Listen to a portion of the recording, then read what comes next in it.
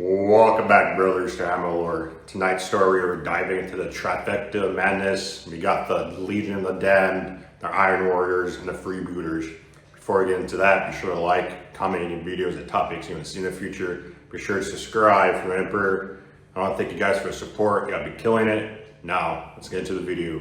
The sky above Volcarin was a wounded thing. It hung low over the hive belts, swollen with ash and propellant smoke, torn open again and again by distant spear thrusts of light where lance batteries found their mark in the void. The normal colors of a world were gone.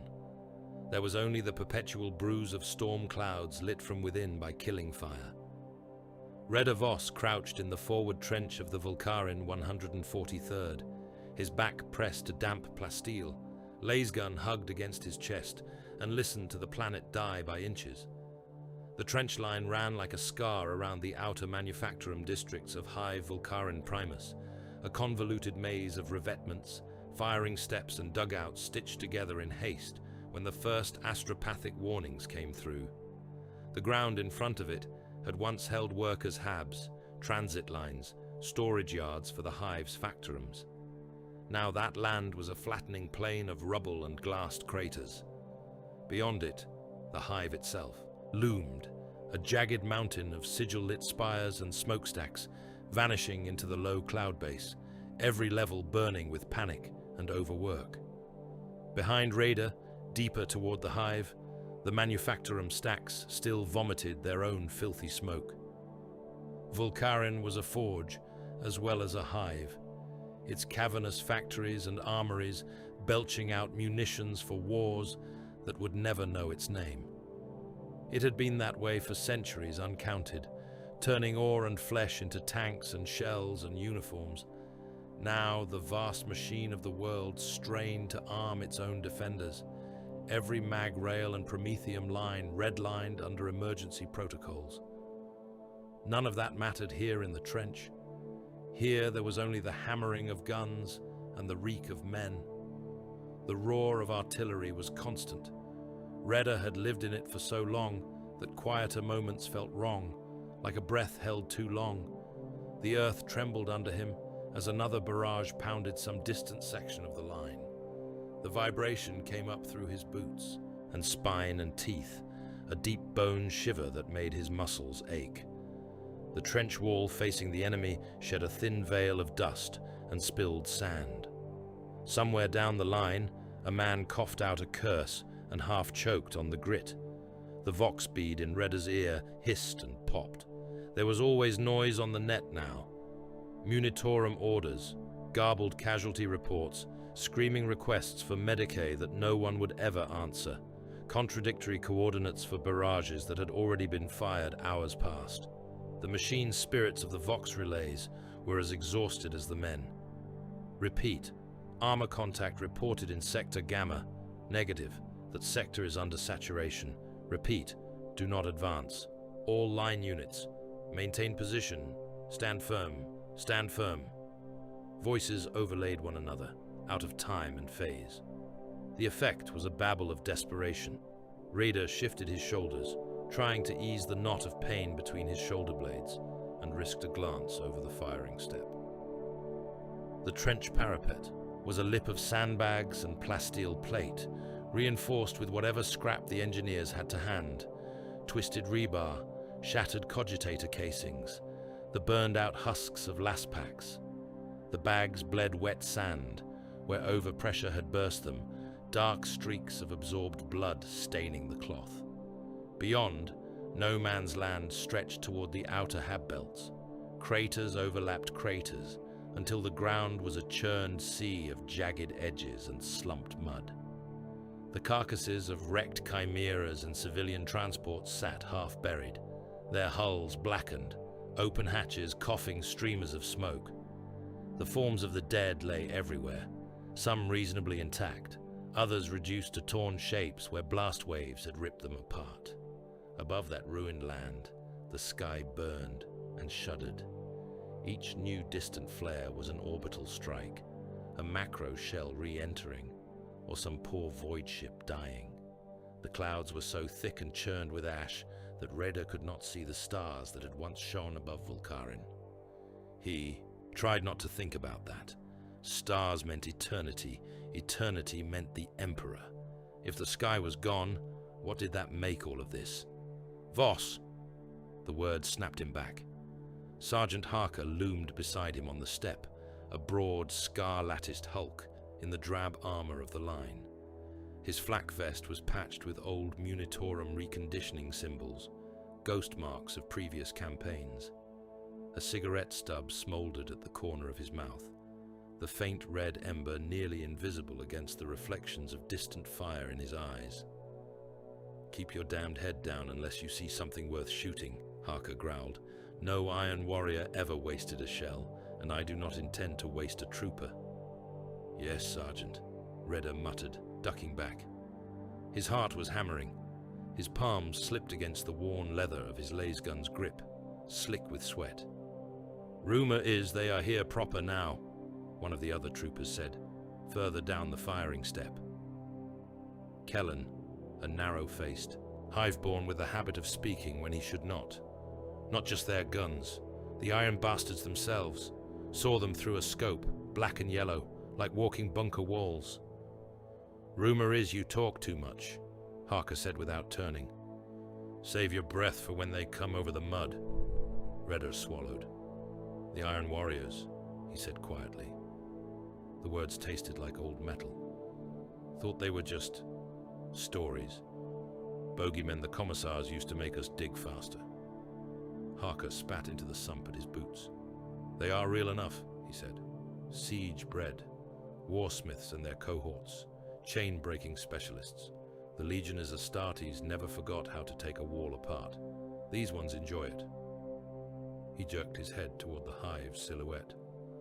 "Volkarin is an iron nut to crack. That is why they came. Not for glory, not for plunder, for the challenge." As if in agreement, a new sound rolled across the lines. It was deeper than the usual artillery. Thunder, a kind of drawn-out rumble that made the trenches quiver. Reader felt it in his sternum. The Voxnet flared with alarmed voices. Macro platforms reporting direct hits on outer void shield anchors. Repeat, outer ring void nodes failing.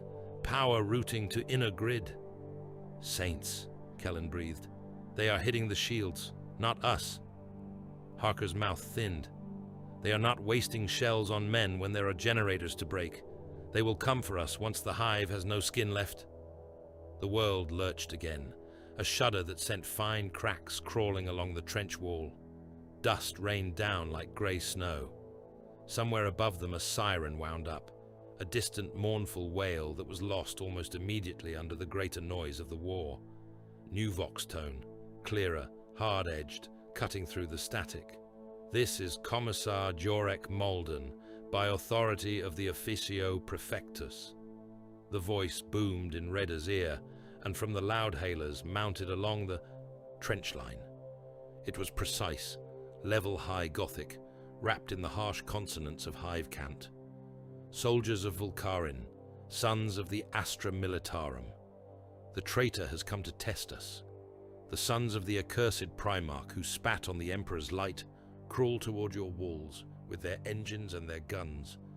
They believe iron and calculated cruelty will break you. They are wrong." Redder glanced up again, imagining the command bastion that squatted behind the trench lines like a second, smaller fortress. Thick ferrocrete walls, bunkers dug deep into bedrock, comms masts bristling like a crown of thorns. In one of those bunkers, Malden would be standing on a raised dais before a vox altar, bolt pistol at his hip, his greatcoat immaculate despite the tremors. "You stand on the anvil of the Imperium," Malden went on. "Volkarin is a forge, and you are its steel.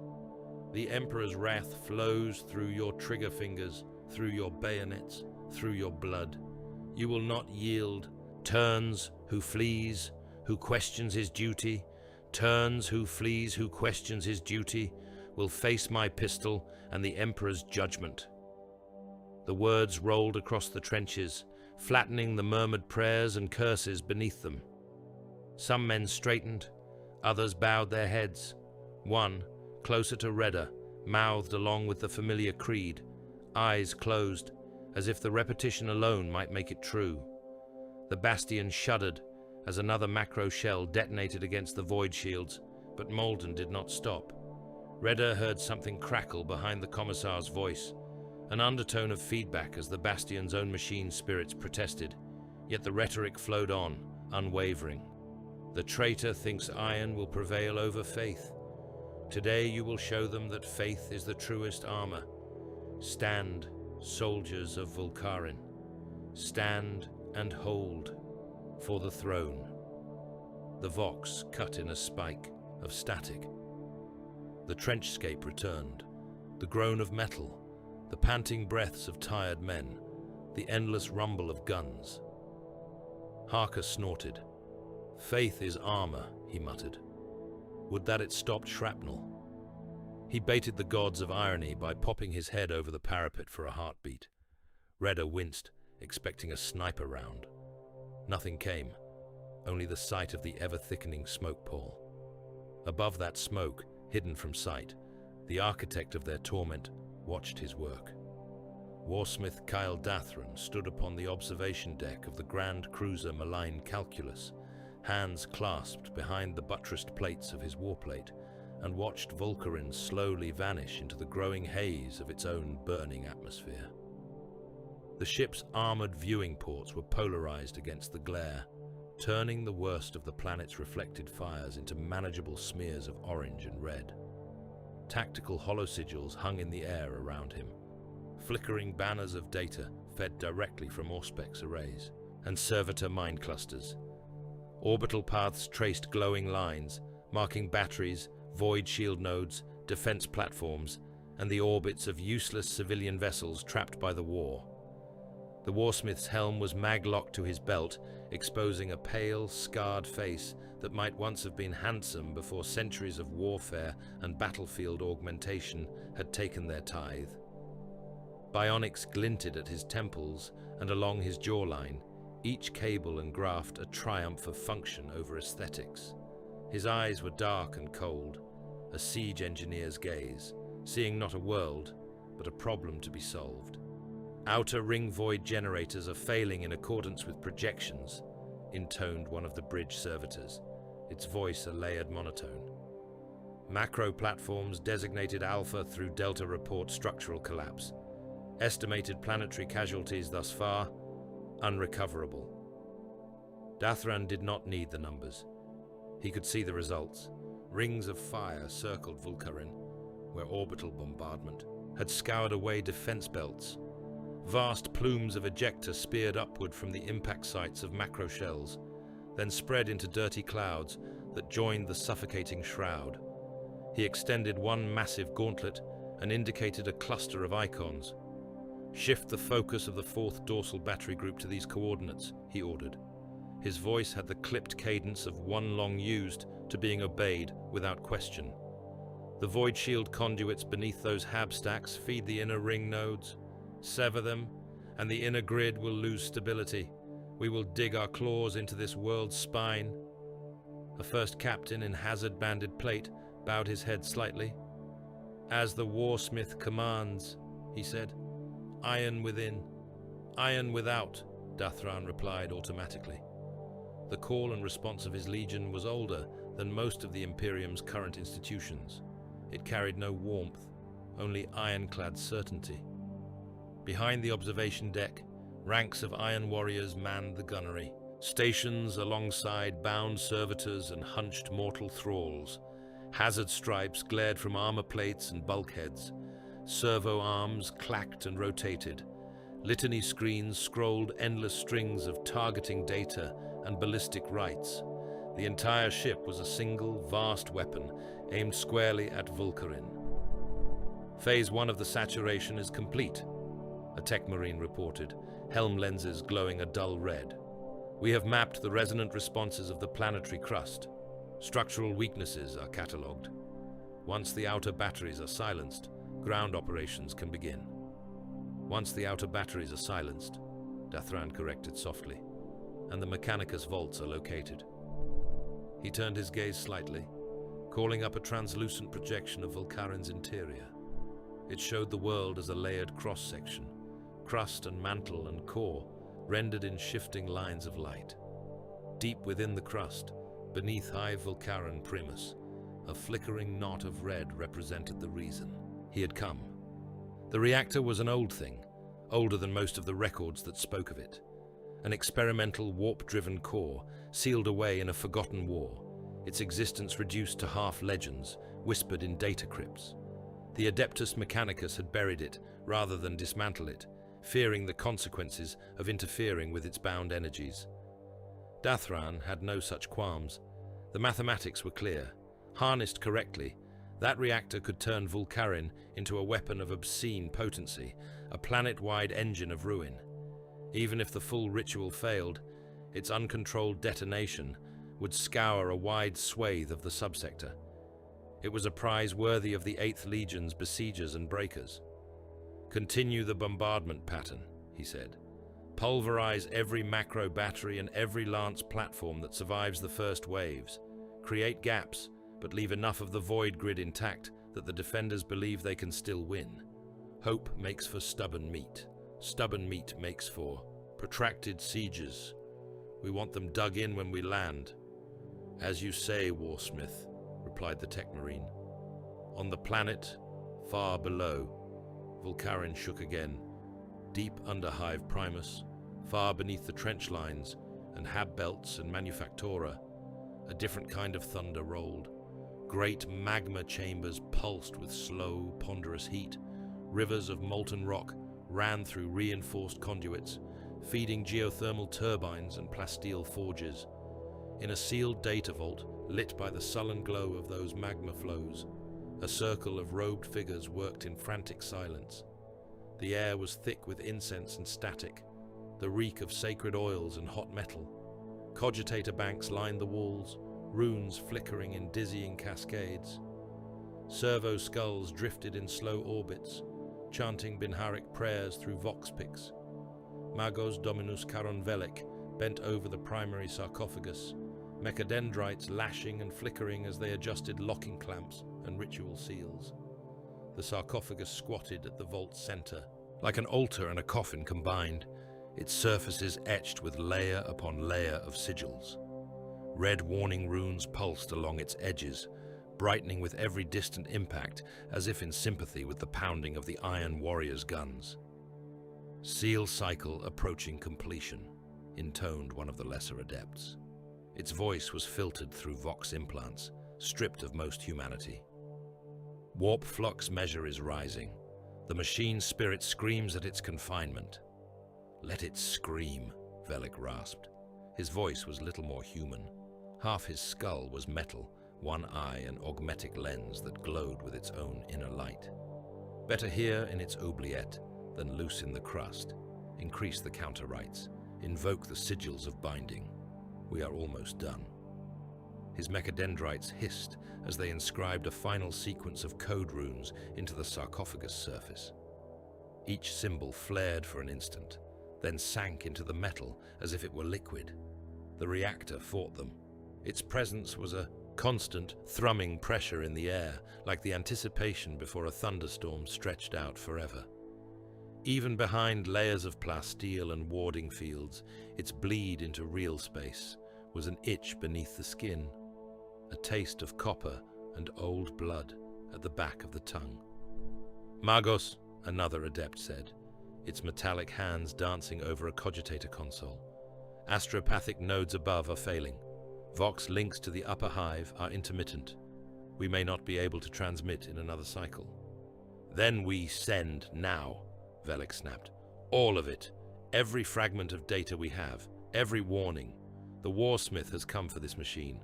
The wider Imperium must know that it is here, so that when he fails, they will know where the corpse lies." He clicked a thought command. High above, in towers that shook and bent under the rain of macro shells, chained psychers screamed as encrypted bursts of information were forced through their minds and flung into the howling tides of the warp.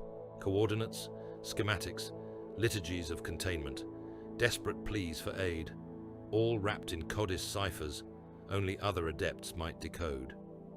Whether anyone would hear them before the storms swallowed their cries was a separate calculation.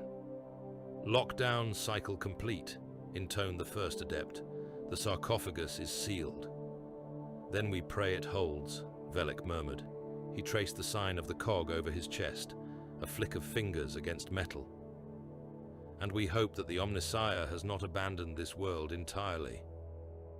On the surface, the first probing attack fell. It began not with the drawn-out roar of the macro guns, but with a different percussion, a rippling series of sharp, whip-like detonations that walked across no man's land toward the trench. The air filled with a new kind of shriek, the high keening of shrieker shells from siege mortars incoming at a flat angle to rake the parapets. "Down!" Harker roared, shoving Redder bodily off the firing step. The trench. Casing. Men screamed and were cut off casing. Men screamed and were cut off mid-cry. The smell of blood intensified. Hot copper over the ever-present tang of propellant. Something hit Redder's back and knocked the breath from him. For a heartbeat, he thought he had been shot. Then he realized it was another man, thrown down by the blast wave, armored weight crushing him into the sump at the trench bottom. The barrage walked backwards and forwards, feeling for weaknesses. When it ended, the sudden absence of noise was almost as painful. "Up, up," Harker barked, climbing the firing step. "Eyes open. That was the curtain. They will test us now." Redder dragged himself up beside him. His ears rang, blood leaked from one nostril, warm on his upper lip. He wiped it away with the back of his gloved hand. Shapes moved in the smoke. They came on foot this time, hulking figures in iron warplates striding through the drifting fumes of their own bombardment. They advanced in small teams, spreading out with the unconscious discipline of long practice, bolters held with casual readiness. Their armor was a dull, gunmetal gray, paneled with banded hazard stripes, chevrons of yellow and black slapped across pauldrons and greaves and gauntlets. Brass icons of the ruinous powers adorned their gorgets and breastplates, their original imperial heraldry long defaced. Iron warriors. They moved like predators used to crossing killing fields. They did not rush. They did not look for cover they did not need. Every step was measured, a slow, deliberate closing of the distance. "Target the joints," Harker snarled. "The eyes, the vents, make them pay for every meter." Lasfire flashed along the trench line. The red beams streaked out to stitch the oncoming Astartes. Some shots hit, flaring against power armor in brief bursts of steam and smoke. Very few penetrated. One traitor staggered as a concentrated volley hammered the same knee joint, dropping to one armored limb as ceramite cracked. He snarled something over his helm vox and returned fire one-handed, bolt shells chewing men apart, even from that half-prone position. The air howled with explosive bolts. Redder saw Trooper Kellen vanish in a puff of red mist as a round hit him center mass, detonating inside his chest. Chunks of armor and flesh slapped wetly against the trench wall. Someone slipped on them and fell, screaming. Then there was another sound, cutting through the chaos like the tolling of a bell. Heavy bolter fire, but not from the trenches. A squad of Astartes in blue and white plate rose from behind a ridge of shattered hab masonry on the flank. Their own armor scorched and cracked, but the aquila on their breastplates still visible beneath the grime. Their chapter markings were obscured by ash, distance, and the distortion of battle.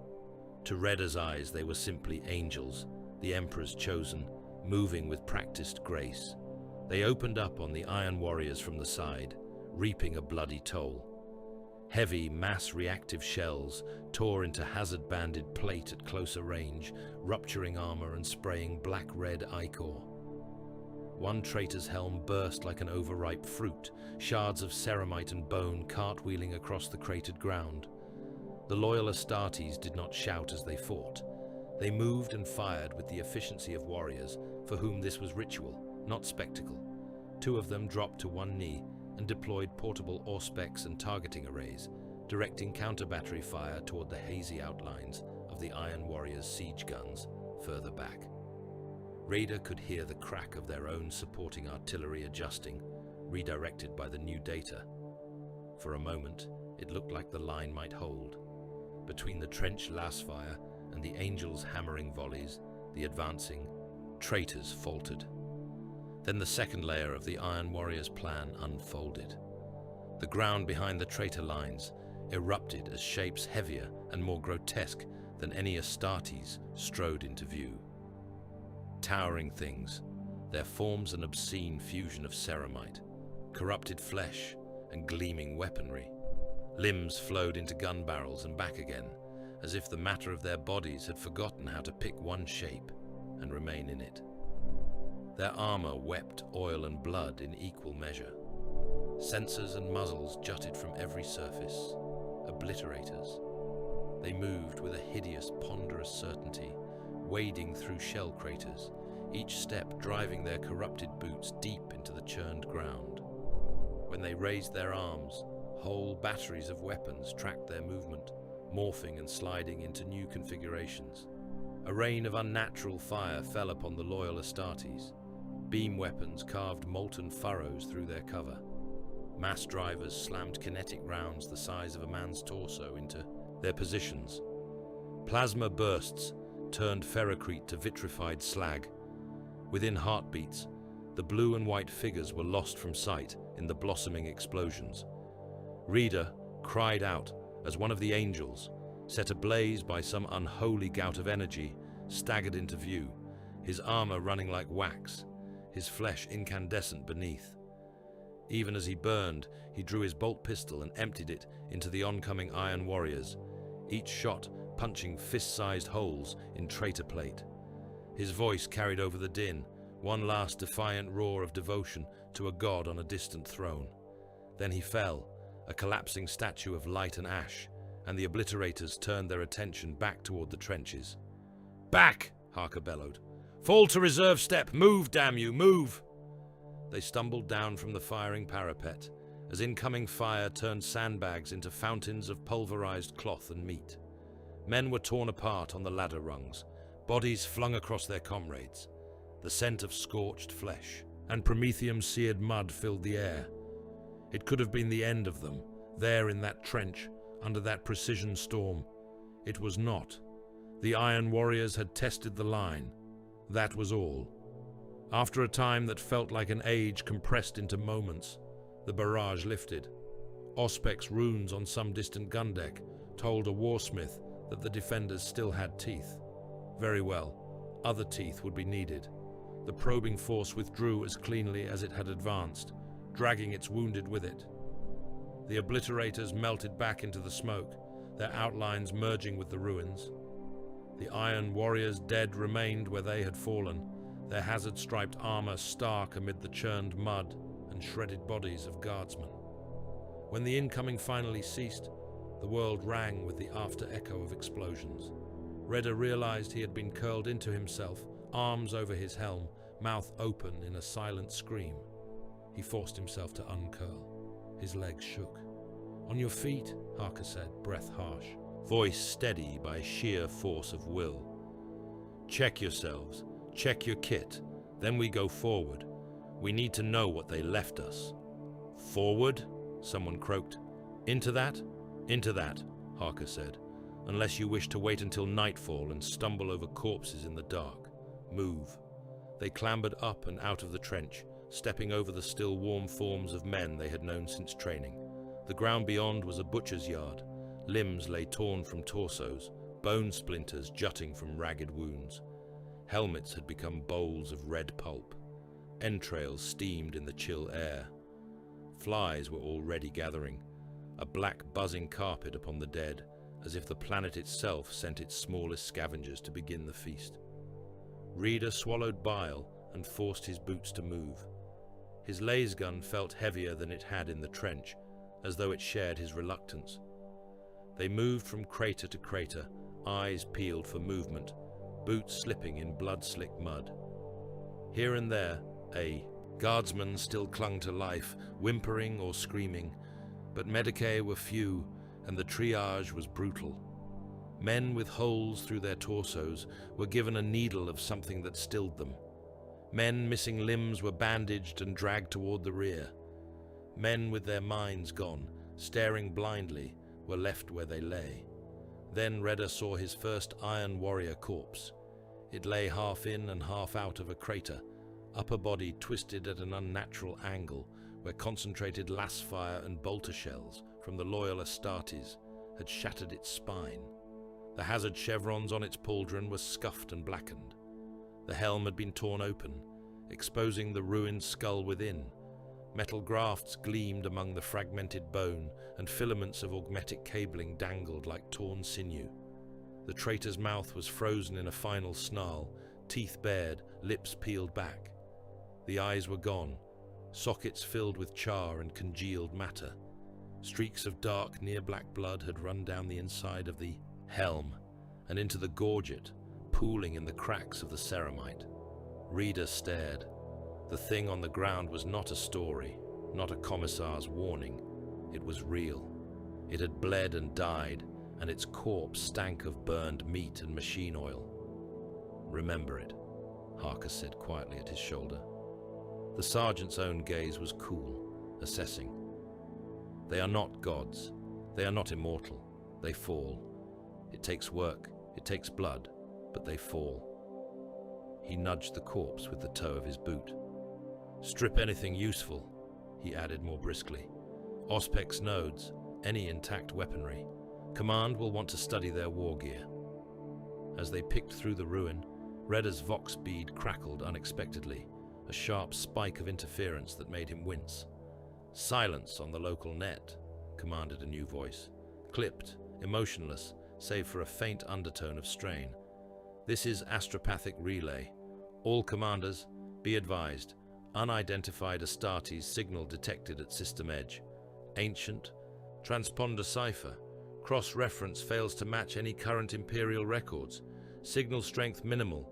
Source lost moments after translation." There was a pause, as if the speaker did not quite know what to make of what he had just relayed. "Further attempts at contact ongoing," the voice finished. "Throne watch over us all." "Unidentified," Harker repeated. "That is a word I do not like to hear from the astropaths." "Could be loyal," Redder said, hope flaring unbidden. "Some forgotten chapter answering our call. Could be angels. Could be worse than the Iron Warriors," Harker countered.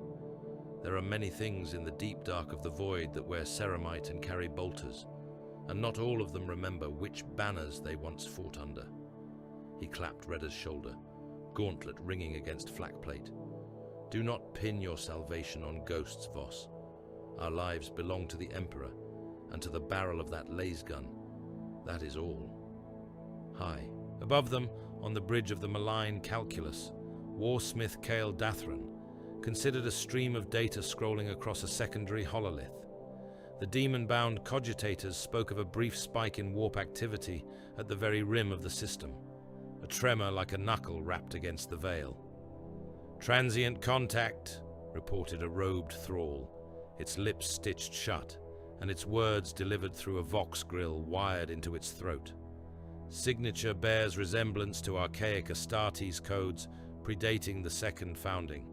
Corruption and decay render full match impossible. Contact lost almost immediately." Dathran's eyes narrowed slightly. "Old ghosts sniffing around an old battlefield," he said. "Interesting. Mark it. If they show their faces, we will test their mettle." He dismissed the data with a flick of his fingers, more concerned with the greater geometry of his siege. "Begin transition to phase Ironfall," he ordered. His voice broadcast through the cruiser and down maybe encrypted links to the other warships of his flotilla. "The outer guns are gutted or blinded. The void shield grid totters. It is time we put boots in their mud." Subroutines awoke deep within ships that had once sailed in the Emperor's fleets. Drop bays hissed open, disgorging rows of gunmetal pods ready to be hurled groundward.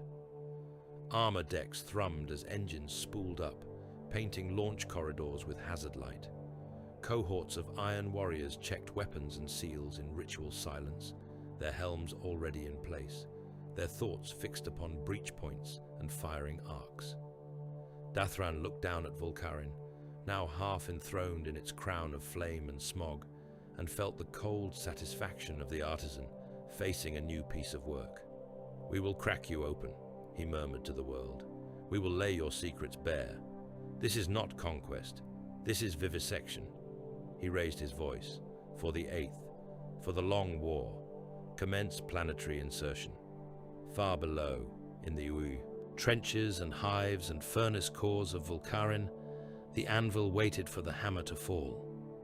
The warships of the Iron Warriors settled into their killing orbits, like vultures coming to rest upon a carcass. Fortress barges and grand cruisers took up geostationary positions above Volkarin's most densely populated hive belts, their hulls bristling with macro batteries and lance arrays.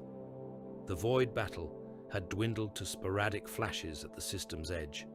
The last Imperial picket ships either burned out or fled. Now the guns of the Legion turned fully upon the planet. On the tactical hololiths aboard the malign Calculus, each ship's fire arcs overlapped in a lattice of death. Barrage patterns pulsed across the globe in calculated waves, a slow, grinding rhythm that walked blasts from continent to continent. Lines of ruins swept over agro plains, manufactorum valleys, refinery seas. Wherever those lines passed, the surface of Volkarine transformed into a scabbed wasteland of craters and fire. Warsmith Kael Dathran watched the patterns unfold with detached interest. The observation deck's armored viewports showed only a fraction of the devastation below. The true image lived in the hololiths, in strings of numbers and shifting glyphs. That was where the siege was won or lost, in the mathematics of impact, the timing of barrages, the careful shaving away of the enemy's tools. The deck around him was filled with Iron Warriors officers, tech marines, and a few human thralls whose continued usefulness had outweighed the usual Legion disdain for mortal frailty. Hazard stripes glared from armor and bulkheads, a gaudy warning against structures already steeped in violence. Dathran turned away from the viewport as the last of the outer macro platforms on the farthest hive belt vanished from the hololith in a blossom of static. The bastion had died under a sustained orbital strike, its void shields overloaded, its mount sheared from the bedrock.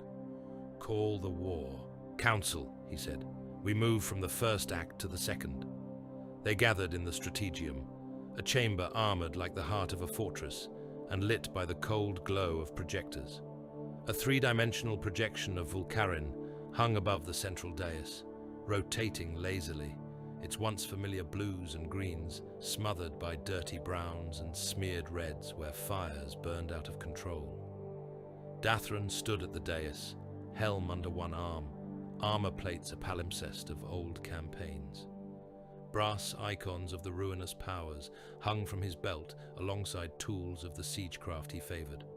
Auspex cogitators, P-toned grenades, a worn iron-bound tome of geometry and artillery rights. Around him stooped his lieutenants, each a warsmith in lesser command, company captains who bore their own scars and augmentations. Among them moved warpsmith Dravak Cole, a shadow wrapped in metal, whose spider-like mechadendrites clicked and coiled with a life of their own. Where the others were warriors, Cole was a surgeon and torturer of machines, his flesh more a suggestion beneath the crawling armor of his implants. "Outer void grids compromised," one of the captains reported. "Macro platforms neutralized across the equatorial belts. Planetary defense lasers remain a factor, but their energy supply is faltering. The defenders have withdrawn their navy assets to low orbit or groundside. They seek to deny us easy kills." Dathran nodded, gaze fixed on the hollow image of Volkarin's principal hive. Hive Primus sat at the center of the projection like a cancerous mountain, surrounded by a spiderweb of defense lines and smaller spires. "This world is a shell," he said. His voice carried easily through the chamber, its harsh edge honed by decades of command. It is not a prize, not a throne. It is a casing around a single useful core.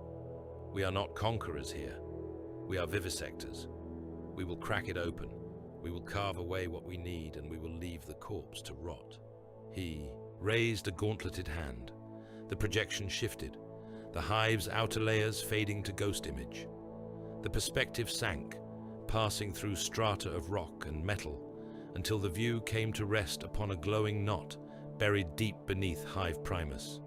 There, represented as a throbbing point of crimson and violet light, lay the warp reactor. Energy readings scrolled around it in changing columns, accompanied by ancient Mechanicus sigils half decoded from stolen data. "This," Dathran said, "is why we are here. Not for slaves, not for stockpiles, not for the corpse emperor's tithe. This device is a bound wound in reality itself, trapped in the flesh of the world. The Magi who buried it lacked the courage to dismantle it. We will not repeat their failure." He turned his head slightly, helm lenses flickering as they fell upon Dravak Cole. "Speak." The warpsmith stepped forward, mechadendrites tasting the air. His armor was crusted with dried oils and blood, his helm studded with sensor veins and ritual blades. When he spoke, his voice had a grinding quality, as if metal gears turned behind every syllable. "The reactor is an old sin," Cole said. "Precedent suggests it was one of the first attempts to anchor a warp singularity within a stable core. Dangerous, elegant, abandoned when the cost became clear." He extended a mechadendrite toward the projection. Tiny demon motes of light swarmed around the reactor image, dancing in response. "The Mechanicus bound it with wards and buried it beneath strata of steel and stone," Cole continued. "They starved it, but they did not kill it. Its bleed into the immaterium remains. We have already seen how the storms in this sector coil around Volkaren like vultures. The wound calls to the predators in the warp." Dathran's lips twitched in something not quite a smile. "And you would make a predator of the world itself." Cole inclined his head. "We hollow the shell," he said. "We reinforce the mantle with binding sigils, inscribe the crust with runes of channeling. We connect the hive structures and promethium oceans and maglines in a circuit of iron and flesh. We marry the reactor to the planet. Volkaren becomes a single vast engine. When we pull the right trigger, the world's core burns with demonic fire." He clicked his clawed fingers. The projection flared, showing tendrils of warp energy erupting outward, sweeping across neighboring orbital paths. "Those who worship the corpse would call it an exterminatus," Cole said, with mechanical contempt. "So much cleaner to let a world devour itself than to spend cyclonic torpedoes." "Cleanliness is not our concern," Dathran replied. "Efficiency is." He looked around at his gathered officers. "To do this, we require time. We require access to the vaults. We require the defenders to be too busy dying to interfere. That is your task. You will fix their armies in place. You will bleed them in the alleys and on the walls. Every hive spire is another bastion to break, another test of their stubbornness." His voice hardened. "Establish artillery parks on the ground. Build bastions for our guns. Dig in. This will not be a swift raid. This will be a siege worthy of our name." Iron within, he thought. Fire without. On Volkaren's surface, the first of those ground bastions already scarred the landscape. In the shattered outskirts of Hive Primus, where the first day's barrages had pulverized hab belts into plains of rubble, the Iron Warriors had carved their own fortress lines. Ugly, functional bulwarks of rockcrete and plasteel sprouted from the ruined streets, slapped together with the brutal artistry of a legion that understood fortification as well as it understood destruction. Rows of siege guns crouched behind those walls, their long barrels banded in yellow and black, their muzzles wrapped in heat haze. They were basilisks in spirit, if not in exact design, Earthshaker cannons stolen from Imperial arsenals and modified over the years with Heretech improvements. Beside them loomed heavier pieces, massive mortars whose shells could level a hab block with a single impact, cannons whose shells were etched with demonic runes that writhed in the corner of the eye. Their crews were a mix of renegade humans and bound servitors. The mortals wore ragged uniforms stripped of Imperial insignia, their faces gaunt and hollow-eyed. Iron collars circled their throats, power feeds and punishment injectors embedded in the metal. Chains ran from those collars to the gun carriages themselves, tying flesh to weapon.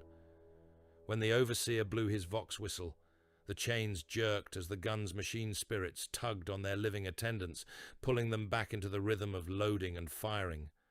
Those who faltered felt the collars sting, pain pulses that burned more than any lasbrand. The servitors were worse.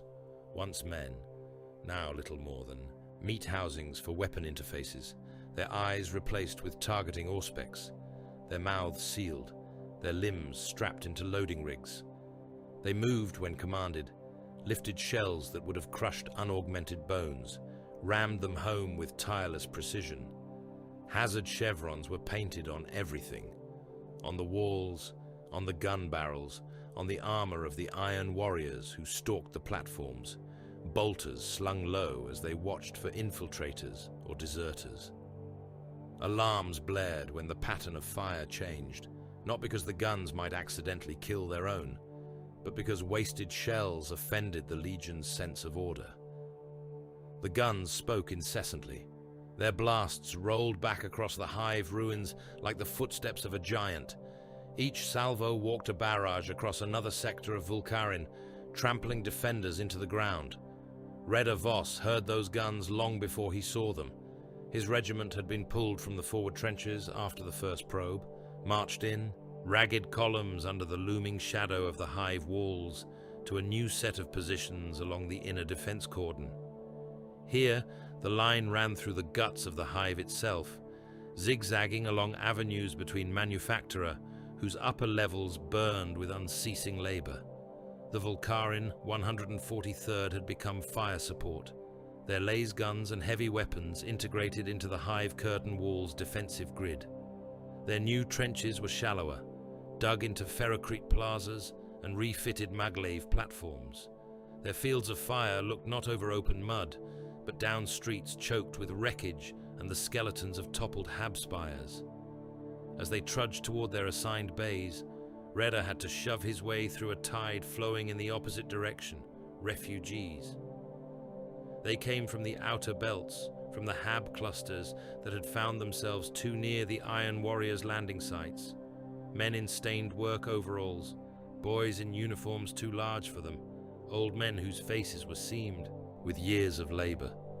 They carried what they could on their backs, packs, boxes, the occasional battered cogitator or relic. Those who had nothing to carry simply clutched their own elbows, eyes empty, stumbling wherever the arbitrators pushed them. Arbitrators and PDF troopers in black and grey armor formed a living funnel, forcing the refugees toward deeper hive levels, clearing the ground nearest the curtain wall. Shock mauls flashed whenever the press grew too tight or someone tried to break from the flow. Vox-amplified voices barked orders, thin and ugly under the scream of distant shells. Keep moving, for your own safety. Inner levels will provide shelter. Do not stop. Do not turn back. There is no room at the walls. Citizen, move or be removed. A man staggered toward Redder, eyes wild, hand extended as if the sight of a guardsman meant salvation. You have to let us through, he babbled. My sons, my kin are still back there. The iron bastards are... He never finished. An arbitrator slammed the butt of his shock maul into the man's stomach, folding him over with a grunt. The refugees flowed around him like water around a rock. Redder clenched his jaw and looked away, marching on. He knew if he stopped, if he said anything, the shock mauls would turn on him, and his regiment would move on without him. Duty was a straight line in the eyes of the Munitorum and the Commissariat. Civilians were expendable mass, useful only as labor, or as meat to absorb enemy fire. Sergeant Harker trudged beside him, face unreadable. "You see," Harker said quietly, once the crush thinned, "the Iron Warriors are not the only ones who treat men as numbers." "They are the enemy," Redder muttered. "They are worse." "Perhaps," Harker said, "but that will be small comfort when their shells fall on those inner hive levels. Malden and his kind will count the bodies and then order us to stand on the rubble." As if summoned by his name, Commissar Malden's voice cut across the regiment's vox. "Volcarin 143rd, you march into history," he intoned, as if delivering a sermon rather than speaking to exhausted men slogging through smoke-choked streets. "The curtain wall behind which you now take your stand is the last shield for this hive. Behind you are the manufactura that arm the Crusades, the shrines of the Emperor, the homes of those citizens still worthy of his protection. Before you are traitors and heretics who sold their souls for the promise of iron and false freedom." His tone hardened. "You will not yield this line. You will not falter. The Iron Warriors will throw their worst at these walls. They will test your mettle with artillery and armor and their damned war machines. You will answer with laser gun and bayonet and faith. If any man thinks of retreat, if any man thinks his life above his duty, know that I walk these walls with you. My bolt pistol is loaded. My faith is strong. Do not disappoint me or the Emperor by giving me cause to use it." Redder tasted bile. Malden's piety was a weight laid atop the existing burdens of fear and fatigue. Yet he could not deny that some men straightened at the words, shoulders squaring, eyes hardening with forced resolve. The commissariat knew its trade. By the time the regiment reached the wall positions, the Iron Warriors were ready. The first major assault came under cover of a barrage so heavy that Raider thought the hive itself would crack. The curtain wall of Hive Primus was a towering slab of adamantium-reinforced ferrocrete, studded with defensive turrets and bastions. Void shield projectors squatted along its length, their energies reinforced by arcane Mechanicus rights. The wall had been built to withstand anything short of cyclonic warheads. The Iron Warriors took that as a challenge. Above the rising smoke, fortress barges adjusted their orbits, bringing their ventral macro batteries to bear.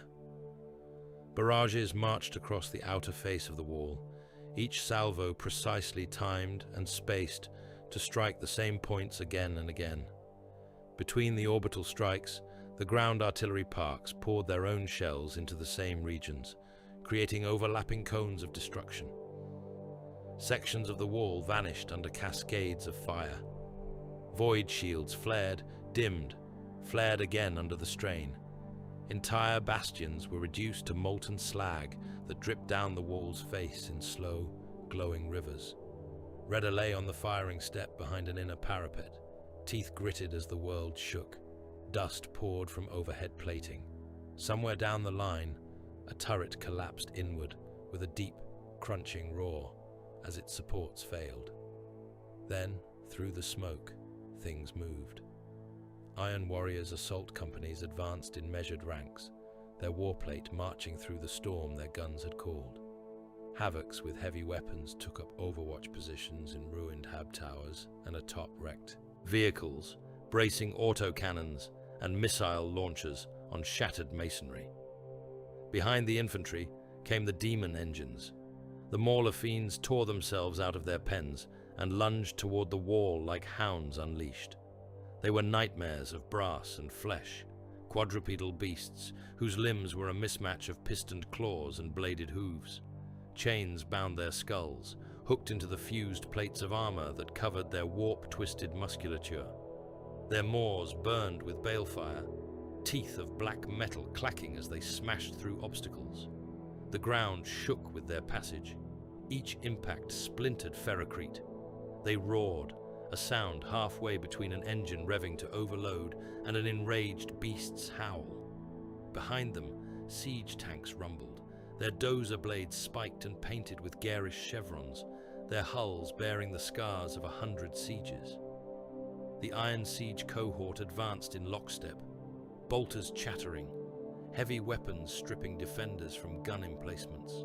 "Targets! Targets!" Harker shouted over the cacophony.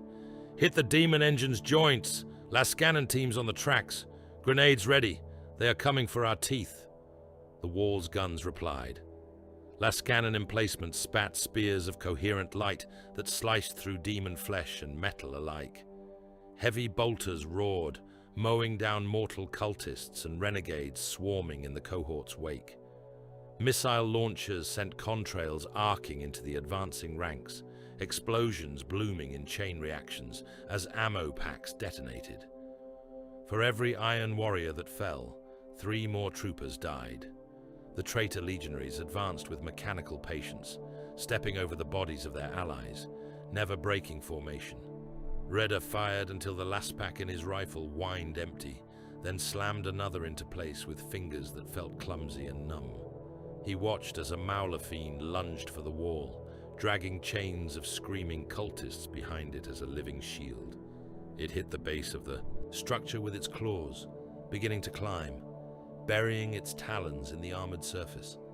A moment later, a melter charge placed by some unseen defender exploded beneath its torso. The demon engine shrieked as its lower body came apart in a volcano of slag and warp fire. Its upper half slid down the wall, tearing gouges in the ferrocrete, leaving trails of molten brass and viscera. It was not enough. Another Mauler fiend took its place. Another. The Iron Warriors reached firing positions within optimal range and braced, turning the sections of the wall that still stood into kill zones under intersecting streams of mass reactive fire. Havocs launched volleys of crack missiles into visible turrets. The defenders began to die faster. Then, somewhere behind Raider, a new sound rose, cutting through the roar. It was a war cry, carried on amplified vox, deep and thunderous.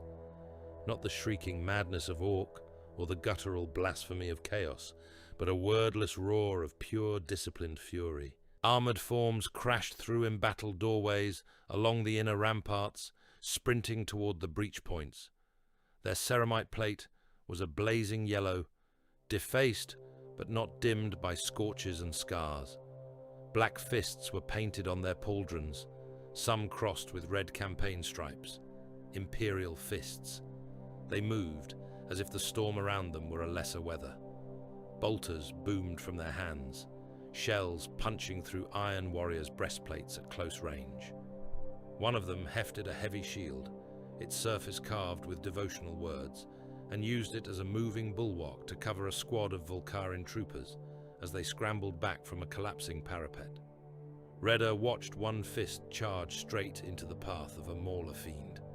The demon engine swung a claw the size of a transport into him. The blow took him full in the chest, lifting him from his feet, throwing him against a bastion wall. Armor cracked. The Astartes slid down in a trail of crushed ceramite and blood.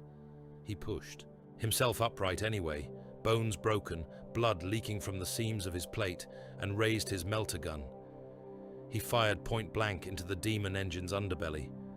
The blast cored the thing, burning out its internal warp furnaces. It convulsed, limbs thrashing, then collapsed, crushing the fist beneath its bulk as it died. His sacrifice had bought a breath of time.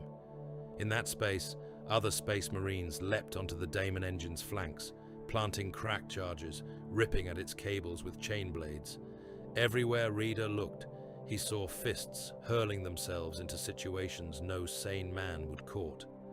A lone Astartes catching a falling servitor and hurling it bodily over the parapet, its weight knocking a climbing Iron Warrior from his grip and sending both crashing to their deaths.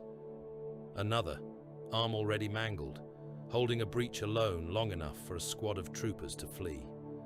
None of it looked glorious from where Redder lay in the muck, laser gun bucking against his shoulder. It looked like men made into weapons by faith and gene sorcery, being used up as surely as any conscript. But it held the line. For a time.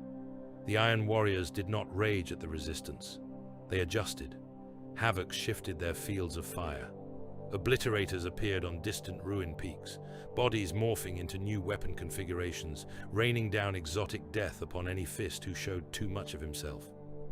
The demon engines adapted, avoiding choke points where Melter and Crack had proven effective, smashing new paths instead. The assault ground on until both sides were ankle-deep in bodies and wreckage. Then, as if a hidden calculation had been satisfied, the Iron Warriors began to pull back. Not in panic, not in rout. A measured withdrawal, squads providing covering fire for each other, demon engines reversing under their own smoke. They left behind wreckage, burning ground, and a wall pitted and scarred, but still standing. Raider slumped against a parapet, lungs burning, laser gun, barrel smoking gently in the cold air. The fists retreated into the inner levels, dragging their dead and wounded with them. One of them, helm removed, face pale beneath short cropped hair, glanced in Raider's direction for a heartbeat. His eyes were tired, old in a way that had nothing to do with physical age. Then he was gone, swallowed into the hive's interior, leaving only the echoes of his chapter's roar and the sight of smashed yellow ceramite among the corpses. High above, in a darkened chamber aboard the malign Calculus, Warpsmith Dravak Cole bent over a projection of the warp reactor schematics. He was alone save for the low murmur of demon engines chained into the cogitators, their bound entities whispering in Binharik. Streams of data crawled across his helm lenses. Mechanicus log fragments, stolen rights of containment, early design notes written in a precise, impersonal script. He drank them in, his mind mapping the patterns, discarding irrelevancies, extrapolating what the Magi had not dared to record. "You tried to hold a star in a cage," he murmured, addressing the long-dead architects. "You lacked devotion. You flinched at the edge of true understanding." His mechadendrites clicked as they sketched invisible lines in the air, tracing ley paths through Volcarin's crust, connecting Manufactura to magma vents, shrine spires to Prometheum lakes. "We will do what you feared," he promised, not to the dead Magi, but to the reactor itself. He could feel its pressure even here, a faint tugging at the edges of perception, a thin and constant note beneath the greater choir of war. "When you are unbound, the core of this world will burn hot enough to crack the crust of a dozen neighboring systems," Cole continued. "The veil between realms will fray.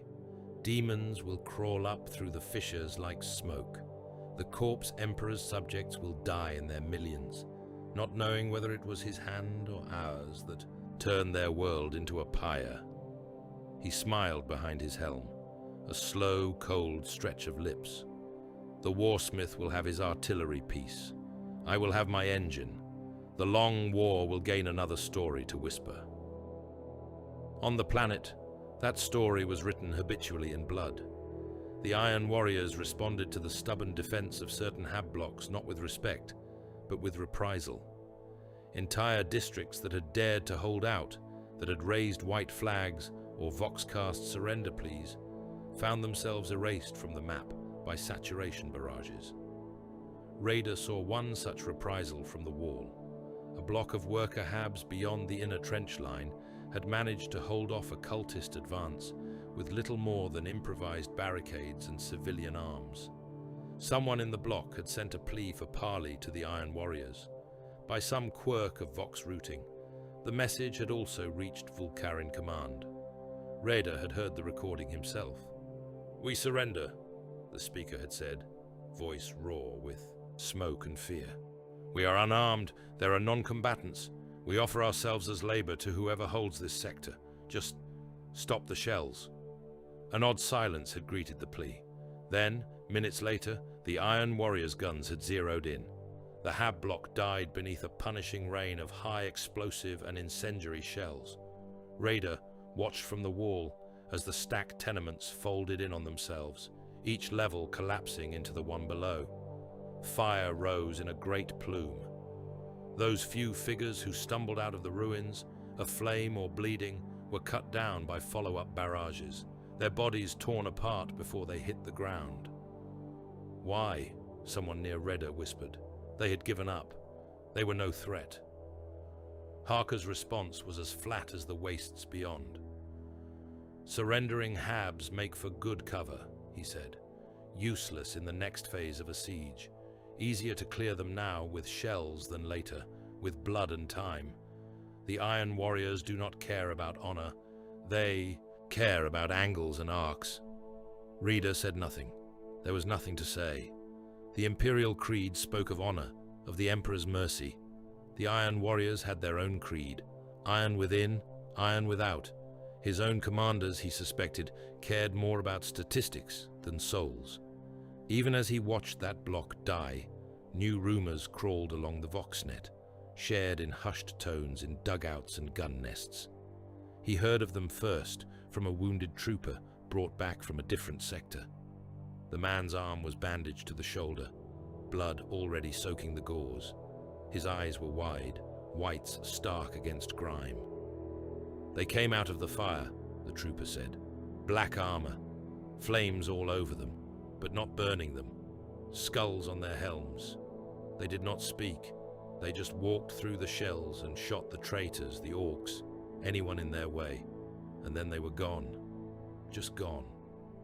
Fever dreams, the medici sniffed, checking the man's pupils. Shrapnel near the brain. Others spoke of seeing similar figures in the worst of the fighting. Black-armored space marines wreathed in hellish fire, appearing where the enemy's advance was thickest, bolters roaring with skull-engraved muzzles. Their rounds burned rather than simply exploded, turning foes to ash. They did not answer vox calls, did not acknowledge imperial formations. They came, they killed, they vanished. Men called them angels. Men called them ghosts. The older veterans, those who had fought on more than one cursed world, whispered a different name and crossed themselves in the sign of the Aquila, even as they denied believing in such tales. The Legion of the Damned, they said, the Emperor's forgotten dead. Redder listened to the stories and filed them away in the same part of his mind that held old catechisms and childhood fears. The sky was full of fire. The ground shook constantly. Men died every hour. It was not surprising that minds frayed and started to see patterns in the chaos.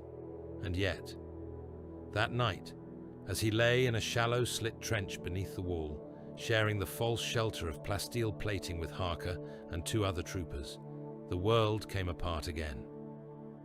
The Iron Warriors had settled into their siege pattern now. Their fortress barges in orbit timed their barrages to the turning of the planet, hammering each sector in turn. Ground batteries chimed in, adding their own voices to the choir. The effect from the surface was of a storm that circled the globe, now above, now distant, never truly gone. The night barrage came in waves. The first swept over the outer defenses, a rolling wall of detonations that painted the underside of the cloud layer in red and orange. The second hit the intermediate lines, where what remained of the Hive militia and some of the Astra Militarum armor tried to hold. The third came for the wall itself. The heavens lit as if dawn had come early and violently. The sky turned into a single sheet of burning metal, streaked with the trails of incoming shells. Shrapnel hissed down like rain, shards of steel and rock shrieking as they fell. Redder lay pressed into the mud, feeling each blast as a hammer blow to his ribs. The air was so thick with dust he could not see the man beside him, only the vague outline of Harker's hunched shoulders when lightning from some tortured cumulonimbus cloud backlit the trench. His ears rang, everything reduced to a dull, underwater boom. He could smell nothing but cordite and churned soil and the coppery tang of blood. For a moment, the barrage faltered. The Iron Warriors were adjusting their ranges, recalibrating. A fraction of a heartbeat when the sky's fury dipped, like the intake of breath before another shout. Redder rolled onto his back and looked up. The clouds were burning. The falling debris left bloody streaks of fire as they carved through the air. The world beyond the trench was a silhouette nightmare of jagged ruins and shattered habs, picked out in strobing flashes. And on the parapet above, for the space of a single breath, he saw them. Figures stood against the storm, tall and broad, black armor gleaming with a wet sheen that was not rain. Flames crawled over their pauldrons and along their greaves, orange and green and white, licking hungrily at the air without consuming them. Skulls glowered from their helms, eye sockets empty pits of red fire. They did not move. They simply stood, untouched, as shells burst around them, as shrapnel screeched through the air between their legs, as the very sky tried to tear itself open. Radar's heart stuttered. His mind tried to reject the sight, to file it under hallucination born of fear and exhaustion. He blinked. The next wave of the barrage came in, slamming into the wall, collapsing sections of parapet in avalanches of stone and metal. When the dust rolled back, the figures were gone. Only the shattered crenellations remained, a jagged line of wounds along the wall. Harker's hand gripped his shoulder, fingers digging in hard enough to bruise. "You saw!" the sergeant shouted over the renewed thunder. Redder could not tell if Harker's eyes were wide with fear, wonder, or some mixture of both. He nodded, throat too tight for words. "Keep it to yourself for now," Harker said. "Let the priests decide whether they were angels or ghosts. For us, they are just one more piece of madness on this damned world." He released Raider, lay back, and stared up into the burning sky as the night barrage walked on. Iron within, Raider thought, though he did not know whether he meant the traitors or his own resolve. Fire without, all around, above, and eventually within Volkarin's core. The siege had truly begun. The warp did not so much open as convulse. Every auger on every ship in the system screamed at once. Psychic choirs on both Imperial and traitor vessels howled as new wounds tore through the Immaterium's skin. On the holo displays, aboard the malign Calculus and its sister ships, reality itself seemed to twist. The carefully plotted trajectories of the Iron Warriors flotilla warped by sudden currents of unseen force. Then the Orks arrived. They came like falling teeth, a ragged crescent of hulks and crude starships shuddering into real space on vectors that made no sense to any sane navigator. Kill cruisers hammered into existence trailing streamers of warped plasma and loose atmosphere. Rocks tore free of the unreality of the warp with the lazy inevitability of boulders tumbling from a cliff, none of them on what any human mind would call a correct course. Their hulls were rust-scabbed and studded with crude gun emplacements. Whole shattered moons had been cored out and plated over to serve as Ork fortresses. Jagged fins and jury-rigged thrusters jutted at all angles, belching fire where they deigned to work at all. Power fields flickered around them like drunken lightning, shedding sparks into the void. They came in their hundreds. There was no formation, no order, only density. Each arrival sent fresh shockwaves through the already tortured warp, ripples that made even veteran Gellerfields groan under the strain. On the bridge of the malign Calculus, the hollow image of Volkarin vanished for a moment, behind an expanding storm of new contacts. Translation signatures, a servitor droned, voice flat, despite the rising chaos. Classification, Xenos, Orkoid. Mass readings indicate multiple asteroid constructs, void shield outputs, indeterminate. Fleet cohesion, negligible. Negligible meant nothing that any human commander would consider a fleet. Negligible meant each ship went its own way, driven by the whims of whatever lunatic creature had clawed its way to command. To the Orks, it meant perfection. On the largest of the newly arrived ships, a bloated kill cruiser whose original name had been lost beneath layers of Ork glyphs and crude pictographs, Captain Scragbad. Skullcrump laughed so hard he coughed up blood. The bridge of the Burnin Captors was a cavern punched into the ship's spine, its walls lined with trophy racks and haphazard control banks. Human skulls strung on chains rattled with every maneuver. Looted imperial banners hung in tatters, splashed with orc glyphs daubed in drying blood. A wide, cracked view screen dominated the forward bulkhead, its pict feed stuttering between different levels of magnification as the ship's abused machine spirit tried to keep up with the demands of the orc crew. Scragbad sat upon a command throne that looked more like a looted siege gun than a chair. Plates of scavenged ceramite and adamantium had been welded around his shoulders as a crude parody of a captain's mantle. His mega armor was an asymmetric mass of pistons and plates, painted a shade of red that hurt the eyes. His jaw was iron, bolted in place, his tusks capped with gold. One eye was a glaring augmetic disc that clicked and whirred as it focused.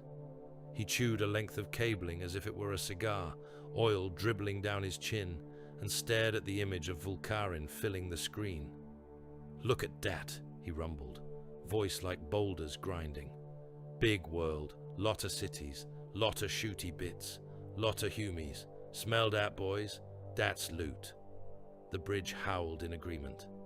Freebooter boys crowded the command deck, each more gaudily armored than the last, festooned with trinkets and trophies taken from 100 raids. Some wore naval officers' caps, perched atop crude helmets. Others had strips of skin nailed to their shoulder plates, the ink of old regimental tattoos still visible.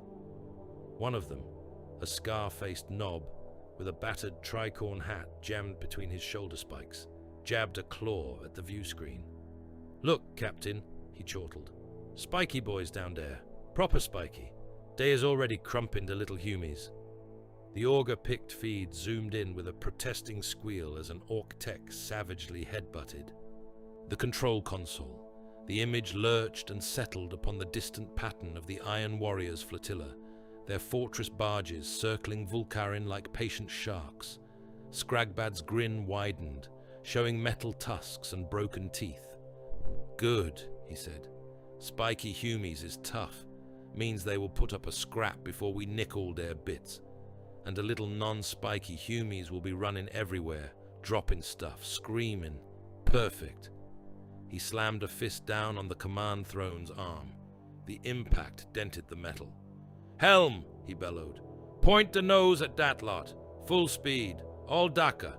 We is going straight through them. Then down to the world for loot. No mucking about." The knob with the tricorn hesitated. "Which lot, Captain? The spiky humies or the overhumies?" Scragbad snorted. "Both," he said. "If it ain't green, we ram it." The bridge boys roared approval. Klaxons brayed.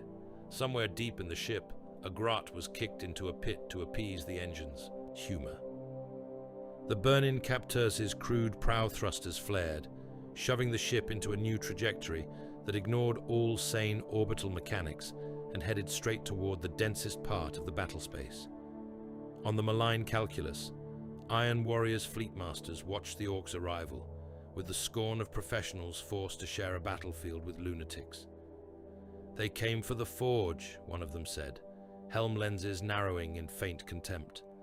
"Like carrion birds, their ships are poorly armored, their weapons are inaccurate, their formations do not exist. They are a distraction, nothing more." "Distractions kill the unwary," Warsmith Dathran replied. He studied the shifting icons of the Ork flotilla. The Xenos ships swarmed without pattern, colliding with one another, drifting, firing at anything within range. Some of their own rocks were shattered by friendly fire before they had even stabilized their courses. Others ignored the Iron Warriors entirely and fixed their trajectories on the planet, drawn by the sight of burning hive cities. "Still," Dathran said after a moment, "they are an opportunity, as well as a nuisance." He gestured. New symbols flared on the hololith, representing the outer picket squadron of his fleet. Escorts and light cruisers. Bait. "Signal the picket," he ordered. "Alter their orbits to draw the Orks toward this vector. Inform the commanders that their lives are forfeit. Their task is to die noisily and lure the greenskins into a useful position." A tech marine inclined his head. "There are still mortal crews aboard those ships," he observed, with the faintest hint of question. "They should be honored," Dathran replied. "They will buy us a corridor with their blood." He signaled again. "Contact the planetary defense overseers. Inform them that when the Orks reach designated coordinates, they are to open fire with all remaining defense lasers, regardless of atmospheric blowback. We will coordinate with their ground batteries. The Xenos will be scythed down between our beams and our lances."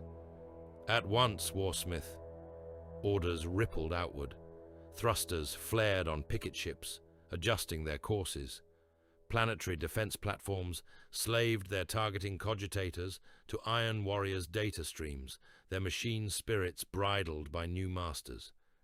The trap began to take shape. The Orks saw it. Of course they saw it. To call their perception cunning would have insulted human tacticians, but somehow, in that animal way, they sensed the opening jaws of the kill box. Perhaps it was because of the strangely coherent signal coming from the burn-in capteurs' bridge. Big Mech Zagdaka hunched over a stolen auger console, muttering to himself in a wet gargle of low Gothic and Ork technochant.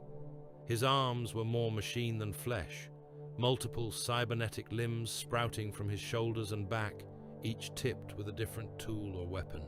His right eye was a magnifying lens that clicked through different magnifications as he studied the glyph-splattered display. "Look at that," he told Scragbad, jabbing a sparking claw at the screen. "Spiky Humies is trying to be clever. See all those little ships? They is waving their bits at us, saying, 'Come on, Orks, shoot us, shoot us.' And all the big guns is waiting further back, shweep, shweep, ready to burn anything that comes in." He mimed lasers with his hands, making zapping noises. Scragbad leaned forward, peering with his good eye. The hololithic projection looked like nothing more than a chaotic mess of dots and lines, but Zagdaka's jab had left a faint smear of oily paint marking the pickets. "So what?" Scragbad said. "We go in, we ram. If they shoot us, we shoot back. If we explode, we take some of them with us. That is all good." Zagdaka grinned, exposing stained teeth and a mouthful of metal implants. "You're right, Captain," he said. "Is good, but we can make it better." He tapped. Another control. A schematic of an Iron Warrior's strike cruiser flickered into view, its hull marked with repairs and additions. Ork glyphs labeled various parts, some accompanied by crude pics of explosions. "Remember that spiky ship we nicked last time?" Zagdaka said. "The one what we filled full of plasma bits from that Humi forge and welded lots of extra tanks to the engines?" Scragbad's grin sharpened. "The boom ship," he said fondly. "Was a nice ship. Noisy." "Still is," Zagdaka said. "I sent it and some of the other nicked hulks in first. They is already flying proper, like the spiky Humies expect. Soon as the big guns open up, we press this." He slammed a lever down. Somewhere in the depths of the burning capteurs, warning klaxons began to bleat in tones sinister, even by Ork standards. "And all the little plasma bits go whoomp," Zagdaka finished cheerfully. "Right in the middle of the trap." Scragbad stared at him for a heartbeat. Then he threw back his head and laughed, a booming bark that set trophy chains rattling. "That's why I keeps you around, Zagdaka," he roared. "You got a good brain for exploding things. Do it, all ahead more. We goes in just close enough to watch." The boom ship and its fellows answered new commands. Thrusters flared. They surged ahead of the rest of the Ork flotilla, their battered hulls broadcasting signals stolen from previous Iron Warriors engagements. To the Iron Warriors' Auspex, they looked like traitor vessels racing to close a perceived gap in their picket line. The trap closed. Picket ships opened fire with their prow lances, flaying chunks of metal from the Ork hulks. Planetary defense lasers on the surface speared up through the atmosphere, their shots diffused and refracted by the boiling clouds. Fortress barges swung their dorsal batteries to track the incoming mass. For a brief, glorious span, the void was filled with more concentrated fire than it had seen since the siege began. Then the first boom ship's core went critical. WAAAGH's modifications ensured the detonation was anything but clean. Overloaded plasma reactors cooked off at once, their energy fields collapsing in on themselves and then rebounding outward in a chain of uncontrolled eruptions. Conduits burst, secondary munitions went up. The ship came apart in a blossom of white-blue fire that expanded into a sphere of incandescent ruin. Nearby vessels, both Iron Warriors and Ork, were caught at unforgiving angles. The expanding plasma washed over their hulls, stripping armor, fusing weapon mounts, boiling away exposed atmosphere. Those too close were simply torn apart as structural supports failed and internal magazines detonated. Further explosions followed as WAAAGH's other prepared hulks died in similar fashion, their deaths overlapping to create a storm within the storm. Picket ships disintegrated, lances went dark, a fortress barge's entire flank armor blackened and buckled, great plates peeling away to expose charred decks within. On the burning Capteurs' bridge, the Orks cheered. "Look at 'em go," Scragbad crowed, watching as spirals of fire writhed across the void. "That's proper fireworks," WAAAGH cackled, the sound half choked by the smoke and sparks belched out by overtaxed control consoles. "Spiky Humies think they is clever," he said, "but mechs is cleverer. They like traps. I like booms." The mutual massacre did not end the Iron Warriors' control of the void. Their remaining ships were better built, better commanded, but it punched a ragged hole in their carefully constructed orbital geometry and sent flaming wreckage tumbling toward Vulkarin. Reader Voss saw one such wreck descend. From his firing position along the hive curtain wall, he watched a burning streak carve down through the ash-choked sky. For a moment, he thought it was some new Iron Warrior's weapon, some gigantic macro shell given its own atmosphere. Entry! Then the descending shape resolved into a crippled strike cruiser, its hull cracked open along its length, internal decks burning merrily. Ork glyphs had been daubed over its original markings. As it fell, gouts of fire and air jetted from the ruptures, spinning it slowly end over end. Pieces sheared away, each fragment a blazing meteor on its own path. Some vanished into cloud, others struck the outskirts of the hive, carving gouges through hab stacks, smashing manufactorum roofs flat. The main hulk hit in the distance, somewhere beyond the midline of defense. There was no single explosion, just a rolling sequence of impacts as the broken ship plowed across whole districts, turning them to incandescent rubble. A shockwave hit the wall moments later, a hot wind laden with dust and fragments of things that had once been buildings and bodies. Redder ducked as shards of plasteel rattled against the parapet. "Orks," Harker said, with grim certainty. "Only Orks arrive, like that." As if to prove him right, new things began to fall. Rocks. They came from no noble orbit. They simply fell, dragged down by Vulkarin's gravity from the mess of debris and hulks above. Some were true rocks, hollowed asteroids armed and armored by Ork hands. Others were just big enough chunks of wreckage that Orks had clung to and now rode down into the atmosphere with whooping delight. They burned on the way in, outer layers charred away by friction, crude shields and plate glowing red then white. Some broke apart under the strain, showering the surface with smaller stones that hit like artillery. Others held together, their mass and Ork-built reinforcement sufficient to survive. They slammed into the ground around secondary hive cities that had not yet borne the full brunt of the Iron Warriors' siege. Each impact was its own local apocalypse. Entire districts vanished beneath falling mountains. Tectonic plates shuddered. Shockwaves broke windows and spires afar.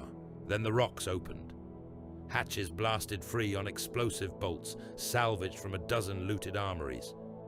Crude ramps crashed down into the smoke. Ork boys boiled out, weapons blazing, lungs bellowing as they charged into whatever lay in front of them. There was no cohesion to their assaults beyond momentum and numbers. Where a rock landed near an Iron Warrior's bastion, The greenskins hurled themselves at the traitor Marines as happily as they would at Imperial lines. Where they smashed down amid civilian habs, they gunned down refugees and militia with equal enthusiasm. Anything that moved and was not green was a valid target. Some of the rocks disgorged more specialized mobs. Flashkits swaggered down ramps adorned in gaudy armor like those of freebooter captains, bearing oversized, heavily customized shooters that spat streams of half a dozen different ammunition types in incoherent bursts. Looted walkers stumbled out after them, killer Khans and deaf dreads whose limbs had been replaced, with whatever weapons the mechs had found amusing at the time. Whirring saws, grasping claws, flamer nozzles constantly leaking burning promethium. The world around those impact sites descended into a new kind of madness. Vulcarin Command's Voxnet dissolved under the influx of frantic reports. Ork landings confirmed in Hive Beta and Hive Gamma sectors. No, multiple landings. We have greenskin signatures on Auspex inside our own bastions. Traitor forces engaging Xenos in Sector 9 and 10. They are firing on each other. We have no clear lines of engagement. Civilians are flooding into the inner levels. Arbitrators are overwhelmed. We do not have enough men to hold the Orks off, and the Iron Warriors.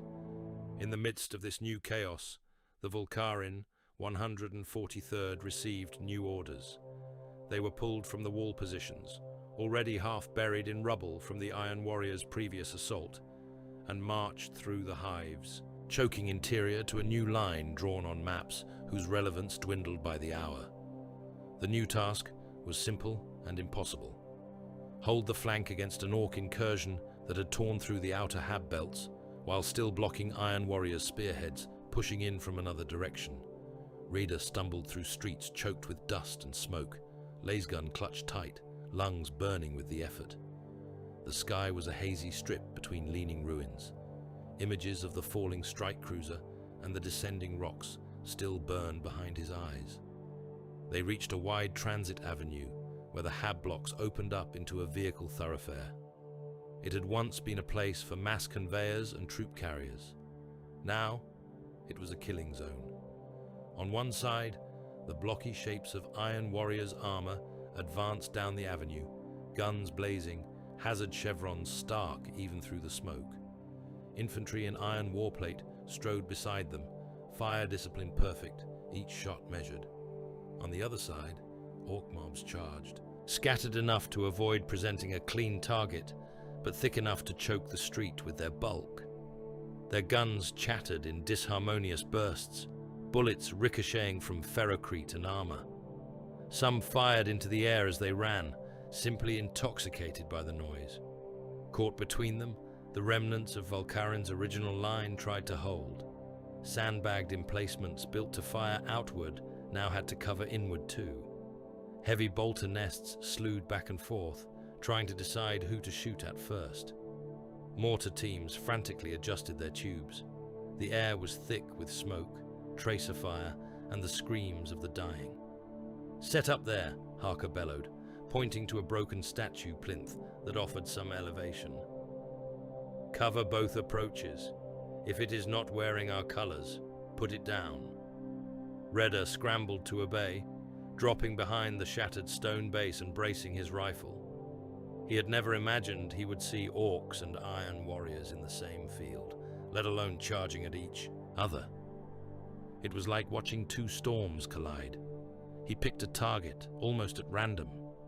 An Ork nob, whose jaw was a slab of metal and whose chest armor was painted in garish patches of red and purple, adorned with human skulls. The nob swung a huge chopper as he ran, cleaving a fallen Vulcarin trooper in half purely out of convenience. Redder fired. Last round slashed across the distance. The first went wide. The second struck the nob's upper arm, searing a line of scorched flesh. The Ork roared, more angered than hurt, and turned toward the new source of irritation. Before he could charge, an Iron Warrior's bolter round took him in the side of the head, punching through his crude helm. The knob's skull detonated in a spray of green-grey matter and bone fragments. The corpse ran 3 more paces before toppling, ploughing through those behind. The traitor who had fired the shot did not look toward Redder in acknowledgement. He simply tracked to the next orc and fired again. The 3-way firefight turned the avenue into a charnel house. Orc bodies were ripped apart by disciplined volleys of bolter fire. Iron warriors were dragged from tanks by howling mobs and hacked to pieces, their warplate finally overwhelmed by sheer ferocity. Guardsmen died wherever shells burst and stray fire found them, their blood adding to the slick on the ground. Above it all, a new sound rose. Not the macro-bass rumble of artillery, not the staccato chatter of small arms. Something rougher, cruder, engines. Harker swore under his breath. Bikes, he snarled. Emperor, damn them. They came down a side street like an avalanche of roaring metal.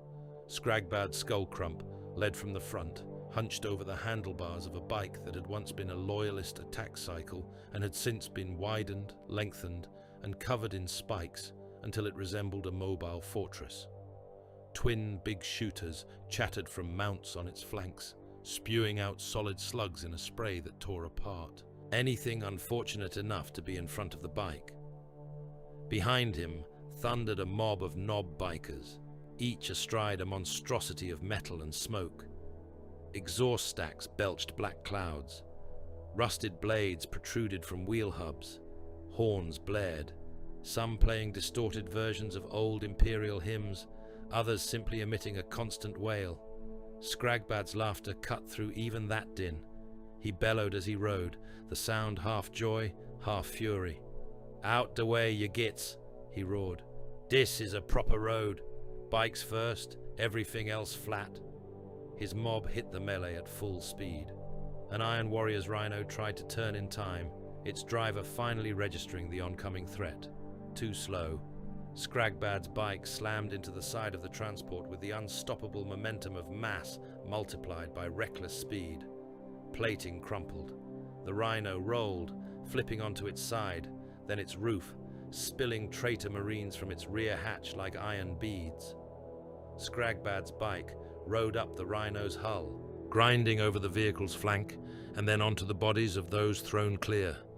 Ceramite cracked under the studded tires. Bones snapped, helmets shattered. An unfortunate Volcaran squad who had been taking cover behind the Rhino had no time to react. The rolling wreck and the orc bikes following behind pancaked them against a hab wall, turning men into red smears. Their screams were brief and wet. Scragbad whooped as he smashed through, firing his shooters into both sides of the street, not caring whether the rounds tore apart Iron Warriors, Guardsmen, or Orks slower than him. "This is what I like," he yelled. "Tall things falling down, lots of squishy things to run over, everything loud." A collapsing hab tower, its foundations shattered by earlier artillery, chose that moment to finally give up its last strength. The whole structure leaned, groaned, and then toppled across the avenue in a waterfall of ferrocrete and rebar. The knob bikes raced under it as it fell, engines, screaming. Some made it, roaring through the curtain of dust and falling debris. Others did not. One biker was clipped by a tumbling slab, the impact ripping him from his seat. He vanished beneath the avalanche, along with a couple of stray orcs and an unlucky Iron Warriors squad.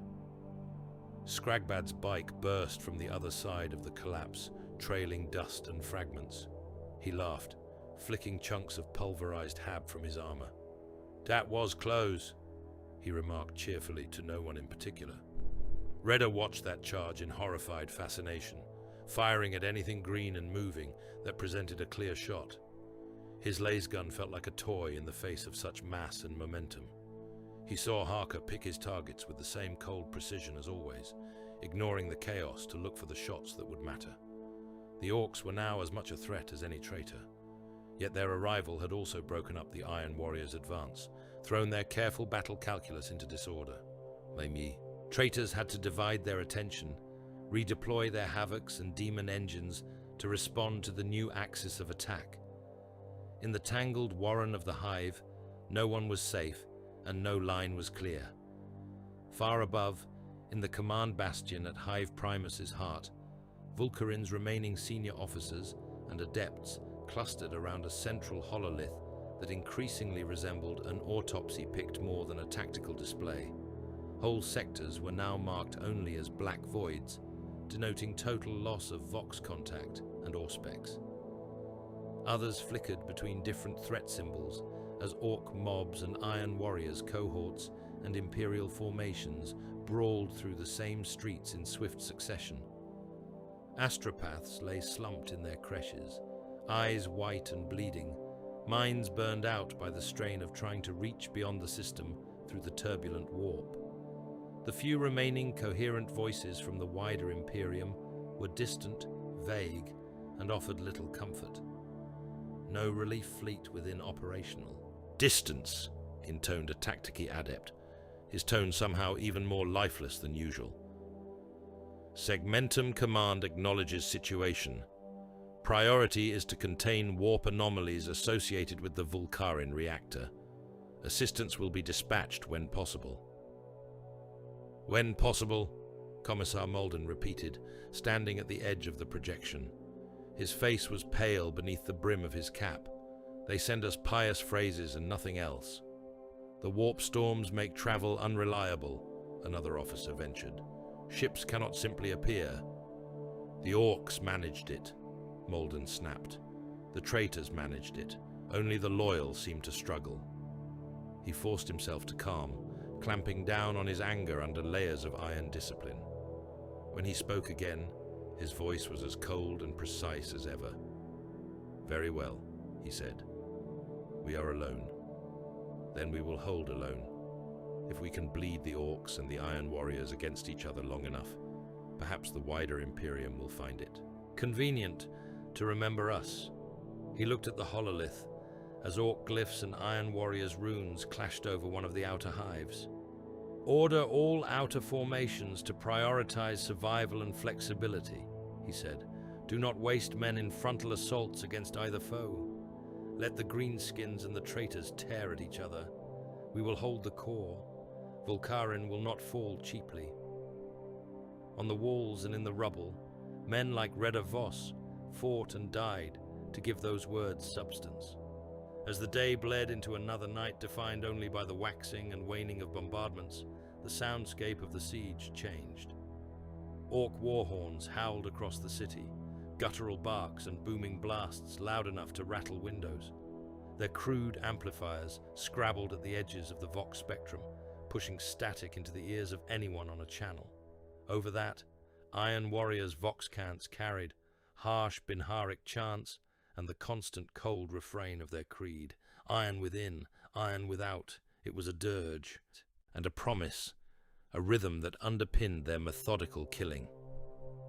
In a cramped Vox bunker dug into the underside of a gutted hab block, a Vulkarin operator hunched over his console, fingers stained with ink and blood as he tried to keep his own channels clear. He flicked between frequencies, tuning out Ork laughter and Iron Warriors' orders, searching for his own command net. For a moment, amidst the chaos, something else came through, a low, echoing murmur, barely audible under the other noise. It was not Ork. It was not Traitor Binharic. It was High Gothic, but not the clipped modern version of the Administratum. This was older, the syllables drawn out, the cadence ritualistic. It sounded like a battle cant a choir might mutter in a chapel before donning armor. "Non nobis, domine imperator, sed martiri tuo, non nobis." The operator blinked, leaning closer. The hairs on the back of his neck prickled. He tried to clear the line, adjusting dials. "Say again. Unknown contact," he hissed into his microphone. "Identify. This is Vulkarin Command Vox. Identify your chapter and vector." The murmur did not respond. It simply flowed on, a tide of words he did not recognize, but felt in his bones. Beneath it, quieter still, came the faint crackle of something like flames. Then a wave of Orks screeching blasted across the same channel, burying the sound under shouted war cries and crude insults. The operator flinched, teeth grinding. When he found the frequency again, it was dead. Nothing but the omnipresent background hiss of a world at war. He hesitated, then logged the contact in his slate regardless, tagging it as anomalous. He did not know why, but some instinct told him it mattered. He leaned back, rubbing at his eyes. In his tired mind's eye, for the briefest moment, he pictured figures wreathed in fire walking through the ruins, their armor black as the void, their eyes burning. Then another call for fire support screamed across his console, and he pushed the image aside, returning to the business of keeping men alive for another few heartbeats in the midst of the burning of Vulcarin. The hive sprawl had been a city once. Reda Voss remembered it dimly from the march-in, a tangle of hab stacks and manufactorum blocks stretching away from the feet of Hive Primus, like the roots of some cyclopean tree. Railways had threaded through it, conveyor lines and transit spurs, all feeding the central hive with ore and labor. Now it was a graveyard. Artillery had flattened the outer levels into a broken plain of rubble and twisted rebar. Ork looters had finished the work, smashing what still stood, tearing apart anything that looked even remotely valuable or explosive. Wrecked tanks lay like beached sea beasts amid the debris, their hulls blackened, their guns twisted. Manufactorum chimneys had become cracked, leaning spears gutted by internal fires. Raiders' squad was somewhere in the middle of that ruin, pinned behind the shattered carcass of a Lehman Russ that had died under an Iron Warrior's barrage. The tank's turret was gone, ripped off by an impact that had left a bowl-shaped crater beneath its ribs. The hull was half buried, side armor gouged open, tracks hanging loose. They had taken cover in the shadow of that wreck when their section of the line collapsed. One moment there had been a company's worth of Volcarin troopers and a handful of heavy weapons teams holding the edge of the sprawl against cultists and ragged Iron Warriors auxiliaries. The next, the ground had erupted as Ork rocks came down and boys poured out into their flank, roaring and shooting wildly. Their vox links to the regiment had dissolved into a screaming hash of panic and static. Then the artillery had started again, shells from both sides walking across the sprawl without regard for who was where. Lines dissolved. Orders stopped making sense. Raider and the few men who stayed with him now had no idea exactly where they were in relation to the rest of the regiment. They knew only that the Orks were closing. "You see them?" barked Harker, pressed up against the ruined Russ's glacis plate. His breath steamed in the air despite the heat still radiating from the wreck. Sweat and soot streaked his face, making his scars stand out like pale cuts. Reda risked a look over the jagged edge of the tank's hull. The street beyond was no longer a street, just a stretch of rubble between leaning habstacks. Fire licked from blown-out windows. Smoke boiled along the roof lines, lit from within by the occasional detonation. Green shapes moved through that murk, crude silhouettes hunched and broad. Teeth flashed as they laughed, guns barking. They clambered over broken walls with simian agility, their boots cracking bones underfoot. Each boy carried more metal than a guardsman's whole squad. Plates bolted onto plates, glyphs scratched into armor with knives. Closer now. Too many, Reda said, voice thin. Emperor's blood. There are too many. Plenty of targets then, Harker grunted. Make your shots count. We still have teeth. They had set up as best they could. A single heavy bolter, looted from a wrecked bastion, had been emplaced atop the Russ's hull, its tripod legs welded and wedged into place. Treb, the biggest man in the squad, manned it now, knuckles white on the grips. Two others, Jan and Kool, had flak jackets stripped from spare corpses to add a little extra padding over their hearts. Both braced their laser guns on the tank's jagged rim. Reda could smell his own fear, sour under the omnipresent tang of smoke and cordite. His hands shook when he brought his rifle up. He clenched his teeth, forcing them steady. The first Orks broke cover, charging with the reckless glee of their kind. They fired as they ran, heavy slugs whining overhead, punching sparks from the Russ's armor. One round hit the tank's side and ricocheted, slamming into a nearby corpse. The dead man's torso disintegrated in a burst of meat and cloth. "Fire!" Harker snapped. Treb's heavy bolter roared, the sound a deep, chattering growl. Shells tore into the leading boys, turning them into gouts of red and green pulp. Limbs spun away, heads burst like rotten fruit. Those behind stumbled, tripping over the falling bodies, but the press from the rear kept them coming. Reader fired until his rifle's pack whined warning, then slammed another into place with numb fingers. Last bolts stitched lines of scorched flesh and scorched metal across the front ranks. Orks snarled as wounds opened, some dropping, others shrugging off hits that would have dropped an armored man. The air was a haze of smoke and dust. Bullets tore chunks from the Russ's hull, sending shards of ceramite and metal whirling. Something heavy slammed into the armor near Redder's head, ringing his bell. He ducked instinctively as a spray of "Fall back and they will run us down. Fall back and they will run us down." There was nowhere to fall back to. The sprawl behind them was just more rubble, more broken streets. They were cut off, alone in a maze now crawling with greenskins and scattered traitors. Their only hope lay in killing enough orcs to make the rest decide that another patch of ruins would be more fun to loot. A bellowing roar cut through the gunfire. A larger shape pushed forward through the boys. An orc knob, armor heavier, jaw bigger, trophies hanging from his belt. Chains of human skulls clacked against his plates. His chopper was a slab of dull metal with teeth welded on, wide enough to bisect a man in one swing. He pointed his blade toward the Russ and roared, spittle spraying from his mouth. "Dare!" he howled in a voice that carried even over the noise. "Little Humie's hiding. Get." I want to hear bones crunch." The boys redoubled their effort. Slugs hammered into the Russ, some finding gaps, punching through to ricochet in the cramped space where the squad huddled. Yarn screamed as a round tore through his thigh, bone shattering, blood spraying. He collapsed, clutching at the ruined limb.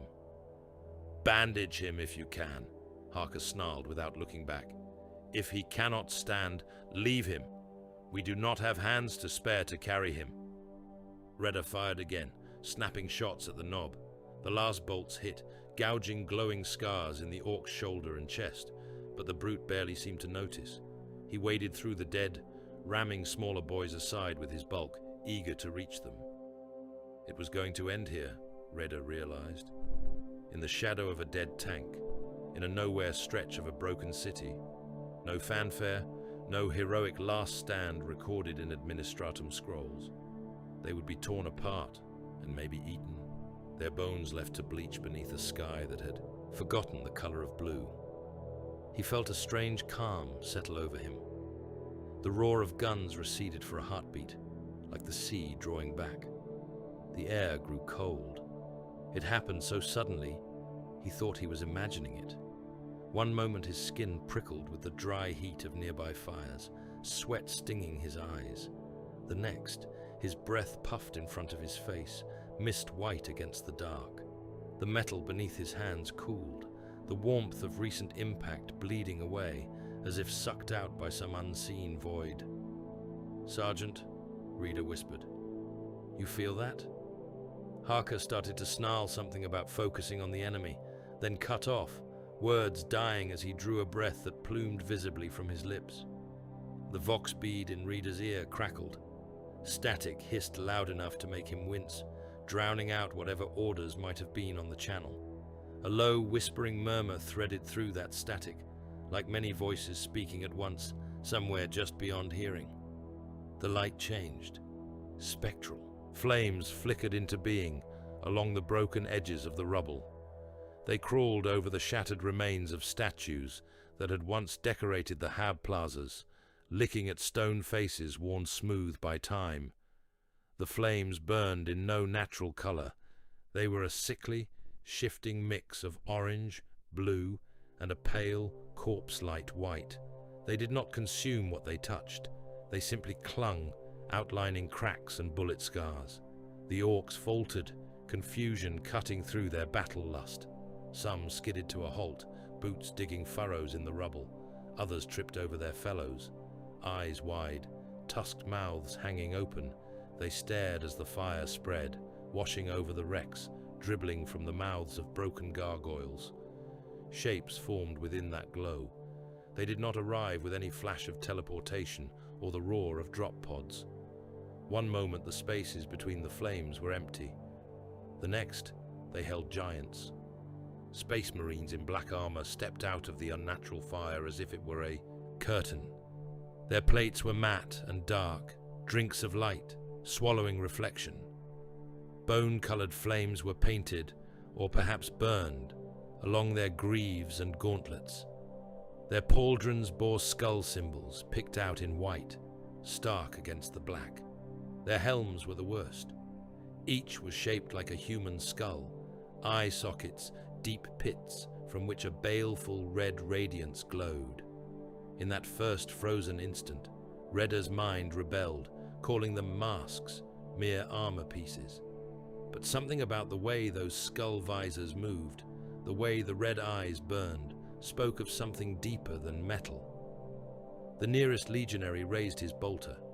It was a relic of a weapon, older in form than most Redda had seen, all straight lines and heavy casing, purity brass and worn scripture bands.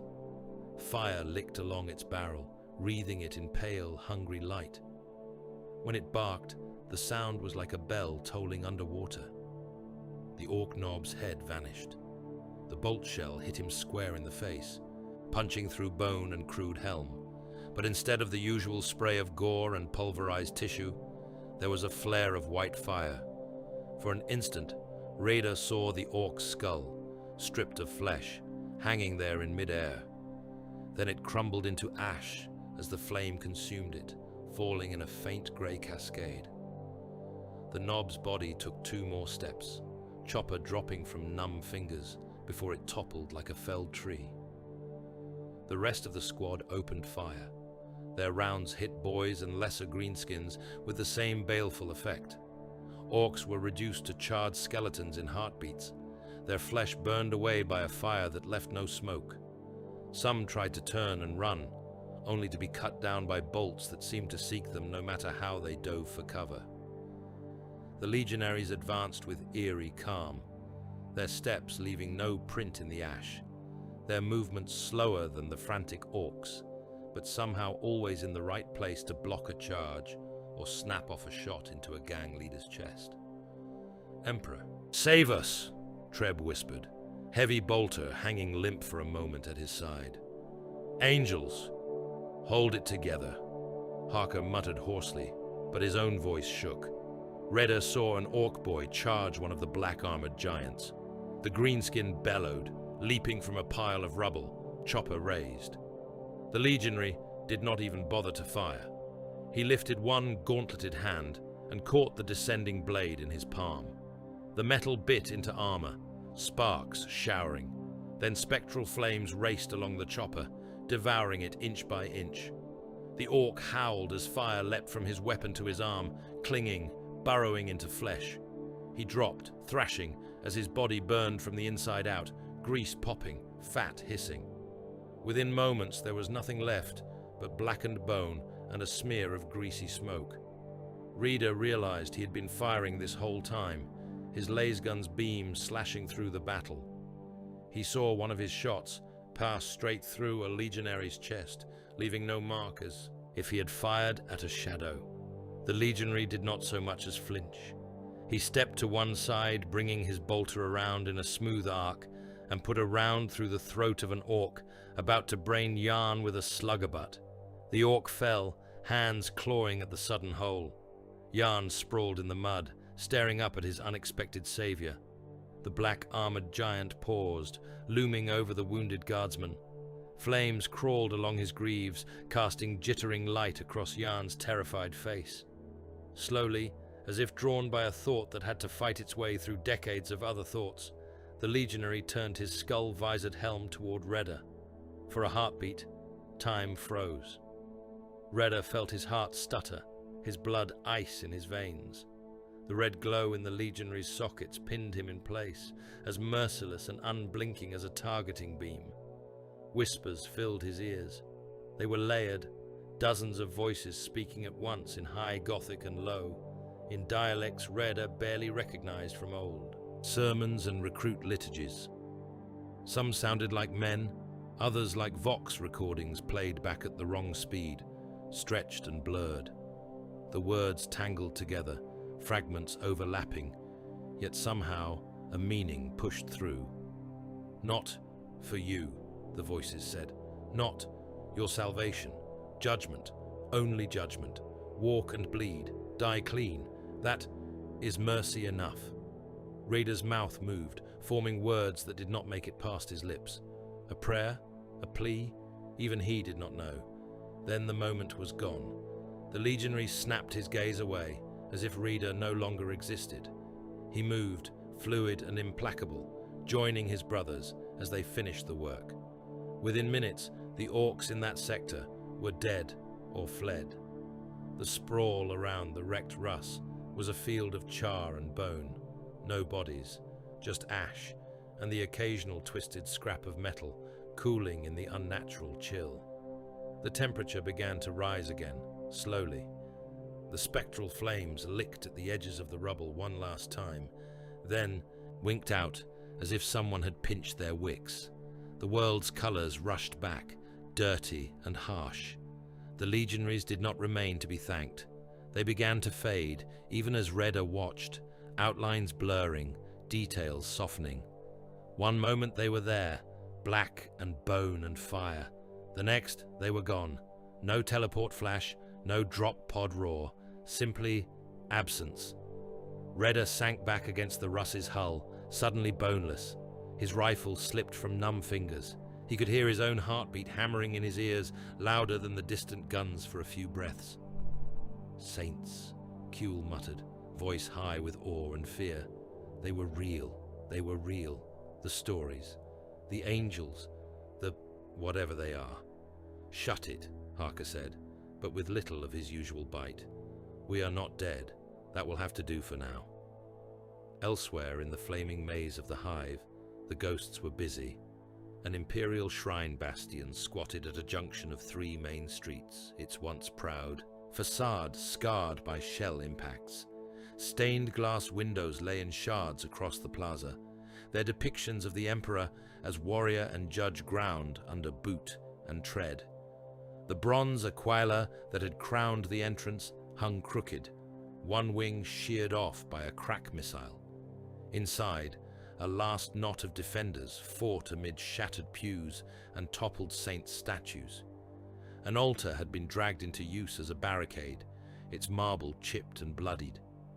A priest with a last pistol clutched in one hand and a battered Aquila icon in the other bellowed litanies over the roar of gunfire, his voice cracking as he exhorted men to die well.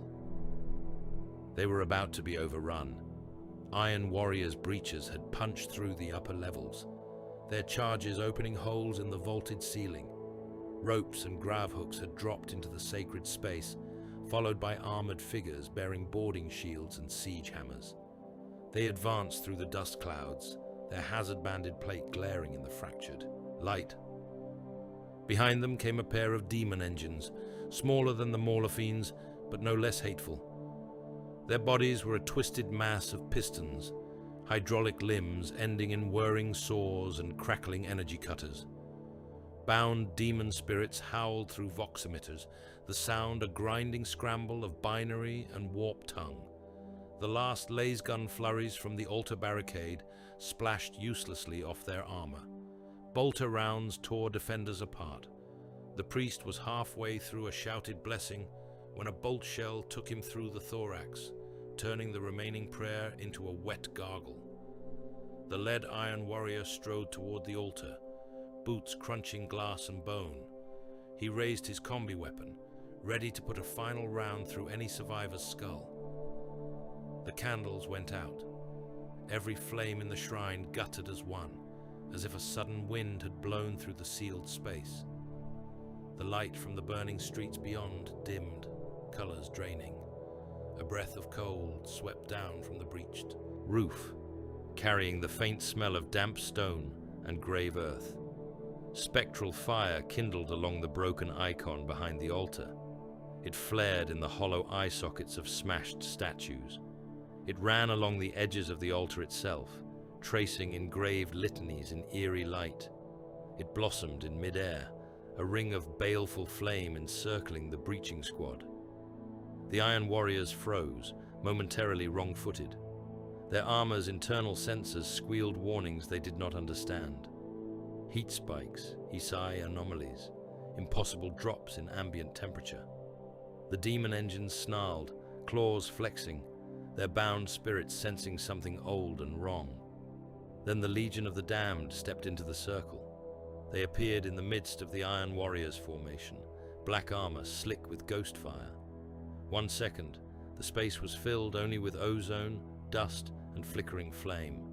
The next, it held a full tactical squad of skull-helmed giants. There was no time for the traitors to react. The nearest legionary pressed the muzzle of his bolter against an Iron Warrior's breastplate and fired. The shell punched through ceramite and plasteel, then detonated inside. Bone-white fire burst from the seams of the armor. The traitor slammed back against a column, convulsing as the flames ate their way out, leaving vents of light that spilled in unnatural rays.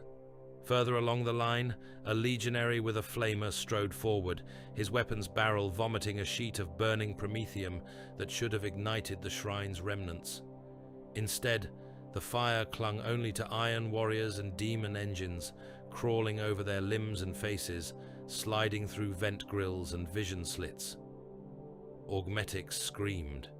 The breacher's bionic limbs and implants shrieked in distorted Binharic as overload sensors tripped and power surges raced along circuits.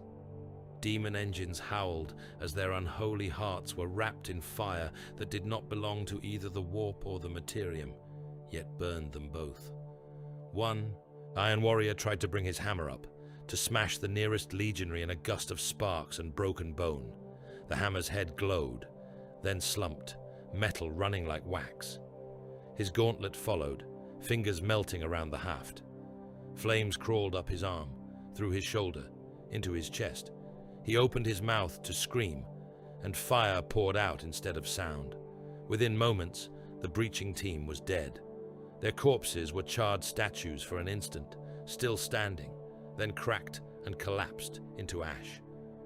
The demon engines writhed, their screams rising to a pitch that made glass tremble, then fell silent as they toppled like felled trees, their metal carcasses cooling rapidly. By the time the battered shrine survivors dared to raise their heads above the altar, the legionaries were gone. Only the smell of smoke and something old and sour lingered. News of such events filtered up through the chain of command in broken fragments. On the malign calculus, Warsmith Dathran listened to a series of terse reports from ground commanders and Vox adepts. He stood before the hololith, helmet on now, lenses flickering with data, as he reviewed casualty rosters and revised maps. "Assault Unit Sigma Epsilon lost contact mid-breach," droned one voice. "Deck-picked feeds show anomalous light phenomena prior to signal loss. Final frames, unhelpful. Shrine Complex Gamma Novum reports unknown Astartes signatures," crackled another. "IFF scrambled, armor markings unrecognized. Black plate, skull motifs, apparent pyrotechnic effects. Friendly fire risk high. Request clarification. Are these allied elements?" "Negative," Dathran said. "We have no such allies deployed." He kept his tone clipped and dismissive, but behind his helm, his jaw tightened. More reports came. Spectral. Shots passing through cover. Enemy units annihilated. No bodies left.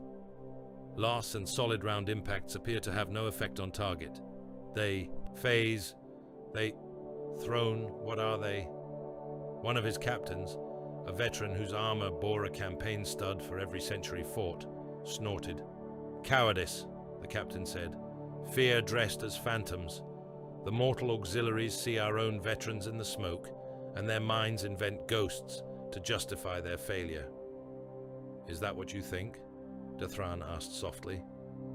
The captain hesitated. There are no records in our libraries of such entities, he said. Only campfire tales from the lesser legions. Superstition should be crushed, not entertained. Dathran remembered other battlefields. He had fought on a dozen worlds in the millennia since the heresy. There had been times when, in the worst of the fighting, in the most hopeless pockets of resistance, something had moved in the corner of his vision. Black figures wreathed in fire.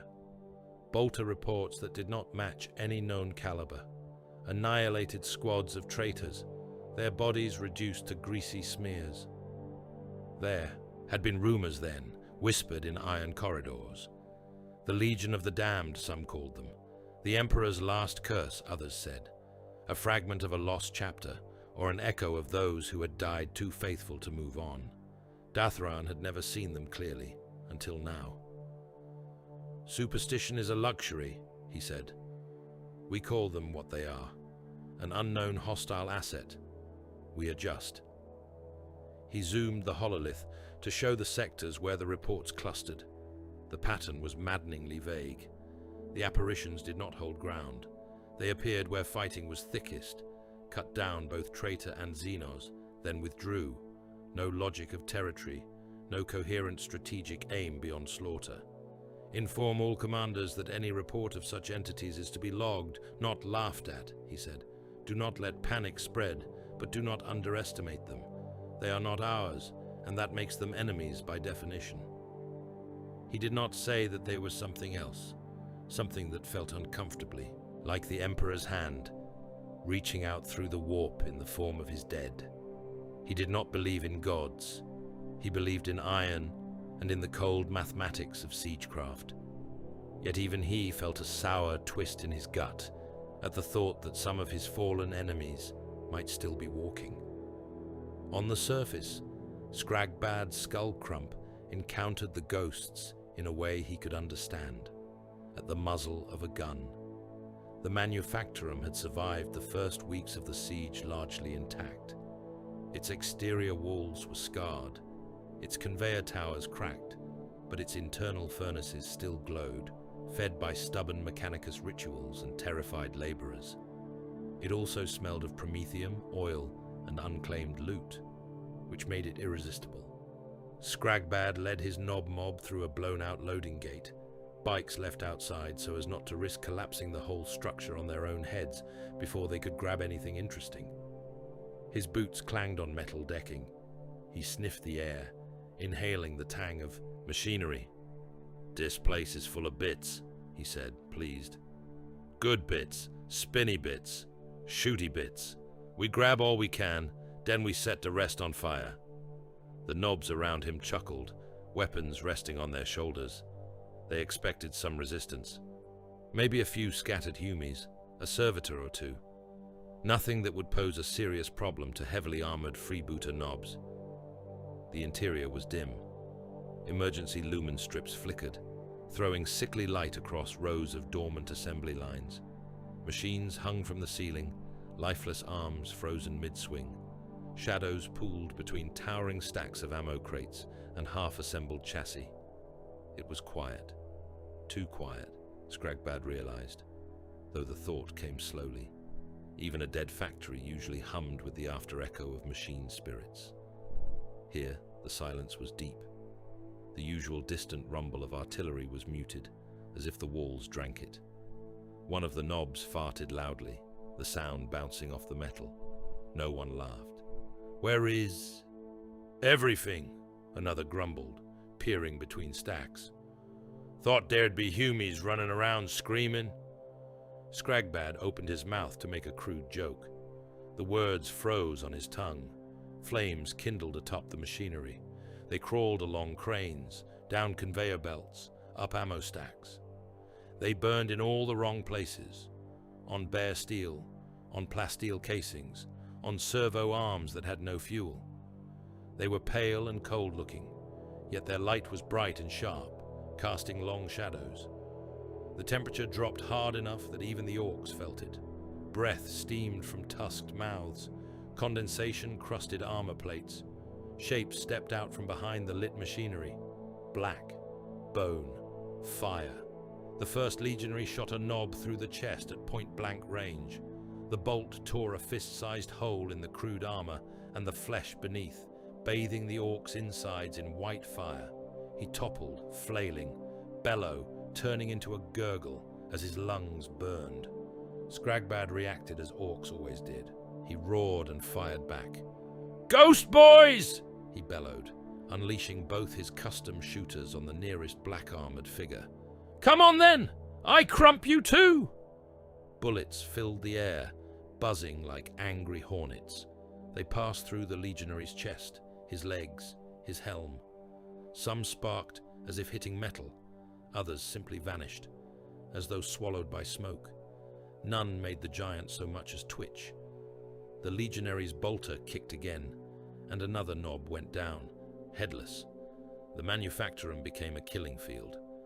The orcs were brave, too stupid not to be.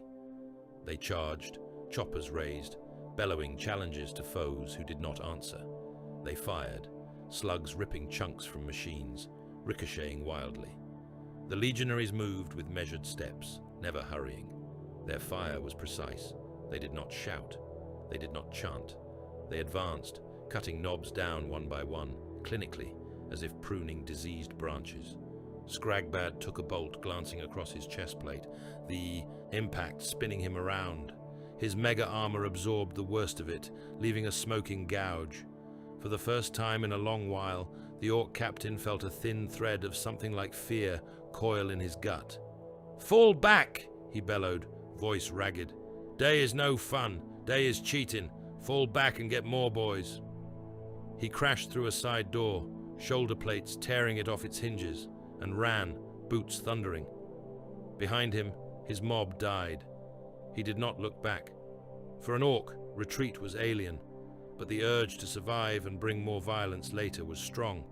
Those who escaped with him became the core of a new legend. Soon, in the alley camps and underhive dens where orcs gathered between fights, tales of the Bernie ghost boys spread. Massive, silent figures wreathed in flame, who did not shout, did not boast, did not even bother to tell the orcs how badly they were going to be crumped.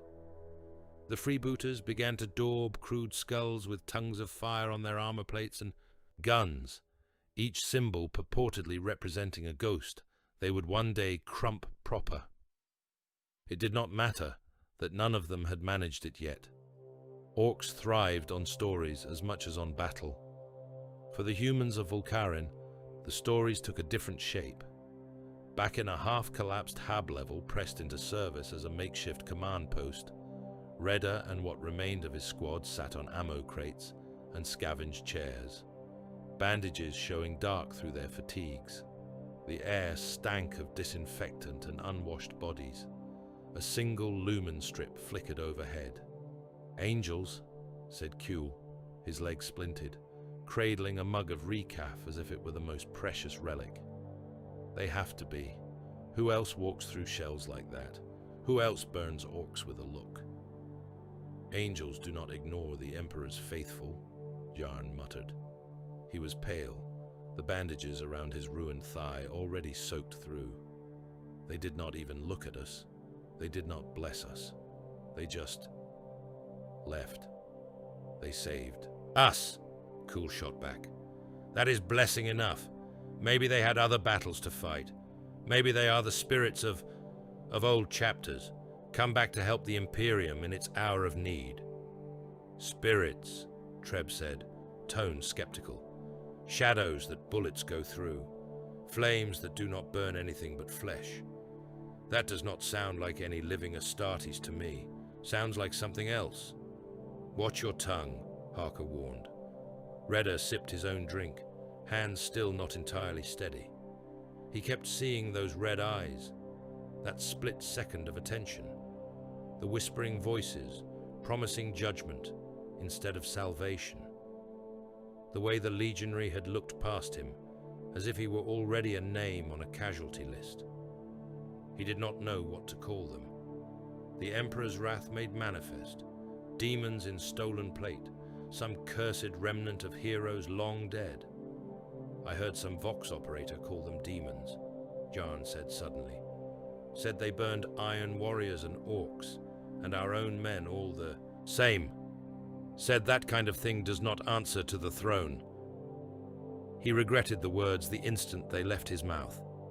The air in the room chilled in a different way as a new presence entered. Commissar Malden stood in the doorway, flanked by two grim-faced guardsmen whose uniforms were cleaner than anyone else's. His greatcoat was immaculate despite the dust. His boots shone. His bolt pistol rested in its holster like a coiled serpent. "Who spoke?" he asked quietly. The squad scrambled to their feet, or tried to. Jan managed only to push himself upright on his good leg, hand braced on Treb's shoulder. Harker snapped a salute, jaw clenched. "Sir," the sergeant said, "we were just—" "Who?" Malden repeated, taking a step into the room. His eyes were bright, feverish, his mouth a thin line. "Who besmirched our saviors with that word?" Jan swallowed. "I did, Commissar," he said hoarsely. "I misspoke. I am tired. My blood—" Malden drew his pistol in a smooth, practiced motion. The muzzle rose, centered on Jan's forehead. For an instant the room held its breath. "The Emperor does not send demons to save his faithful," Malden said. His voice had the calm of a man reading scripture. "He sends angels. He sends miracles. If those black-armored warriors burn our enemies, then they are his work, no matter how strange. To say otherwise is heresy. Heresy spreads. Heresy must be cut out before it festers." "Sir," Harker said, taking a half-step forward despite himself. "He is wounded. He fought—" Malden did not even glance at him. "This is mercy," the commissar said. He fired. Jan's skull came apart in a red and white spray. Bone fragments pattered against the wall. His body toppled backward off the crate, limbs flopping bonelessly. The smell of burned propellant from the bolt pistol mingled with the metallic tang of fresh blood. "No," Malden continued, holstering the weapon with the same neatness with which he had drawn it. "Mercy would have been leaving him to die screaming in the rubble. This is discipline. You will remember it." He fixed each man in turn with his gaze. "You have seen wonders," he said. "You have been saved in the midst of hell. You will tell others that black-armored angels walked through the fire and burned the traitors and Xenos. You will not call them demons. You will not question the Emperor's methods. You will praise him for sending aid, and you will fight harder, knowing he watches." He turned on his heel and left, boots clicking on the stained floor, coat swirling. The silence he left behind was heavy. Treb stared at Jan's body, jaw working. Kuhl clutched his mug so tightly his knuckles went white. Harker's face was a stone mask, but his eyes were full of a fury he did not dare voice. Raider looked down at Jan's still form and thought of the skull-helmed legionary, the whispering voices, the promise of judgment. Judgment had come quickly enough. Far away, in a place that was not quite the same Vulkarin Raider knew, a figure moved through fire. He was aware of himself as a legionary, a warrior entombed in armor far older than the current age. He was aware of the bolter in his hands, the familiar weight, the smell of sacred oils every time he reloaded. He was aware of the skull mask that had fused to his face long ago, whether it had been literal metal or something more metaphysical at the beginning. He was also aware that the ruins around him were not just one city. He saw Hive Primus's shattered spires. Yes, smoke rising in long tendrils into a bruised sky. But overlaid upon those towers were other structures. A cathedral on another world, its spires broken and leaning, stained glass powdered beneath his boots, a jungle clearing filled with burning trees, alien leaves curling as Xeno's blood boiled. A snowfield lit by aurorae, the bodies of yet more traitors lying stiff beneath drifting ash, Each step he took left prints in all those places. Each shot he fired struck enemies whose faces blurred and shifted. Orks one moment, iron warriors the next, then gaunt men in unfamiliar uniforms bearing iconography he half recognized from old campaigns. Time did not move properly. He remembered dying once, on a world whose name he could no longer speak, plasma burning through his chest. He remembered standing vigil over the burning of that same world, centuries later, his armor whole. He remembered walking through the ghost of that battlefield when some far future hive burned, guided by a summons that was not quite a call and not quite a command. Voices crowded his skull. Some were his brothers, those legionaries who walked beside him, their identities blurring into a single shared purpose. Some were echoes of the mortals they saved and killed, prayers and curses clinging like smoke. Some were older still, litanies of chapters that no longer existed, battle cries of legions that had been broken and renamed. Not ours to ask, he thought, or perhaps that thought came from one of the others. Not ours to choose. We walk where we are sent. We burn what must be burned. We are the Emperor's forgotten wrath. We are the lost, the damned, the lingering embers. He stepped through a wall. On one side, it was a hab unit in Volkarin sprawl, its walls charred, its pict screens shattered, orc graffiti smeared across family shrines.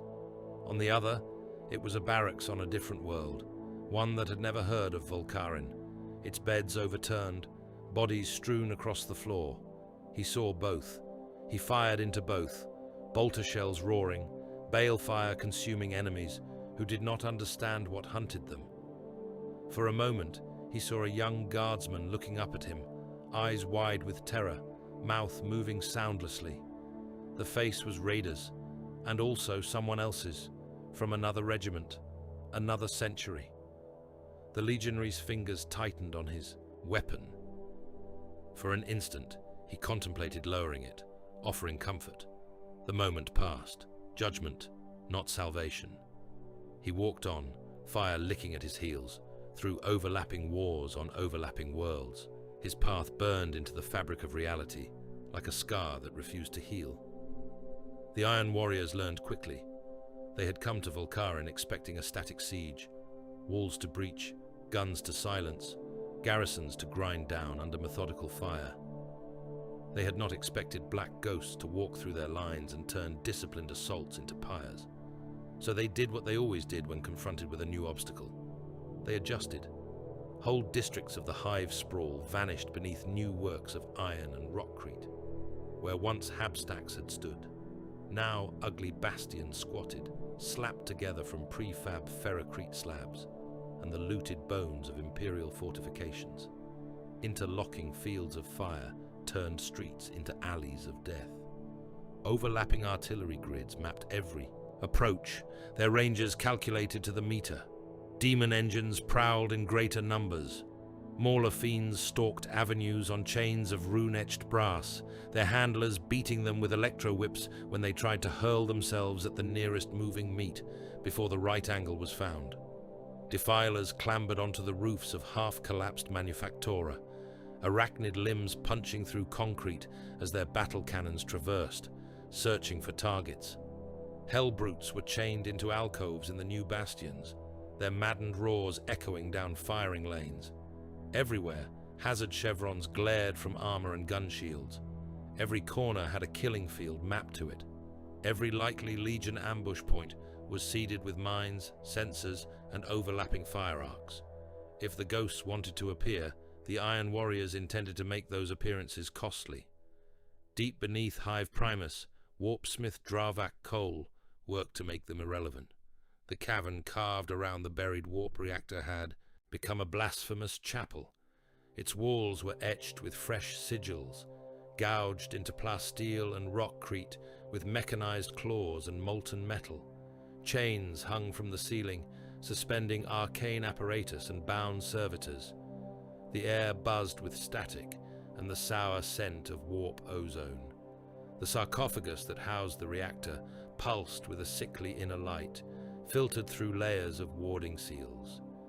It throbbed like a diseased heart, its beat out of step with Volkaren's own tectonic rhythms. Each pulse sent a faint tremor through the rock. Cole stood upon a raised platform above the device, arms and mechadendrites spread in a grotesque parody of benediction. His armor glowed with runes etched in molten brass.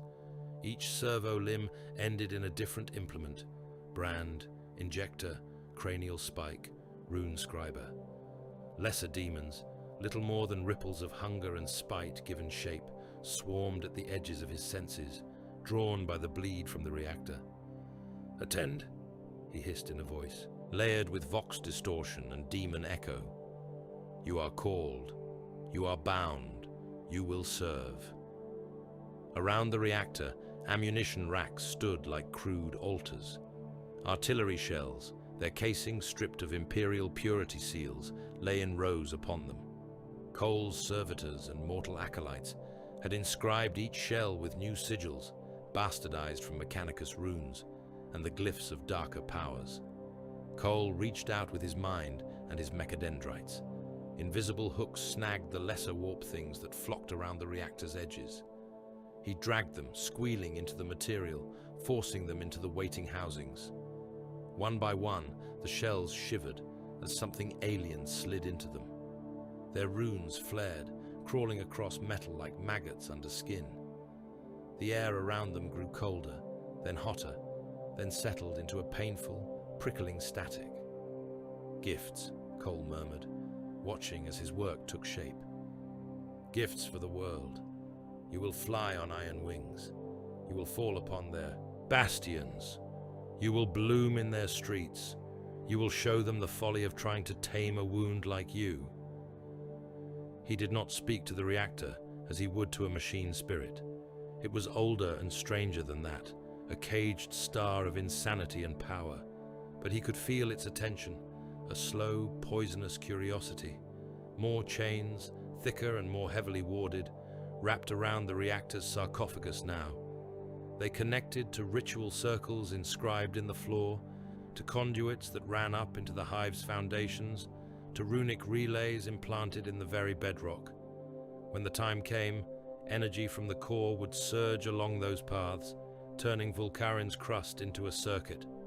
"Soon," Cole promised. "Once the warsmith has pacified the surface, once the ghosts are scattered, then we will light you. Then you will burn and sing, and your song will be heard across the sector." His laughter, cracked and metallic, echoed off the vault walls, blending with the distant thud of artillery. Above, in orbit, Warsmith Kael Dathran turned from reports of Cole's progress to a different problem: the Orks. He had known, intellectually, that the greenskins would not simply go away if ignored. Now they swarmed across the data feeds from the planet, crude glyphs marking concentrations of their forces. Their rocks and hulks still cluttered the orbital shelves, a hazard and an opportunity both. Dathran opened a channel.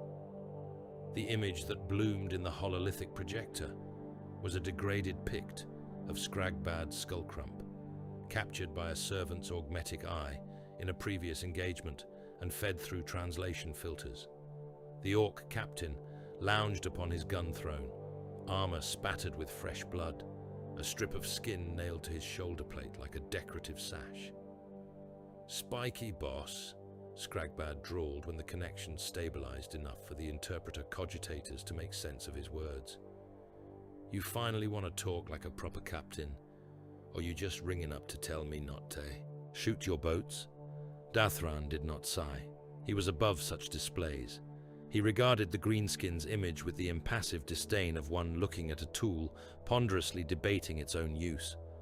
"Captain Skragbad," he said, "this world is large. It has many targets, many opportunities for loot." The Ork's good eye gleamed. "Now you're speaking my language," Skragbad said. "Loot, fighting, big booms. This place is great. Lots of humies to crump, lots of stuff to nick." "You want battle," Dathran said. I want something else, he gestured. A simplified projection of Volcarin appeared between the two of them, rune-marked zones highlighting hive centers and known Ork concentrations. Dathran did not show the reactor site. I care about the core of this world, he continued. You care about the surface. So, a truce. Skragbad squinted at the projection, as if it were an abstract painting he was trying to decide whether to punch. Truce, he repeated, slowly. That means we do not shoot each Uva. For a bit. We shoot Uva-Fings instead. Exactly, Dathran said.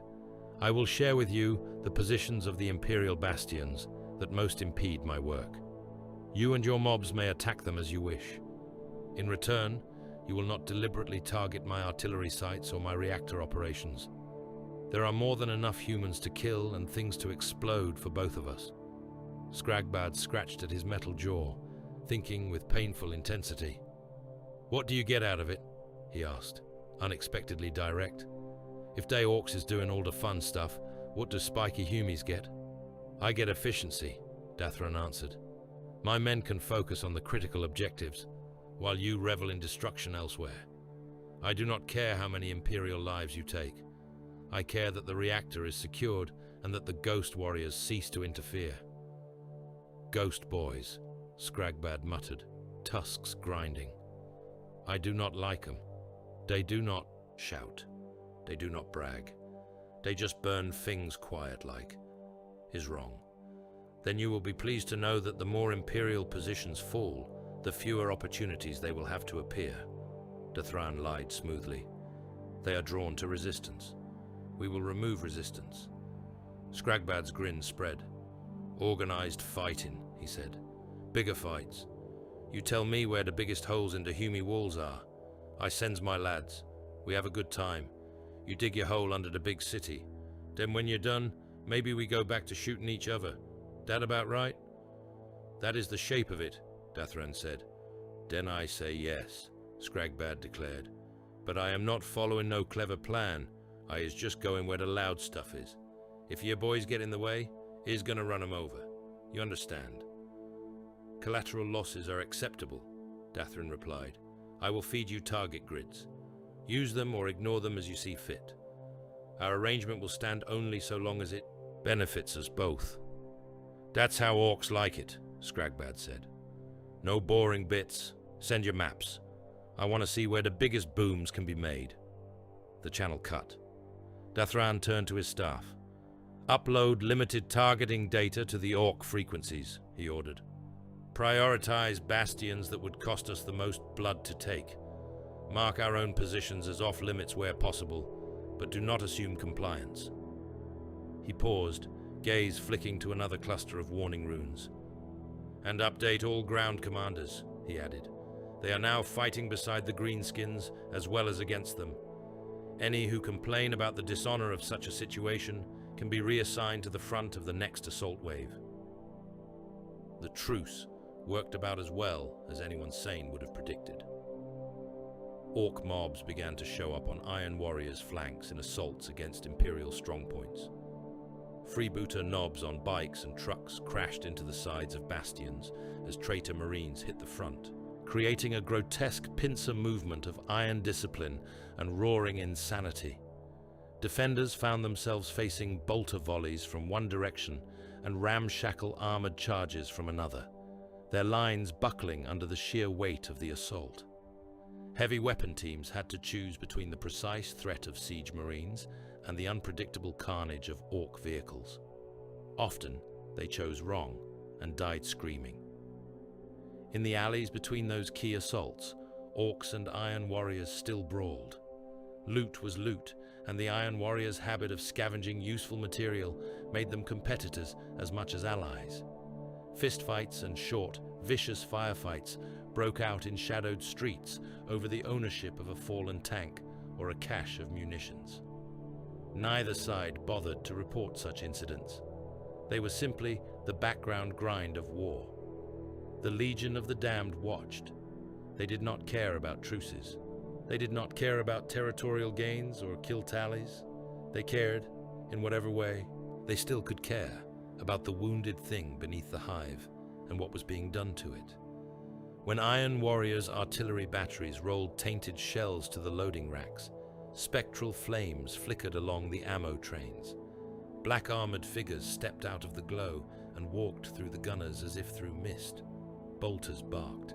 Fire raced along etched sigils. Shells turned into miniature suns, detonating in their own magazines, tearing bastions apart from within.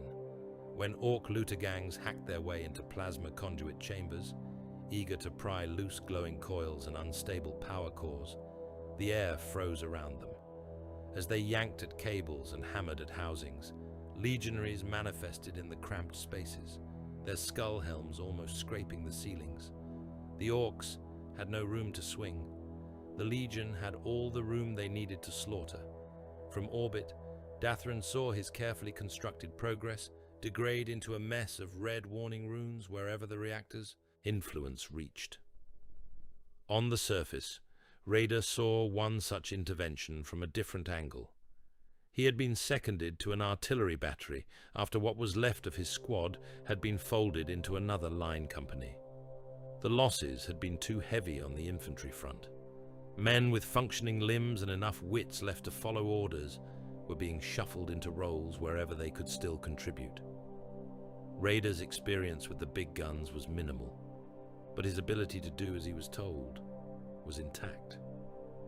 The battery he joined squatted in a blasted plaza behind Hive Primus's secondary wall, basilisks and gun carriages dug into berms of rubble and sandbags.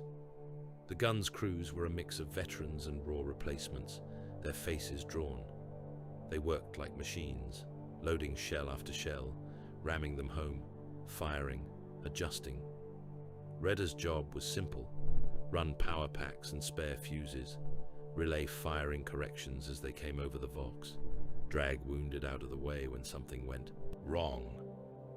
He did it in a haze, the routines a thin barrier between him and the awareness that somewhere out there, black ghosts walked and commissars shot their own. On that day, the battery's target was not Orks. Column of traitor armor moving through Sector Epsilon, came the order over the Vox. Malden's clipped tones replaced now by the harsher bark of an artillery officer.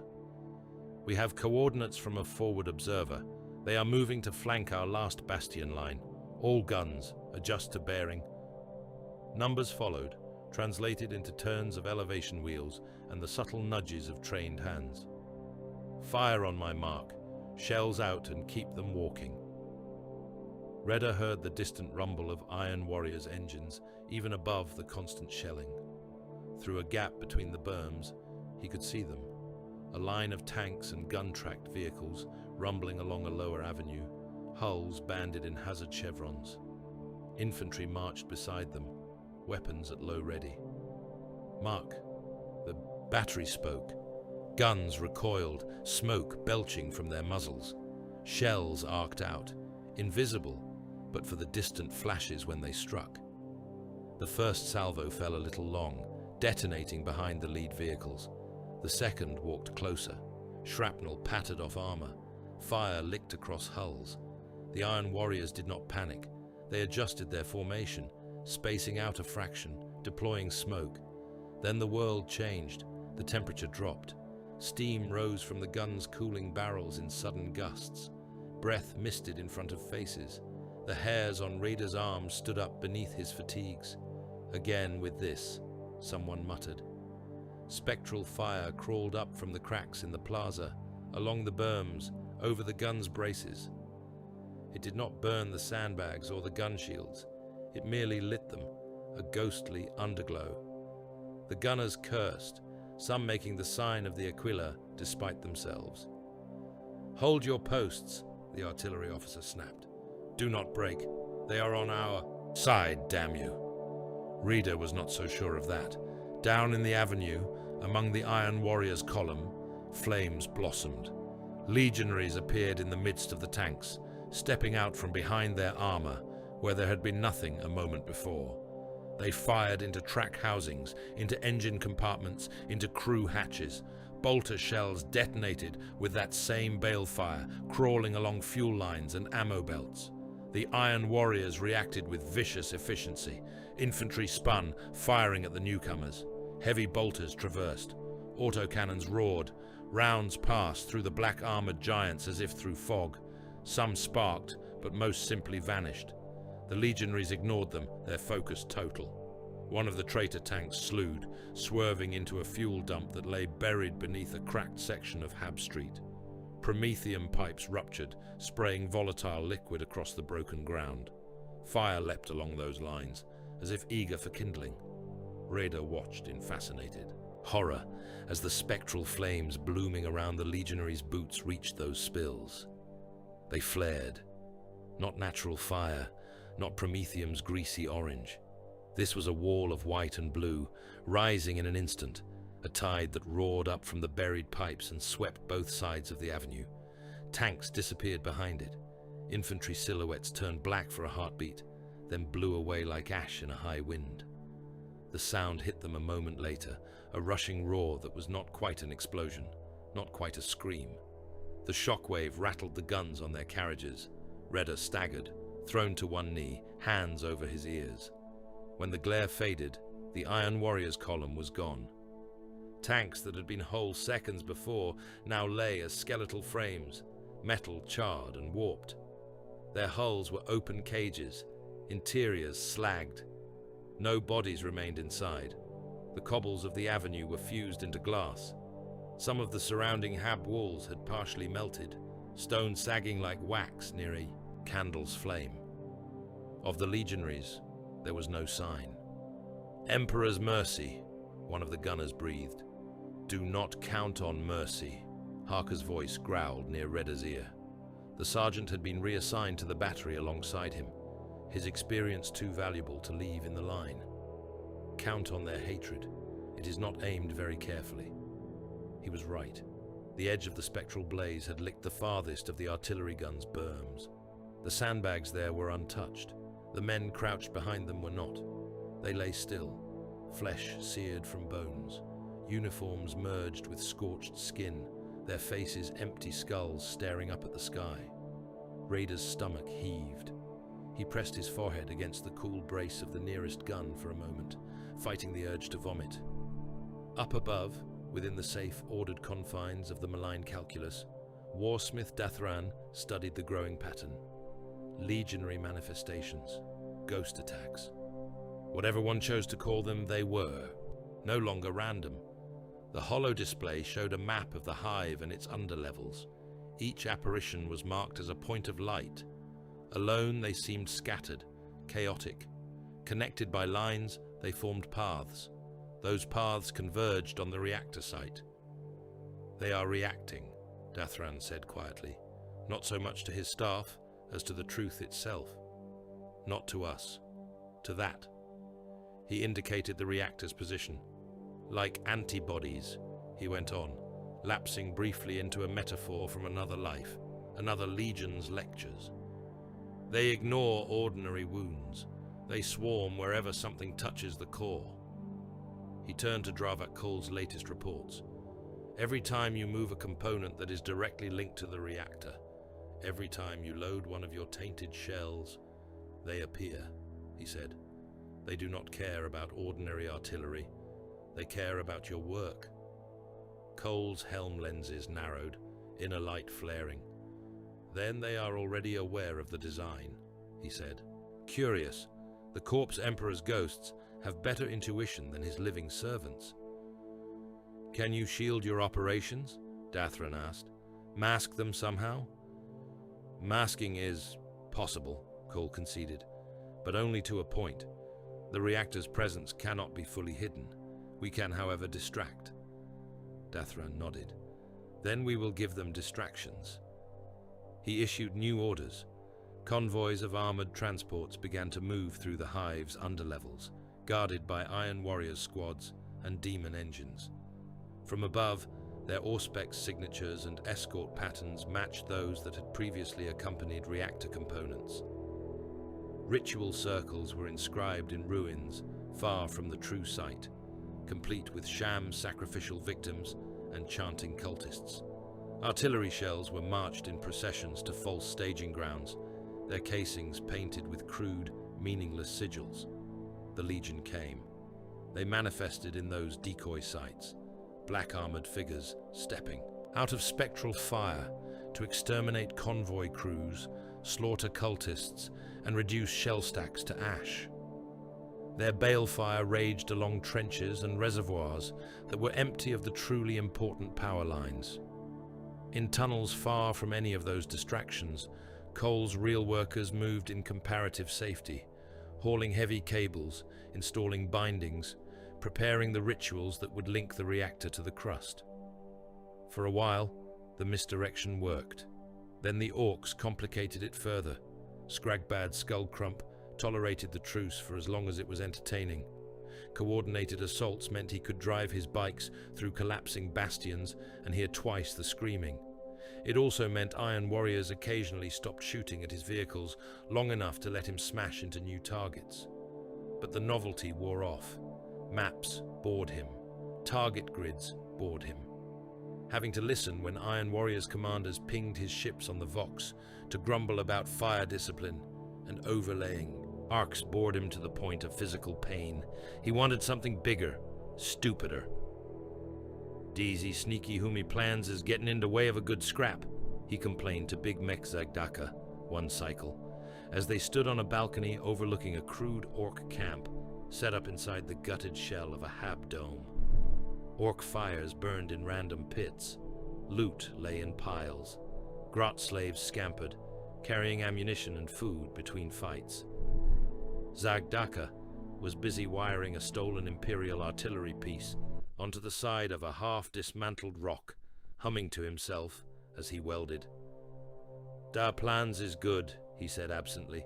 "We gets to shoot more things, with less boys getting shot. That means more boys left for more shooting later." Scragbad frowned, metal jaw grinding. "I want bigger boom," he said. "Not little boom here, little boom there. One big boom, proper boom, summoned a spiky Humi, and Dayuva Humis cannot ignore." Zagdaka paused, his various augmetic eyes swiveling in different directions as he thought. Then a slow, wicked grin spread across his face. "I might have a thing," he said. "Been digging, see? Underneath this hive. Lots of tunnels, lots of pipes, lots of things full of gas and promethium and magma and warp gubbins. If we gets one of the big rocks down there, give it wheels, give it a kill cannon, and then we drive it right under the middle." He mimed something breaking with both hands, fingers opening in an explosive gesture. "Boom," he finished happily. "Roof comes down, walls fall in, whole hive goes up like a squig in a flamer." Scragbad's grin returned in full. "A megazoggin boom," he said reverently. "Bigger than all this other rubbish. The spiky Humi will cry when his sneaky hole with the glowy bit gets jiggled. The little Humies will scream. The ghost boys will do what ghost boys do. I like it. Do it." Zagdaka bobbed his head up and down, gears whirring. "I already started digging," he admitted. "Needed a lot of grots. Some of them did not come back. They got lost or squished or eaten by da tunnel things. But that just means da tunnels is proper orky now. I will need more boys to carry stuff, and lots of big guns, and a rock we do not mind driving through the ground." "Pick the ugliest one," Scragbad said. "If it survives, we paint it red after." They laughed, already imagining the blast. Neither cared that their grand burrowing scheme would run perilously close to the reactor site Cole and Dathran so carefully tended. Or perhaps that was part of the appeal. Far below even that level of madness, in the magma-lit data vault, Magos Dominus Charon Velet reached his own conclusion. Astropathic reports from the surface had dwindled to nothing. The last functioning choir had burned out their minds trying to push a plea through the warp storms. Communications with the Vulkarin High Command were sporadic at best. The few terse messages that did get through spoke of Ork incursions, Iron Warriors truces, Ghost Warriors, and whole sectors simply vanishing from contact. Velik stood before a cracked cogitator altar, mechadendrites moving in precise patterns as he encoded one last transmission. His surviving adepts worked around him, their robes scorched, some missing limbs. Many of the consoles in the vault sat dark now, their machine spirits gutted out for lack of power or maintenance. "The Imperium will not come," one of the adepts said in Binharik, shame threaded through the static of his voice. "They cannot. The storms, the distance, the priorities of the segmentum. We are calculated as acceptable loss." "We were always acceptable loss," Velik replied, his lenses flickering as he focused on the data cascade. "Forge worlds are tools. Tools break. New ones are found." He finished the sequence and pressed his hand to the rune plate. The machine spirit within the cogitator whined, protesting the overload. He forced it, channeling his own will and the last reserves of the vault's power into the transmission. "There," he said. "Coordinates. The reactor's specifications. The rituals that bind it. Our observations of the black-armored Astartes that answer not to any known chapter. Whoever finds this in the data oceans of the Administratum, in the new spheres of the Mechanicus, will know that Volkarin did not fall to simple heresy. They will know their Emperor still has strange servants." His augmetic eye dimmed briefly as he rerouted power from his own implants to the transmitter. Up in the shattered upper levels, a lone astropath screamed as the burst went through him, blood spraying from his eyes, ears, and mouth. The message flung itself into the warp like a stone into a hurricane. Whether it would reach anyone sane was a question Velik could not answer. It was enough that he had sent it. He stepped back, feeling the reactor's pulse through the floor plates. It was stronger now, closer. He thought of the legionaries the defenders had described, black figures wreathed in flame, burning traitors and Xenos with the same cold fervor. He had seen them once, flickering in a distant picked capture that had somehow bled into a schematic feed. Their presence had corrupted the data, ghost images overlaying graphs. "Machines built to kill, and ghosts built to burn," he murmured, "and men, crushed between." He made the sign of the cog over his chest, metal fingers scraping against metal. "Omnissiah, Emperor, whoever still listens," he said softly. "If this world is to die, let it at least be a warning. Let the record show that we tried to cage a star, and the cage finally bit back." Above him, in the flaming streets, engines of iron and demon flesh maneuvered into their new kill zones. Ork drills began to bite into the underhive. Ghosts watched, waiting for the moment when desolation would tip into something worse. The void above Volkarin roared. Warsmith Kael Dathran had always thought of void war as cleaner than ground combat. In the darkness between worlds, there were no civilians to scream, no trenches to clog with meat. There was only mass, velocity, energy, and the cold numbers that decided whether a ship lived or died. Volkarin's orbit put the lie to that comforting thought. The space around the world was choked with wreckage. Broken hulls drifted in slow procession along decaying paths, their torn ribs glinting in the system's distant star. Clouds of frozen bodies spun amid the debris, limbs stiff, eyes burst, uniforms stiffened by vacuum. Some still burned, small patches of ghostly flame clinging to armor and cloth without fuel. Into that graveyard, fleets of iron and green hurled themselves again and again. On the bridge of the malign calculus, the battle unfolded in ordered sigils and shifting lines. Tactical hololiths rendered ship positions as glowing icons, moving across the black according to physics and fury. Data streams scrolled around them, numbers flickering as cogitators updated tonnage, shield status, ordnance expenditure. Dathran stood at the center of that storm of information, armored hands clasped behind his back, helm lenses fixed on the main display. His officers moved below him in well-drilled patterns, Tech Marines at the lance controls, mortal thralls tending the lower consoles, bound servitors fused into gunnery altars. Ork kill cruisers advancing on Vector Gamma, intoned a Tech Marine, his vox grating. Firing patterns remain incoherent. They are engaging everything within range, including each other.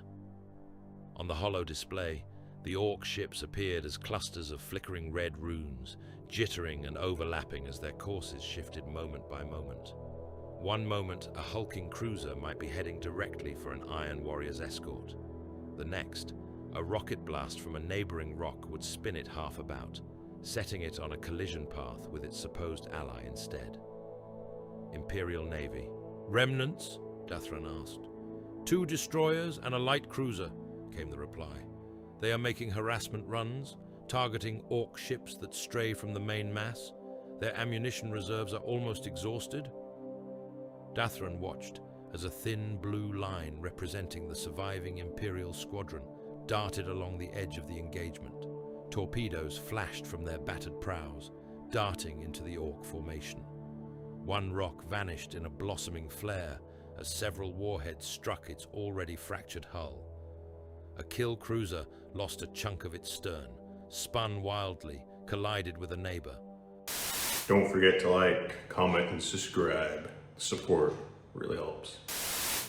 For a heartbeat, the corner of the battle around those impacts cleared. Moments later, Iron Warrior's lances stabbed into that gap. "Dorsal batteries, fire," Dathran said. The ship obeyed.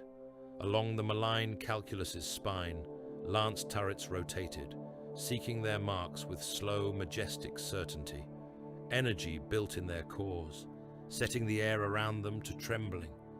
Then, as one, they spat death.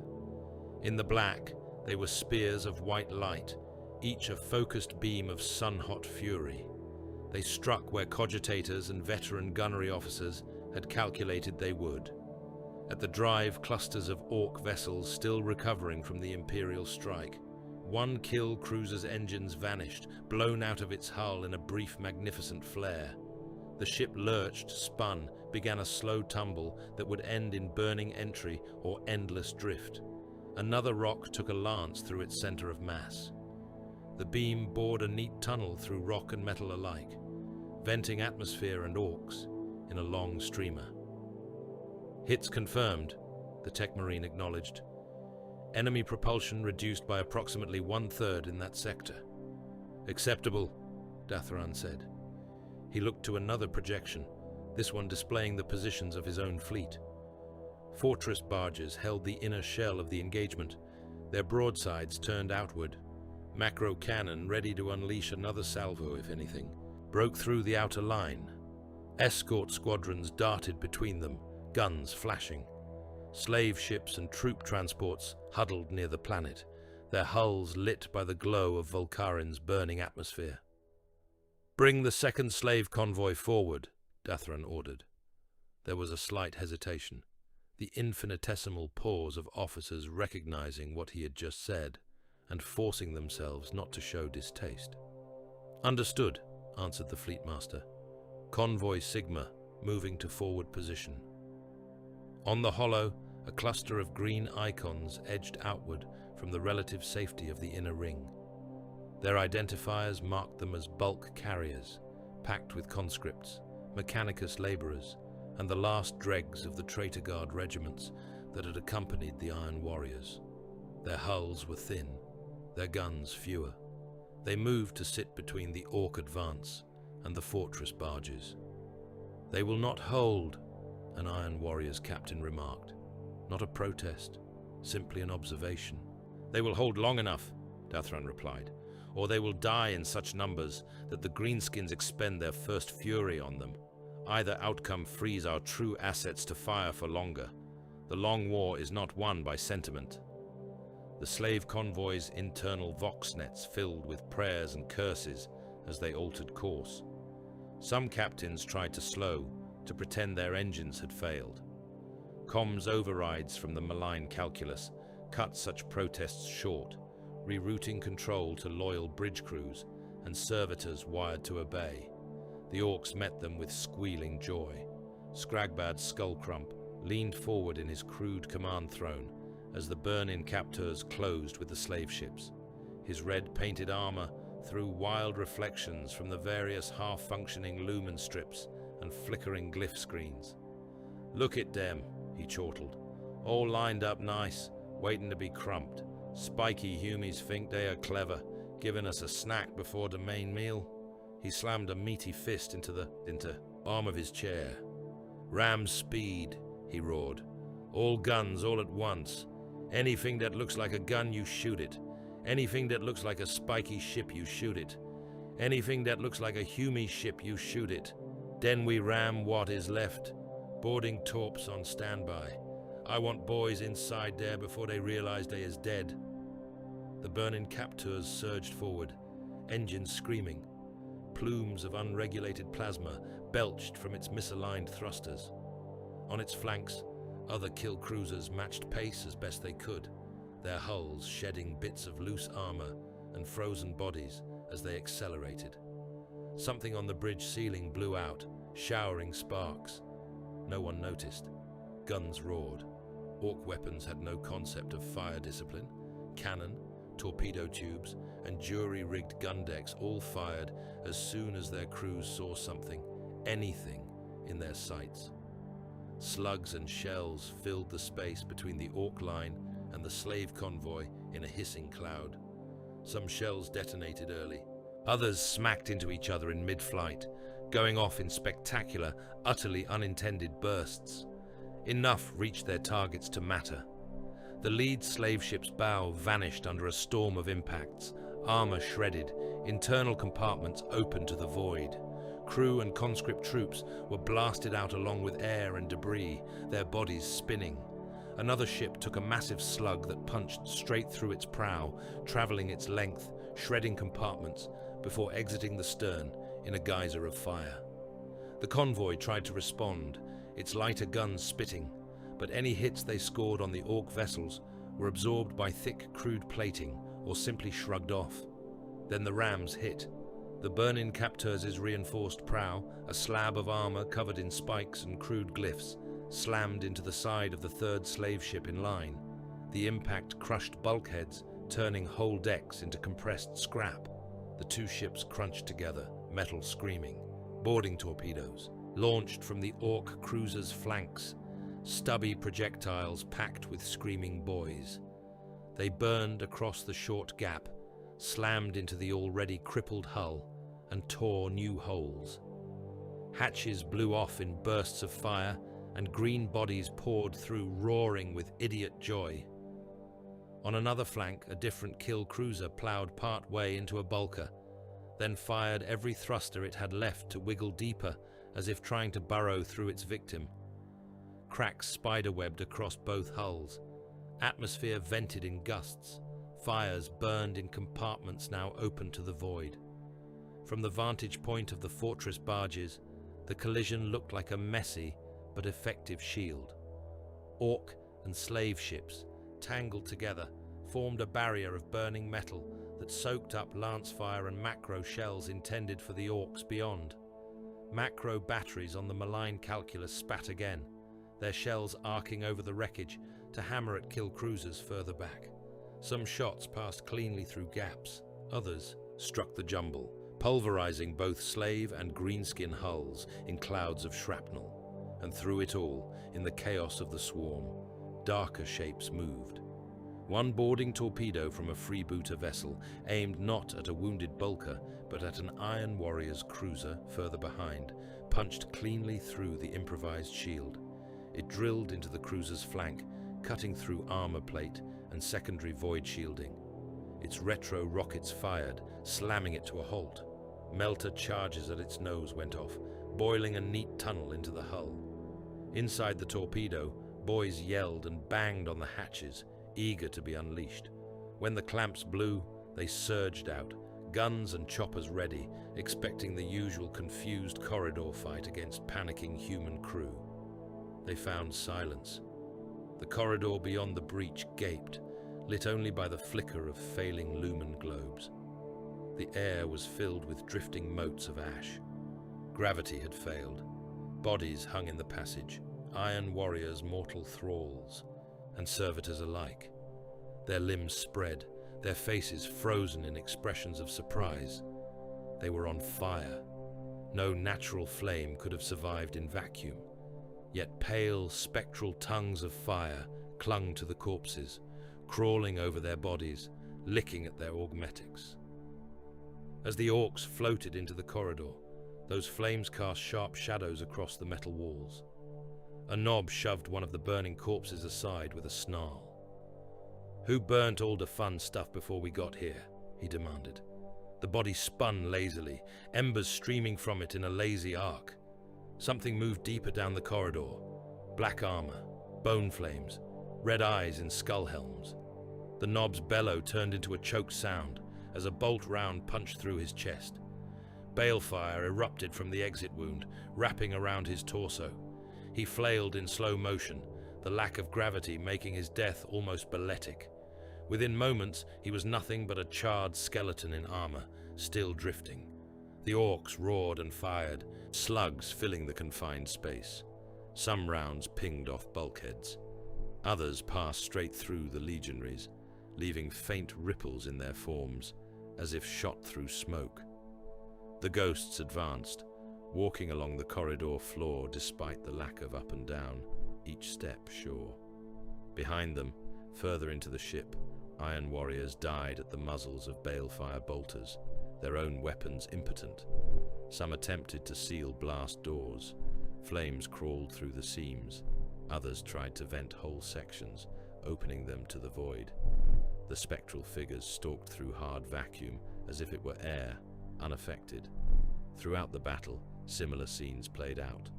On one gun deck of a fortress barge, as orc torpedoes hammered against the outer hull, the Legion of the Damned stepped out of muzzle flash and smoke. Their presence extinguished lumen strips and emergency beacons, leaving only the light of their own burning plate. Gun crews screamed in panic and rage, some firing at the ghosts, others turning their weapons on themselves as the fire spread. One Iron Warrior's gunnery sergeant, bolter teeth chattering, tried to drop a shell into the breach to deny the Legion the use of the deck. A legionary let him. The shell detonated in its cradle, tearing the deck apart. Flame, shrapnel, and atmosphere blasted into space. The legionaries walked through it, wreathed in expanding gouts of fire and debris, their silhouettes unbroken. Crewmen flew past them, their mouths open in soundless cries, their blood freezing in dark trails. From the planet's surface, Reda Voss saw the void turn into a sky of falling stars. He had thought he had grown used to the sight of ships dying above him. For days, perhaps weeks, time blurred, streaks of light had cut the heavens, each a wounded vessel losing its fight against gravity, each a piece of some enormous broken engine tumbling down. Now there were more. From his current position on the inner wall of Hive Primus, Raider watched the battle unfold in miniature.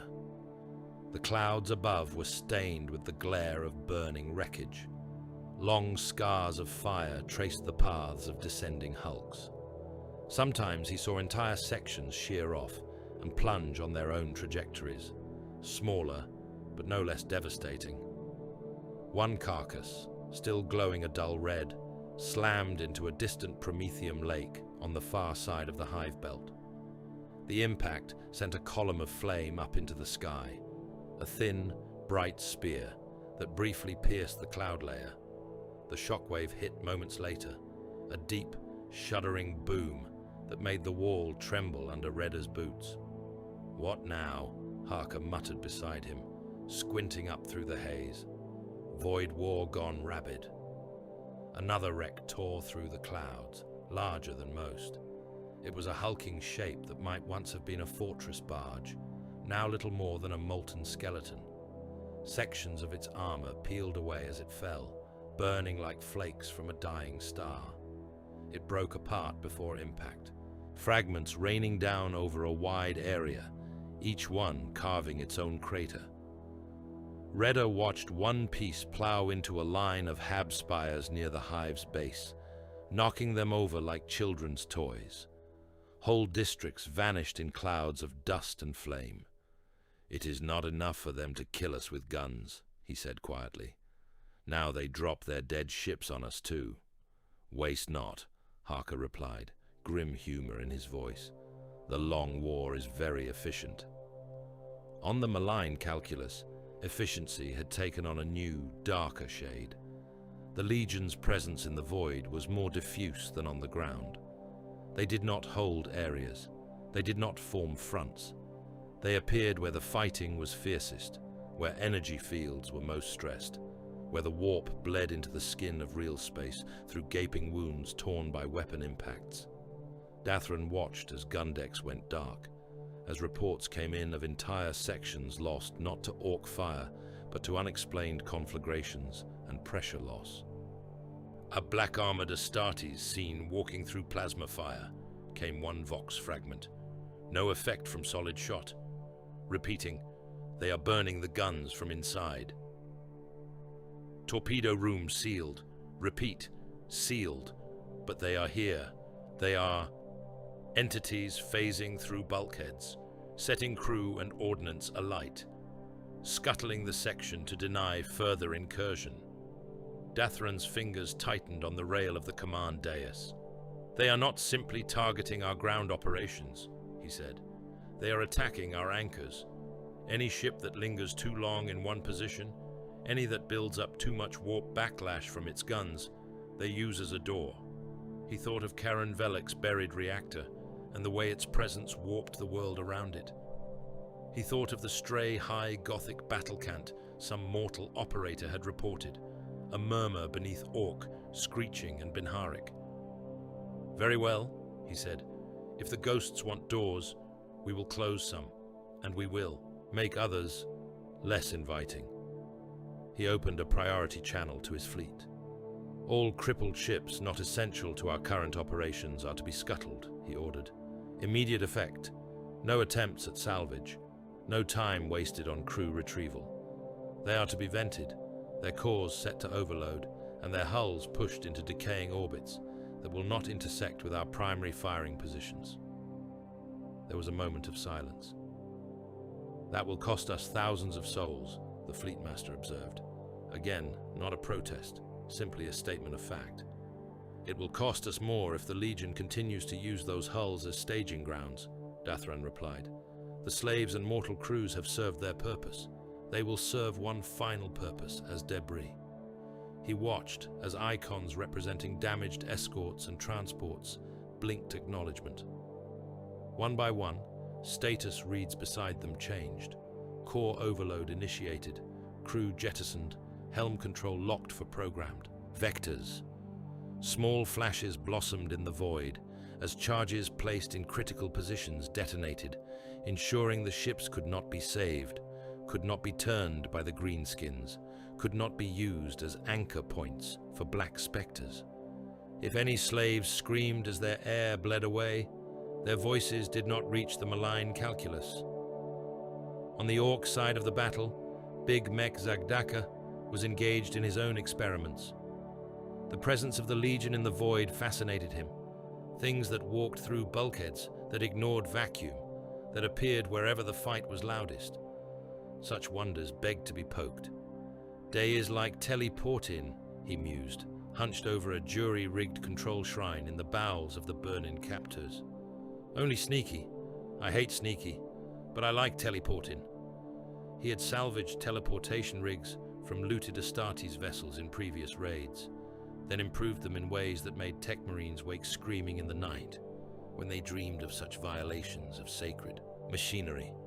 Coils and projectors, plated in scrap, hummed now with barely controlled energy.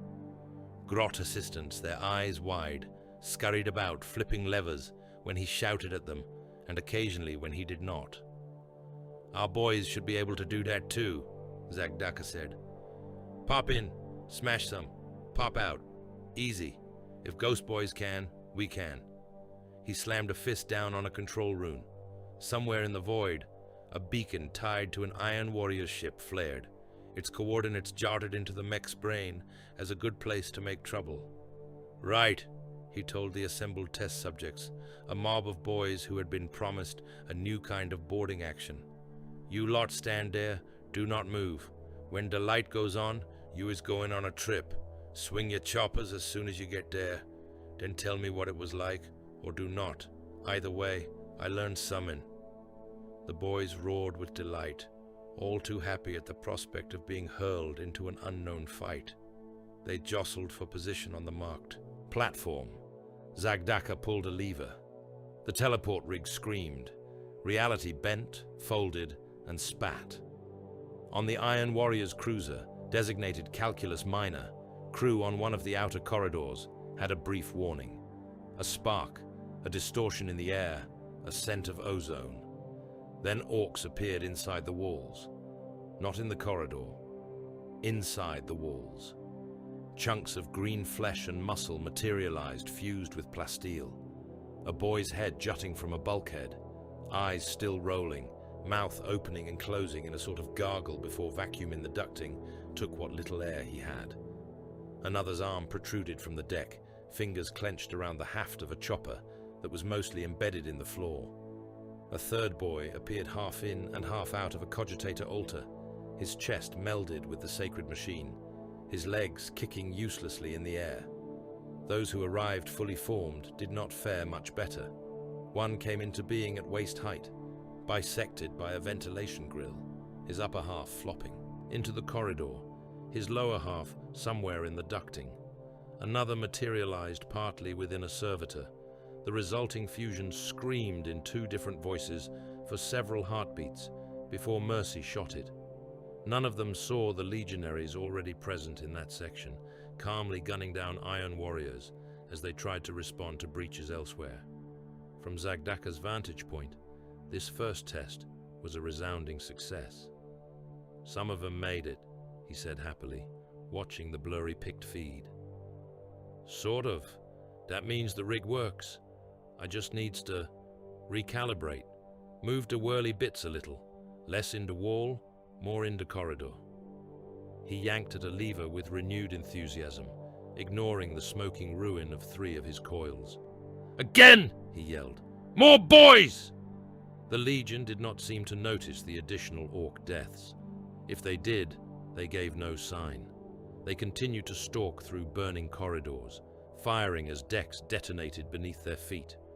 On one battered cruiser, as the warp-infected ammunition Cole had crafted detonated prematurely, tearing a gun deck apart, a legionary stood amid the blooming inferno and fired into an onrushing squad of Iron Warriors.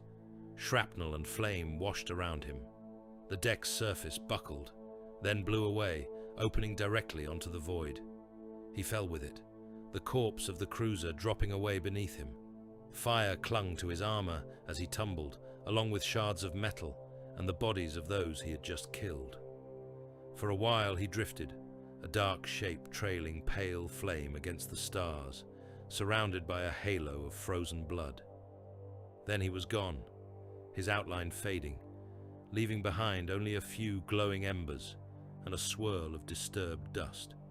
He reappeared moments later on another ship, stepping out of a gun's muzzle flash, bolter already raised. The Legion did not fear death, because death had already claimed them. Their existence was something else, something that ignored the lines between life and oblivion. They threw themselves into detonations, into decompression, into situations any sane warrior would avoid, not because they sought martyrdom, but because those hazards meant nothing to them.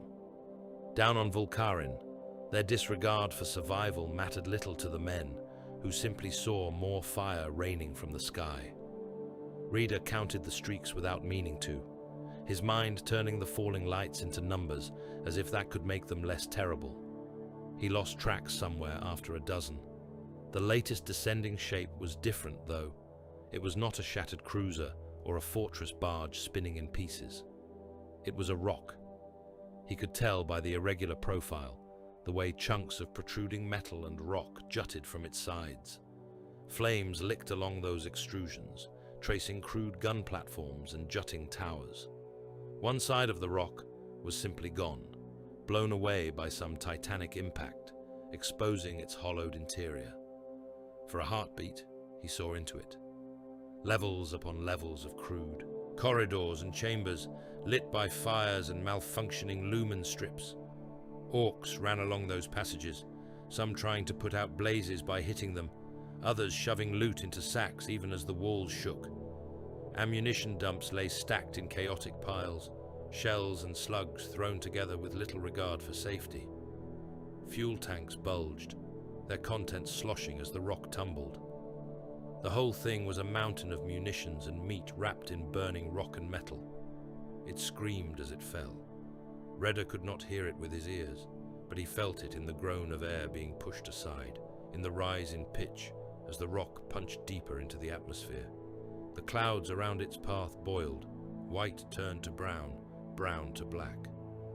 "Where is it coming down?" Harker shouted, shielding his eyes as if that would help.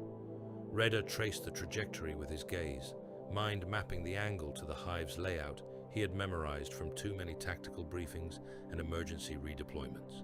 "Primus," he said. "The capital hive. Our hive." Harker swore, a long creative stream of blasphemy that would have earned him a bolt round from Malden on any other day. Redder kept watching.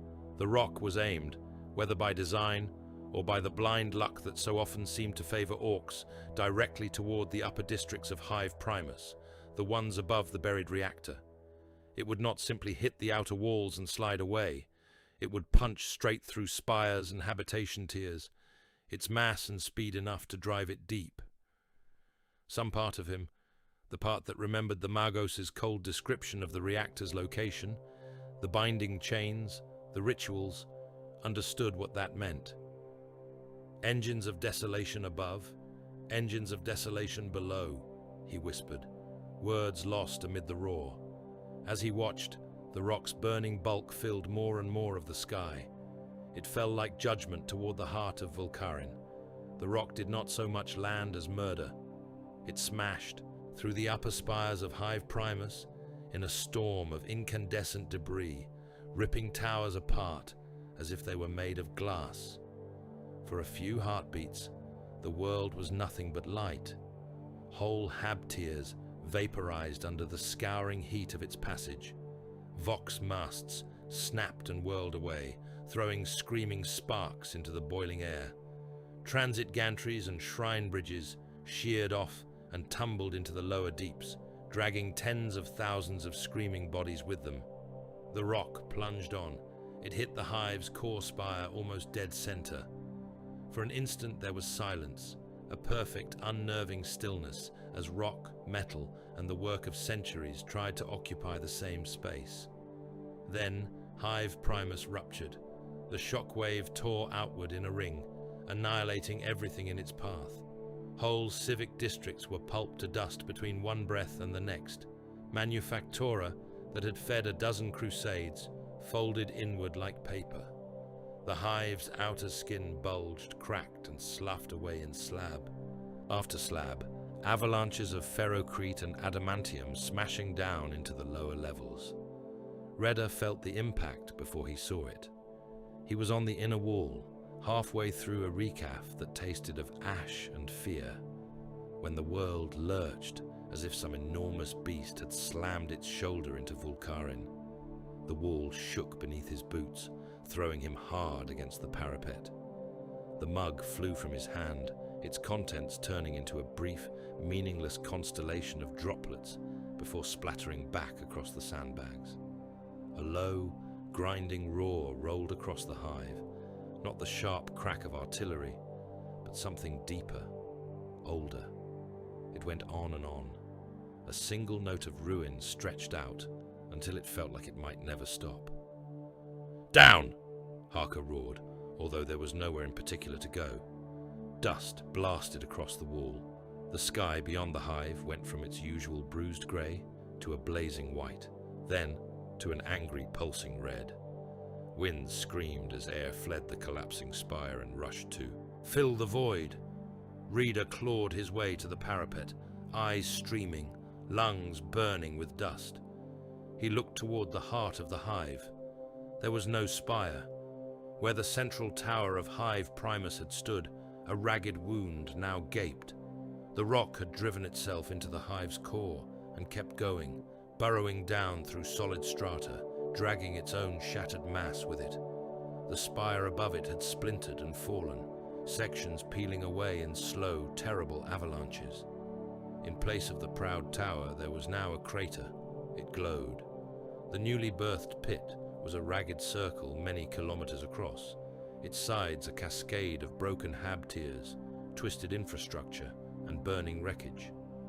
Fires raced along fallen transit conduits and severed mag lines. Sparks and embers spiraled upward on updrafts of superheated air.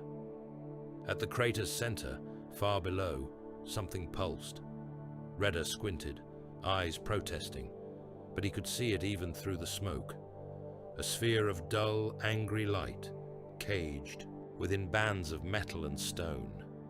It surrounded the warp reactor's sarcophagus, its protective housings cracked and broken, inner layers exposed to the open air for the first time since the Mechanicus had buried it.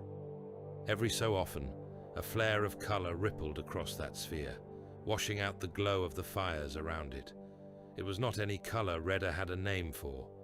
Violet and green, and something like the afterimage left when one stared at the sun too long, all at once. He realized his teeth were chattering. The air above the crater seethed. Warp storms blossomed in the upper atmosphere, blooming like poisonous flowers.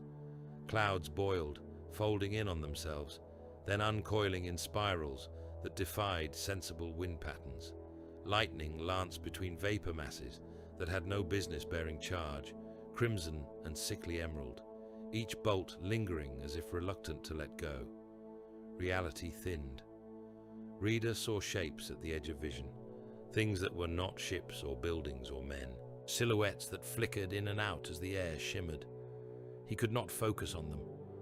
Whenever he tried, they slid away, leaving only the memory of horns, too many limbs, jaws that hinged too far. Weapons misbehaved. Along the wall, laser guns crackled, their power packs whining in distress. Beams spat from muzzles unbidden, searing random scars into the parapet. One of the heavy bolters on the next bastion over coughed out a gout of molten metal as its sacred mechanisms warped, the barrels twisting like wax left in the sun. Further inside the hive, he later heard, Ork shooters turned to rust in their bearers' hands, or fired streams of live insects instead of bullets for a few hellish heartbeats. An Iron Warrior's artillery piece on a lower terrace shuddered as the warp bleed reached it. Its cannon lengthened for a moment, flesh bulging along its metal, teeth sprouting around its muzzle. It screamed, a sound that blended vox distortion and bestial pain. Then the flare passed, and it slumped back into dead metal, its crew dead around it, their limbs twisted at wrong angles. In the crater, amid that growing madness, the dead walked again. They came in their tens and scores and hundreds, more than Raider had ever seen in one place. Entire squads at once, entire companies, whole phalanxes of black-armored giants stepping out of fire and smoke and thinning reality as if those were curtains. The Legion of the Damned marched into Hive Primus. They appeared on ruined streets along the crater rim, their boots leaving no mark in the ash. They stepped through the burning carcasses of fallen hab blocks, through the wreckage of tanks half buried in crater dust, through walls that had been whole a heartbeat before, and now had legionaries emerging from them like memories given form. They did not shout. They did not chant. They simply advanced. Lines of them formed along the crater's edge, black silhouettes limned in spectral flame. Their bone-colored flames burned, brighter here, answering the reactor's glow. Skull helms turned in unison, red eye sockets burning as they took in the exposed sarcophagus below. As one, they stepped inward, forming a ring of iron and fire around the reactor, a living bastion raised in the heart of a dead hive. On the wall, Vox units squealed, then died. Redder ripped his bead from his ear as the feedback spike hit, a piercing wail that made his vision blur. Bastion loudhailers crackled, voices cutting in and out, then collapsing into static. Only one voice cut through. "Form up!" Commissar Malden's shout carried even without the aid of Vox. The man had climbed onto the nearest intact bastion, greatcoat whipping in the strange winds, bolt pistol at his hip, power sword raised. Dust coated his cap and shoulders, but his posture was as precise as ever. "Volcarin 143rd, he roared. "All units with breath in their lungs and fire in their weapons, to me. We move to the crater. We secure the rim. We hold the line around whatever abomination the traitors have uncovered. We deny them their prize, or we die upon its threshold. There will be no other options." He stabbed the power sword toward the wound in the hive, as if personally challenging it. "The Emperor has shown us his hand," Malden continued, eyes gleaming. "His angels walk. His wrath burns. We will not be found wanting in their sight. Forward." The order cut through shock and awe with the ruthless efficiency of the officio perfectus. Men staggered into motion, some out of drilled obedience, others because standing still felt worse than moving toward that impossible light. Raider found himself swept along with the tide, boots pounding on cracked ferrocrete, lasgun clutched tight. Harker was at his side, jaw clenched, eyes already calculating routes, cover, likely kill zones. "Emperor's teeth," the sergeant muttered as they ran. "We are storming a wound in reality, because a commissar told us to. I have lived too long." They reached the spillways of the crater, the edges of the wound where streets simply stopped, half their width bitten away by the rock's passage. Beyond was a steep slope of rubble, descending in broken terraces toward the distant glow. Fires burned along the descent, rivers of flame threaded with tumbling debris. And there, at the rim, stood the Legion. They were closer now, close enough that Redder could see the details of their armor. The black ceramite was scarred and pitted, ancient battle damage layered upon ancient repair. Bone-white motifs crawled along their plates, skulls and flames and chains, done in a style no living chapter used. Their bolters bore the marks of forgotten forges, their purity seals long since burned away, replaced by scorched scripture no priest had written. They ignored the arriving guardsmen. Rows of legionaries stood at the lip of the crater, silhouettes against the reactor's unholy glow, weapons ready. Their attention was fixed inward, on the slopes and the depths, watching for anything that tried to cross. Raider and the others skidded to a halt, unwilling to step too close. Awe warred with terror. "Angels," whispered someone behind Raider. "They really are." "Hold your tongues," Harker snapped, though his own voice shook. "Do not draw their eyes. Pray they think of us as smoke." Malden stalked forward, as if outraged that anything, even miracles, would stand between him and his chosen line. "Soldiers of the Emperor," he shouted, addressing the Legion as if they were his command. "Brothers, we are here to reinforce your line around the heretic's engine. We stand ready to fight at your side. Signal your will, and we will answer." The nearest legionary did not turn. If the commissar's words reached them, they gave no sign. They remained, statues of black and bone, watching the crater. Malden's face twisted with anger. His hand went to his bolt, pistol, as if some half-formed thought about discipline and obedience had risen out of habit, then aborted. Even he knew better than to draw on beings that burned orcs and iron warriors for sport. Before he could find new words, the crater's slopes rippled. Orks charged. Scragbad Skullcrump was in his element. The massive orc captain stood at the head of a tide of green, boots planted on the smoking nose of the rock's buried remains like a king upon a throne. Behind him, boys streamed down the shattered hive levels, leaping from broken balconies, sliding along buckled transit rails, riding scrap sleds hammered together in the time it had taken their captain to point and shout. He saw the exposed sarcophagus at the crater's heart and laughed, a booming, delighted sound. "Look at that glowy thing," he yelled, waving his chopper. That is a proper bit of loot. Bet it goes boom if you hit it hard enough. Or maybe it burns things. Either way, it is ours. Down there, all of you. Get stuck in! His mob howled agreement and hurled themselves down the slope. They met the legionary ring halfway. From Raider's vantage point, it was like watching a tide hit a cliff. The Orks crashed forward in a roaring wave, guns blazing, choppers raised. Slugs and shells tore through the smoke, some pinging off legionary armor, others hitting rock, others hitting Orks who had simply been in the way. War cries echoed off the crater walls, a cacophony of brutish glee. The legion stood. At some silent, shared cue, the first line of legionaries raised their weapons. Bolters roared. The sound was louder here, magnified by the crater's walls, echoing in strange ways.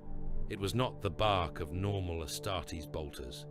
It was deeper, heavier, a noise that carried the weight of massed guns firing in ancient battlements, of last stands and funeral salutes. It sounded like 100 bell towers tolling at once. Orks died.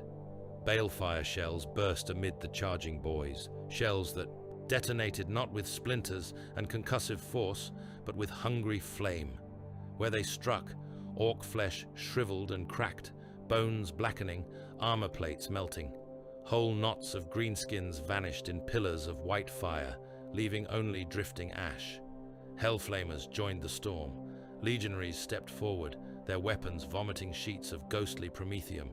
Unlike mortal flame, it did not spread along the ground or cling to the rubble. It leapt only to living bodies, coating them, burrowing into their flesh. Screams rose as boys stumbled, flailing, their silhouettes outlined in light, then crumpled. They did not stop. Orks never stopped. For every 10 that burned, 20 more pushed over their bodies, eyes shining with deranged joy at the magnitude of the challenge. Knobs roared challenges, their own armor now daubed with crude flaming skulls in mockery or defiance of the ghost warriors. "Bernie, boys!" Scragbad bellowed, voice full of savage delight. "Finally! Summon! Worth crumpin'!" He hurled himself forward, his mega armor sending chunks of ferrocrete flying as he charged.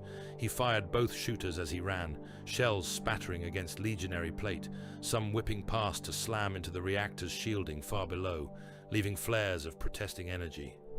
He hit the wall of legionaries like a living battering ram. The nearest ghost warrior took the impact on his chest plate, feet skidding an inch. For a heartbeat, the two were locked, Ork strength straining against impossible weight. Then the legionary stepped aside, with a grace that should not have been possible in such armor. Scragbad stumbled, his own momentum carrying him through the gap, into a pocket of killing ground that had not been there a moment before. Bolters from both sides of the opening hammered him. Rounds exploded against his mega armor, punching deep craters, tearing away plates. Ghostfire crawled into the cracks. It licked across his exposed jaw, sinking into meat. Scragbad roared, swinging his chopper wildly, hitting nothing but afterimages. He fell, armor smoking, still thrashing, still laughing even as the fire ate him. The Legion closed the line again. On the crater rim, the guardsmen who had begun to creep toward the legionary positions stopped. "Down," Harker said sharply, dragging Redder behind a collapsed section of wall. "Unless you fancy finding out if they burn us as briskly as the Xenos." Even Malden, for all his zeal, pulled back a pace, jaw clenched. His careful counterattack had become a spectator at someone else's war. Iron-checkered figures began to descend the opposite side of the crater. Dathran had seen enough. From orbit, from the walls, from the scrambled reports of surviving ground commanders, one fact was clear. Control of the reactor had become a three-way struggle. Orks hurled themselves at anything that glowed. The Legion formed a murderous ring to deny everyone. The Imperium's surviving forces were too shattered and disorganized to hold ground on their own. If he did not act, the reactor would either be damaged beyond use, or worse, triggered in some uncontrolled fashion by random Orkish impact or warp bleed. Neither outcome suited his purpose. He committed his best. Terminators of his personal cohort teleported into the crater in flashes of crackling light, their hulking forms appearing on shattered ledges and broken habtiers with the heavy certainty of deployed siege engines. Their cataphracti and tactical dreadnought plate was scarred and hazard-striped, trophy chains clattering as they moved. Demon engines followed, slithering and stomping down the slopes, their limbs digging into rock, claws finding purchase where none should have existed. Forge fins clambered onto outcrops and leveled their cannons, mouths spilling static roars. Defilers scuttled, spider-like, their battle cannon barrels dipping and swaying.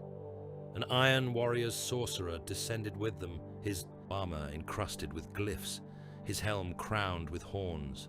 Warp energy crawled across his fingers as he raised his hands, eyes fixed on the legionary ring. They met at the mid-slopes, where orc bodies already lay in drifts. The Terminators hit like falling bastions. Combi weapons flared, Reaper autocannons chewing into black armor. Chain fists whirred as they carved through orc and rubble alike. The Legion met them in silence, bolters roaring, flame licking. For the first time, Redder saw their black plate dent under sustained fire, fragments flying from cracked ceramite. Ghosts could be hurt, if not easily. Demon engines spat gouts of warp flame and corrupted plasma, their shots splashing against legionary positions, chewing away chunks of shattered hive. Some legionaries fell, tumbling down the slope, their fire finally guttering as they rolled. Others stepped into the places they left, keeping the ring unbroken. From Reader's vantage point, it was impossible to tell who held advantage. The crater had become a living furnace, every step another kill zone, every ledge a temporary bastion. The noise was beyond comprehension, a layered thunder of guns and explosions and screams, all underlain by a basso rumble from the reactor itself as its bindings protested. The sorcerer moved along the slope, untouched amid the chaos, warp light crackling around his staff. He raised his voice, chanting words that made Raider's skin crawl even at that distance. Syllables not meant for mortal tongues. Sigils of cold fire flared in the air before him, resolving into chains of light that twisted and writhed. "You are not the Emperor's," he shouted, voice amplified by warp echo. "You are his refuse, cast into the dark. You are detritus, unclaimed dead. By the power of the primordial truth, by the bargains of Olympia and Perturabo, I name you. I bind you. He thrust the staff toward the nearest line of legionaries. The chains leapt. They flung themselves across the gap, hungry, seeking. Where they touched, reality warped, the air bending inward, drawing the edges of the legionary forms. For a moment, the ghosts' outlines wavered, their black plate flickering, their skull helms stretching in ways that hurt the eyes. Reader felt something in his head twist, as if a hand had reached through his skull and tried to pull out a thought that had been there too long. The Legion reacted. Not with words, not with gestures. They simply looked. Every skull helm along that section turned toward the sorcerer in perfect unison. Red eye sockets flared, brighter than the reactor's glow, a hot, hateful light. The chains of warp light snapped. The bursts of released energy tore through the air, shredding the sorcerer's wards. The warp did not merely recoil, it lunged. Spectral fire exploded outward from the staff, racing back along the sorcerer's arms faster than any mortal could blink. For a heartbeat, his armor became a lantern. Reader saw his bones inside the plate, glowing, warping, fracturing.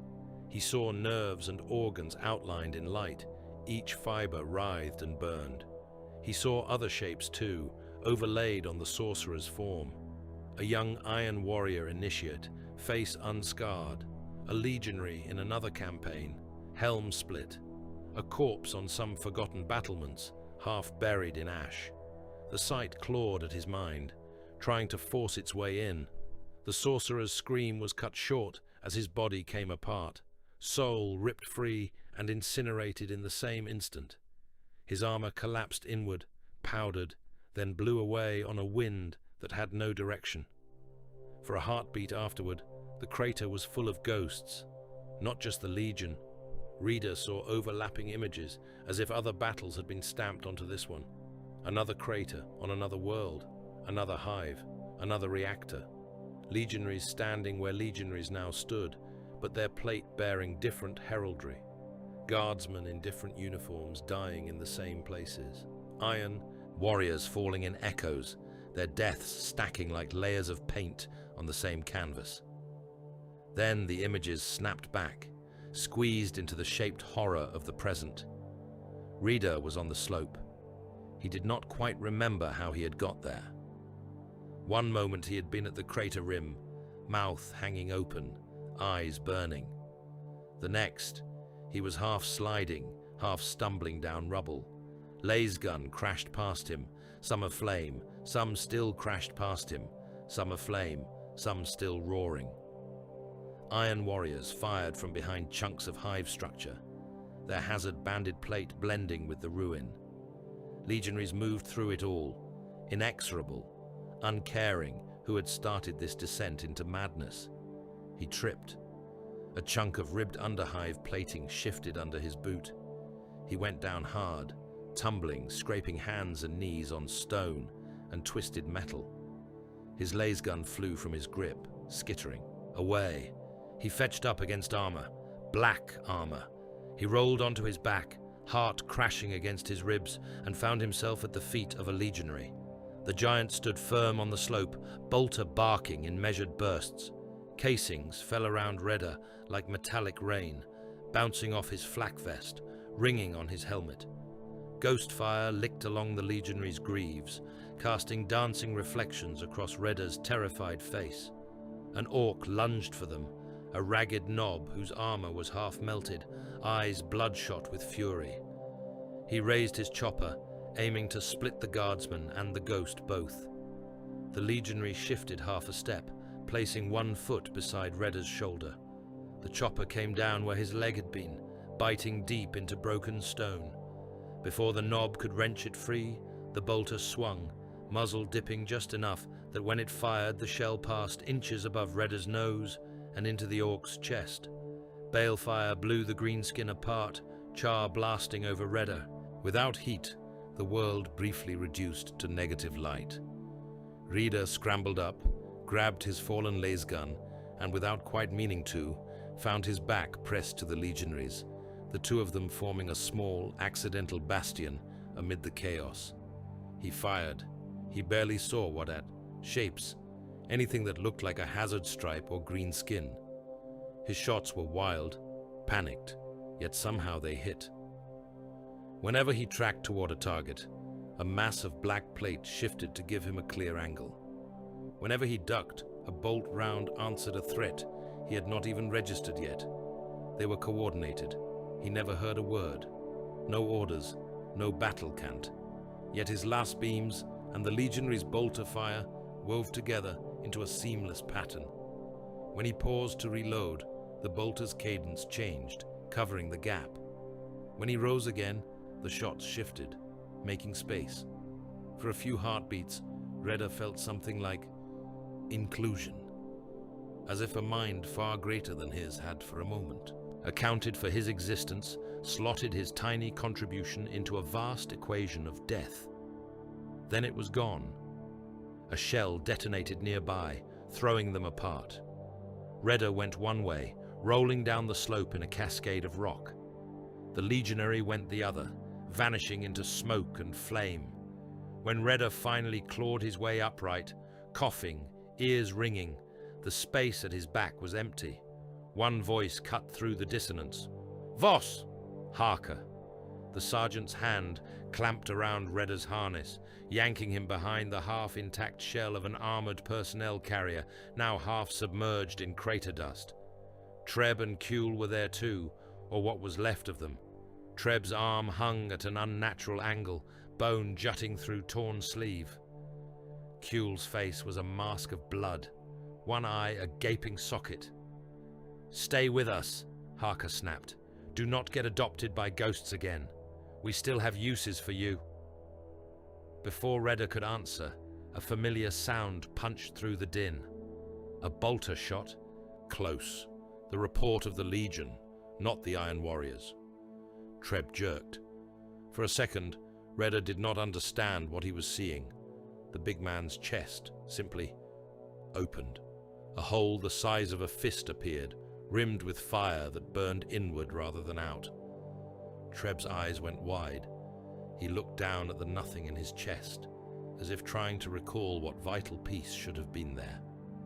Then he collapsed, smoke curling from the wound, blood boiled away, ribs blackened. Reader looked up. A legionary stood on the ledge above their shelter, bolter still raised, barrel cooling. The shot that had killed Treb had been meant for an Iron Warrior's havoc a few meters beyond, whose corpse now lay in two pieces, draped over a jag of ferrocrete. In the perfect geometry of the Legion's firing calculations, Treb's body had been an acceptable line of travel. The skull helm tilted down for a heartbeat. Redder's gaze met that burning red once more. There was no recognition in it, no guilt, no malice, just the impersonal, crushing weight of judgment. Then the legionary turned away, firing again, stepping toward another segment of the ring that was starting to fray under Ork and demon engine pressure. Harker closed Treb's staring eyes with two brutal fingers. "He died helping kill a traitor Astartes," the sergeant said flatly.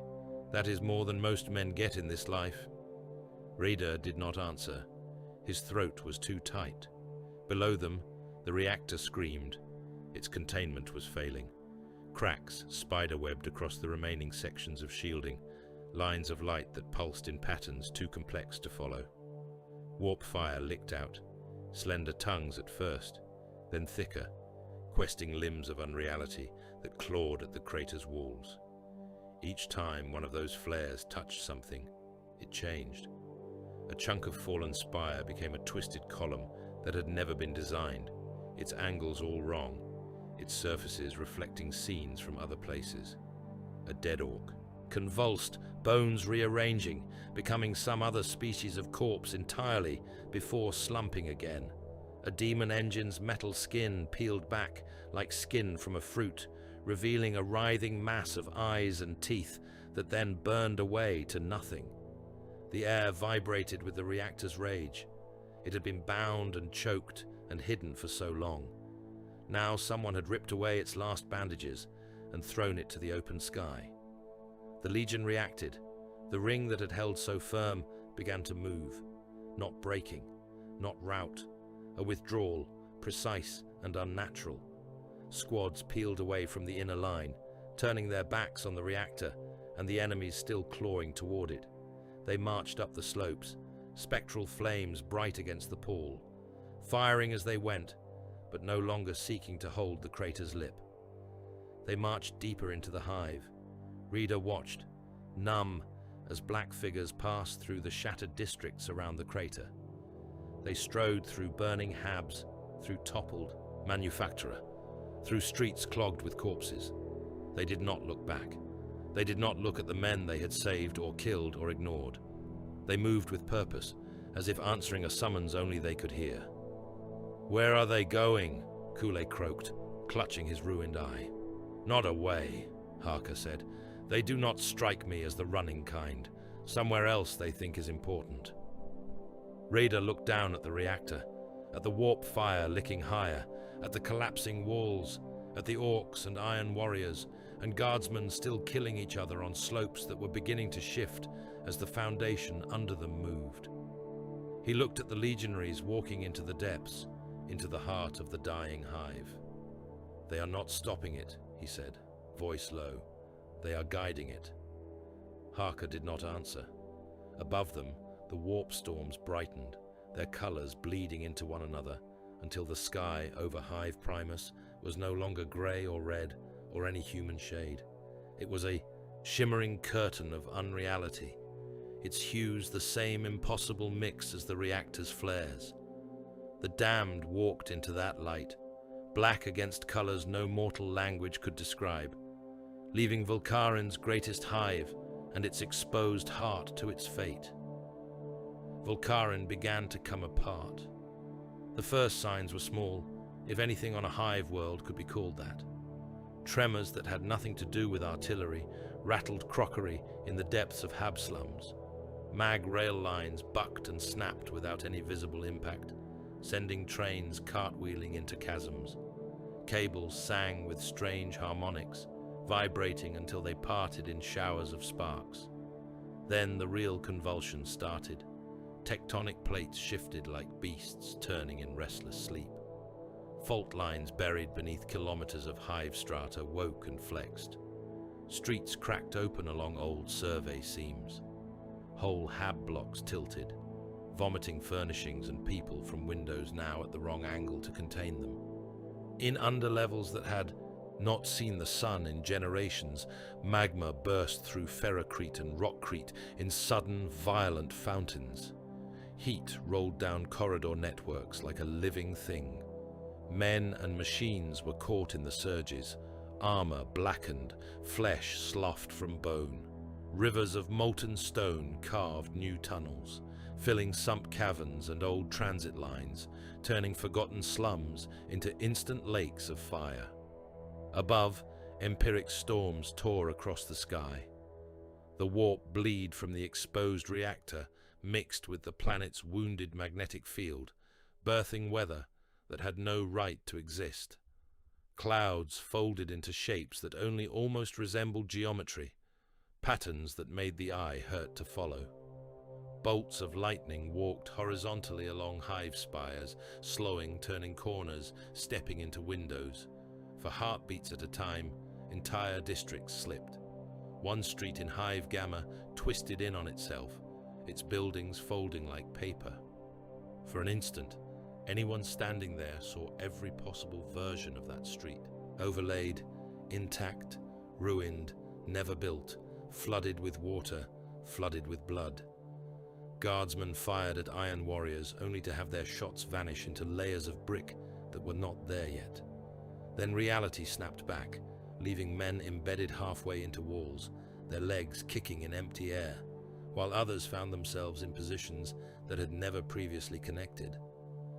In the agri-basin beyond the hives, fields rippled like water. Crops aged and rotten in seconds, then sprouted again, then withered to dust. Cattle exploded into clouds of insects. The insects fell as ash. The Legion of the Damned walked through it all. They appeared everywhere at once. On a distant battlefront in Hive Beta, where a final stubborn bastion of the Planetary Defense Force had been holding back an Iron Warrior's spearhead, black shapes stepped from the muzzle flash of basilisks and the burning wrecks of chimeras. They moved through the trenches in complete silence, bolters coughing, spectral fire pouring from flamer muzzles. They burned traitor marines and renegade human auxiliaries alike, shells seeking out anyone trying to set up stabilizing generators or shield projectors to protect their footholds from the increasing storms.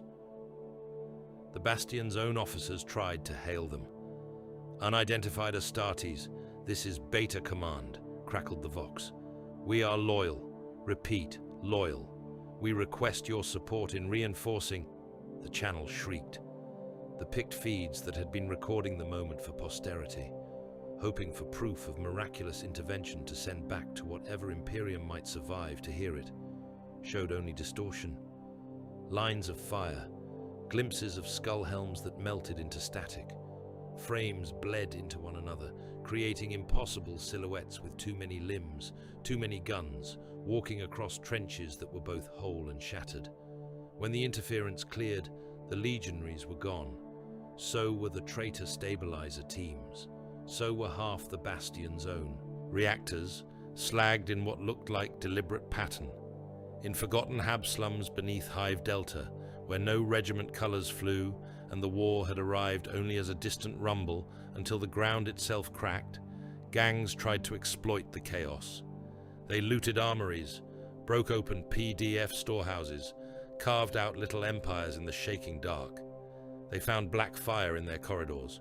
Legionaries emerged from the flicker of failing lumen strips and the sparks of breaking power lines. They walked through cramped hab rows, bolters booming. Gangers died, their tattoos and makeshift flak vests burning away, their bodies crumbling into piles of ash before their home altars, to the Emperor or to whatever lesser gods they had adopted.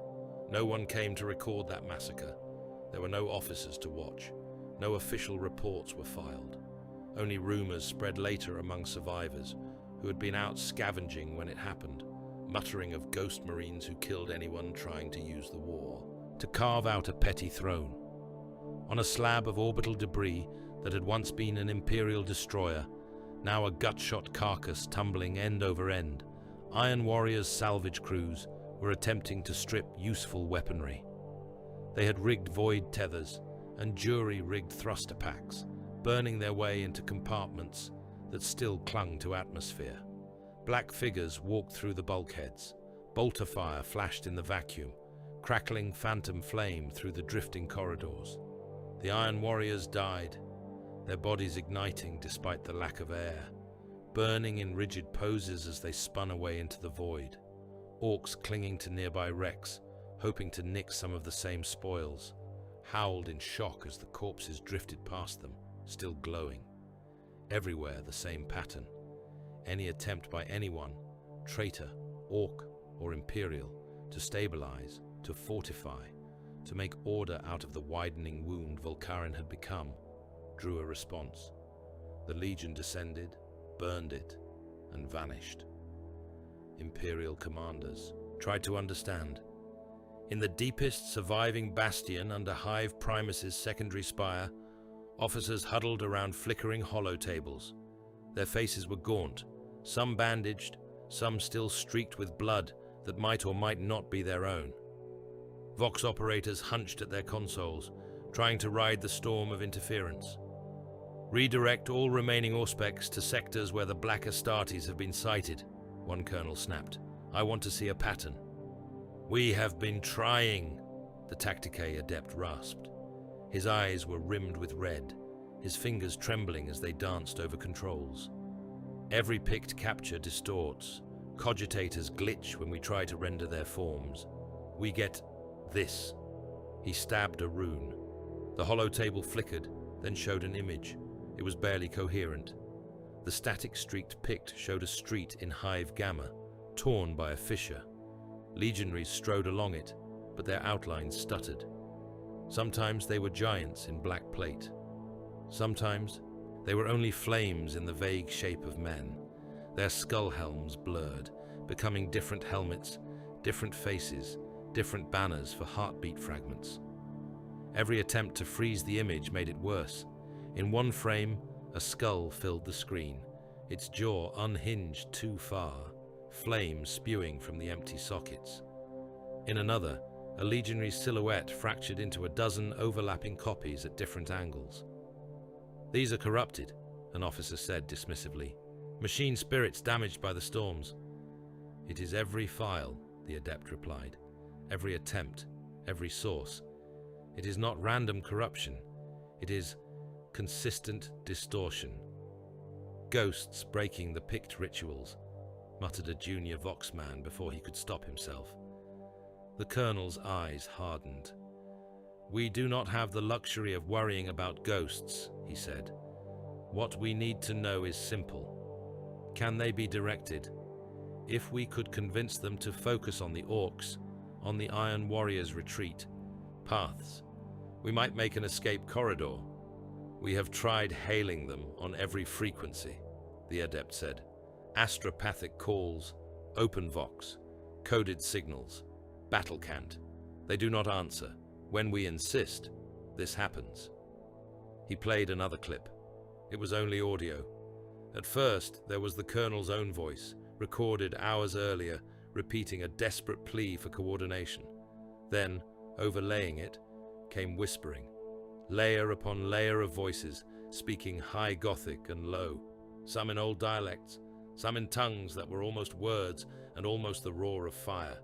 The colonel's recording warped, stretched, becoming a hymn and a scream, until all that was left was the sound of something burning and the faint raw edges of the Emperor's own name being dragged through coals. The colonel cut the playback. "Enough," he said quietly. He looked around at his officers, at the heavy doors of the bastion, at the shaking walls. "Very well. They will not answer. Then they are not allies. They are another force of this dying world, no more and no less. We hold as long as we can. We take advantage of any slaughter they inflict, but we do not trust them." He thought of Malden's speeches, of angels and miracles. "Maybe the Emperor sent them," he said, almost to himself. "Maybe he did not. Maybe it does not matter. They are not here for us." In orbit, warsmith Cael Dathran came to the same conclusion, stripped of any lingering piety. He watched as reports came in of legionary activity all across the globe, plotted them, analyzed them. They no longer concentrated around the reactor or his artillery sites. They struck Iron Warriors' staging grounds, Ork mustering fields, Imperial evacuations. They ambushed anyone who tried to create any kind of safe zone. "They are maximizing entropy," he said, helm lenses tracking lines on the hollow. "Any vector that leads to order, to control, to survival, the ghosts cut it. They are defending the world from exploitation," one captain suggested grimly. "No," Dathran said. "If that were the case, they would reinforce Imperial bastions, aid their commanders. They would have dismantled the reactor, not left it exposed. They are not protecting Vulkarin. They are shaping its death." He traced one gauntlet along the path of their last reported appearances. "They are ensuring that when this world dies, it takes as much of everything with it as possible.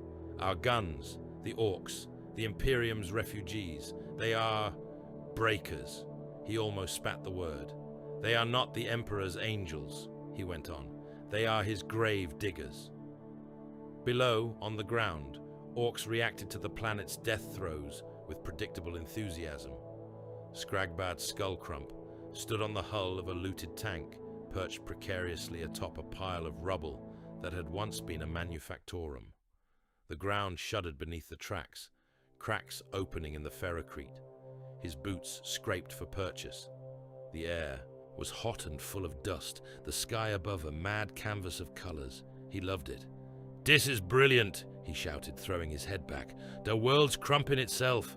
Dey spiky Humie's big glowy thing is shouting at the sky. The Ghost Boys is everywhere. Best fight ever." Around him, freebooter warbands clashed, not with Iron Warriors or Guardsmen, but with each other.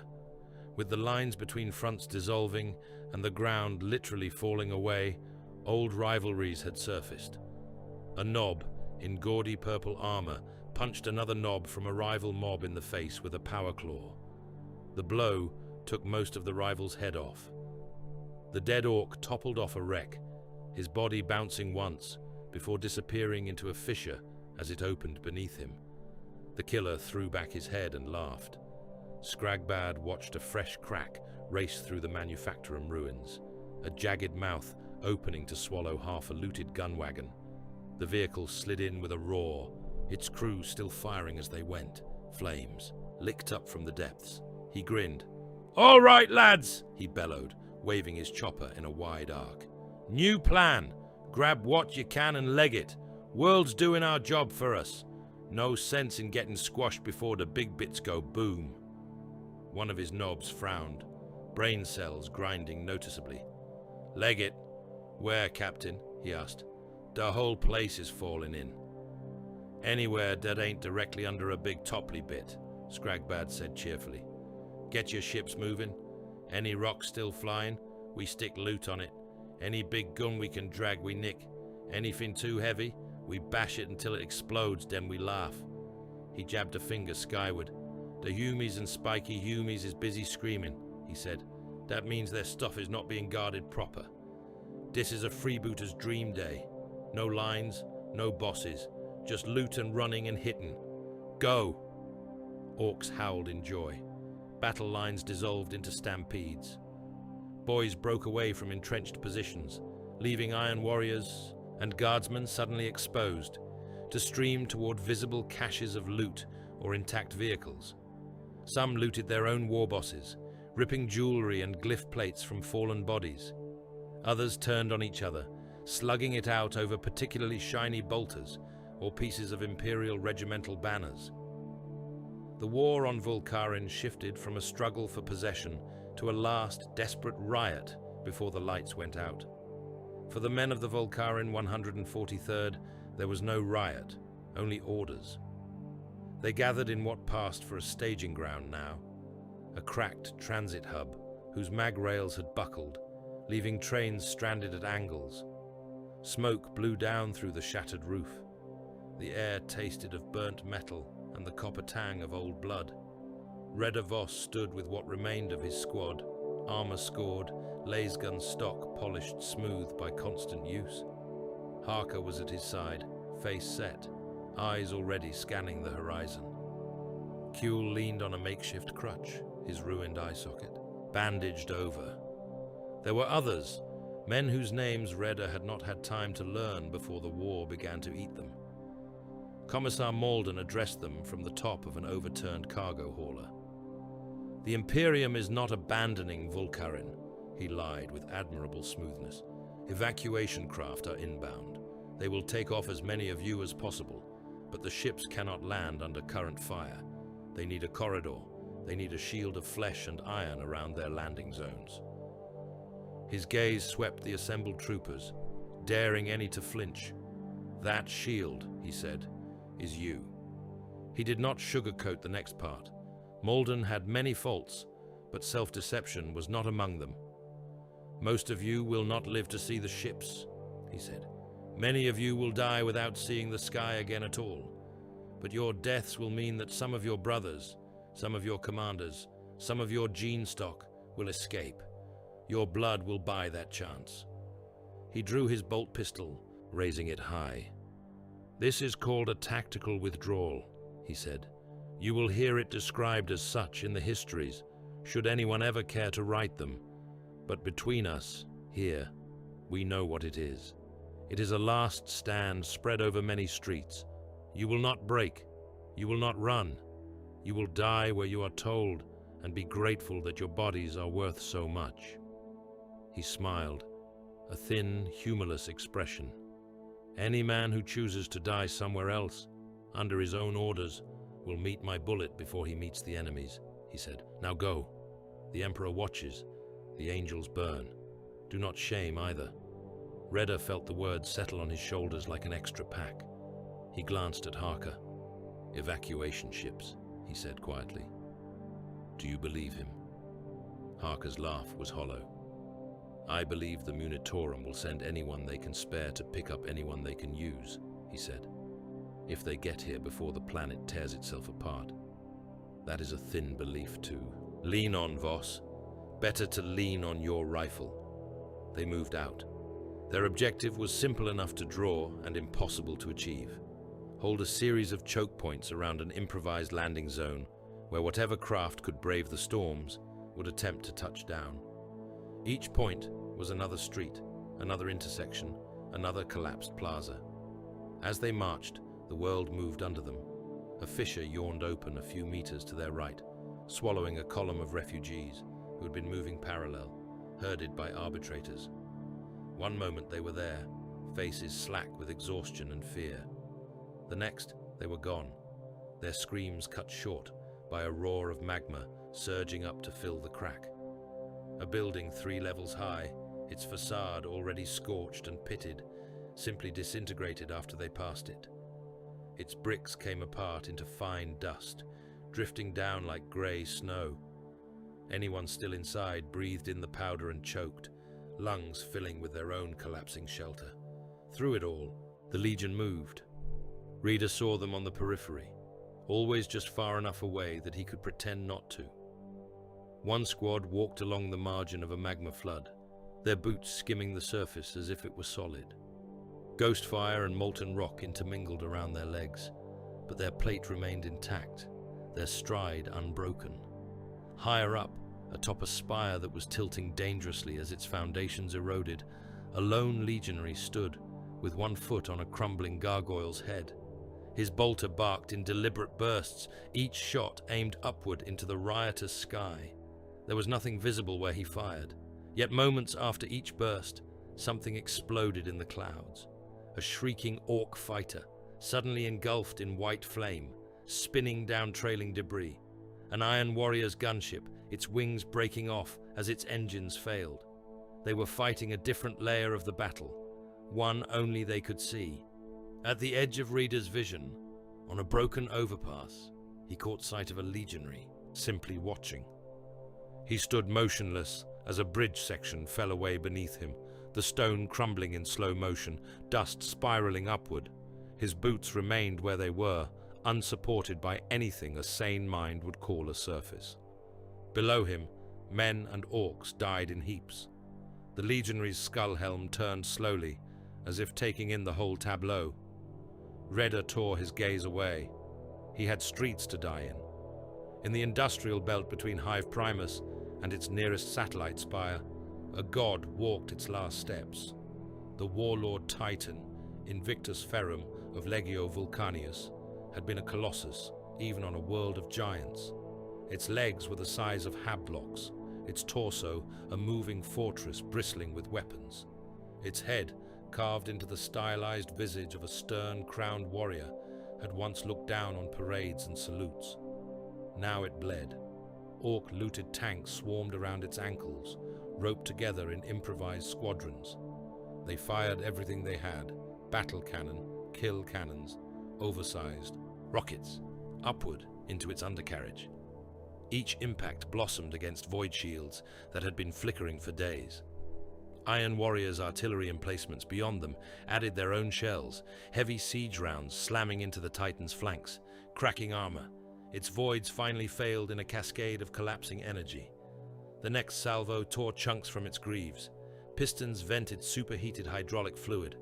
One knee joint locked, then gave, sending the great machine listing.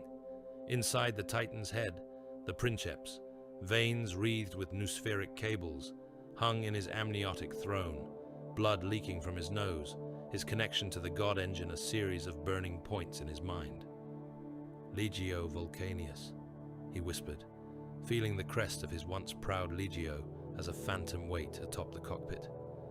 We stand. He tried to take another step. Slow, ponderous, majestic even in ruin, the Titan moved. Its foot crashed down on an entire block of Ork armor, turning tanks into flat, scrapping boys into paste. Its volcano cannon roared one last time, beam lancing out to cut a swathe through Iron Warrior's artillery. Guns exploded, bastions collapsed. Men and demon engines alike were swept away in a wave of melting metal. Then something flickered on its carapace. Legionaries appeared atop the Titan's spine. They materialized between cooling exhaust stacks and shrieking missile racks, black plate outlined in fire. They did not need to look down. They knew where the enemy was. Their bolters fired in unison, streams of balefire shells arcing out, slamming into advancing Ork mobs and Iron Warrior's infantry trying to close to finish the wounded god engine. From below, it looked as if the Titan had grown new guns. Its final steps became a charge.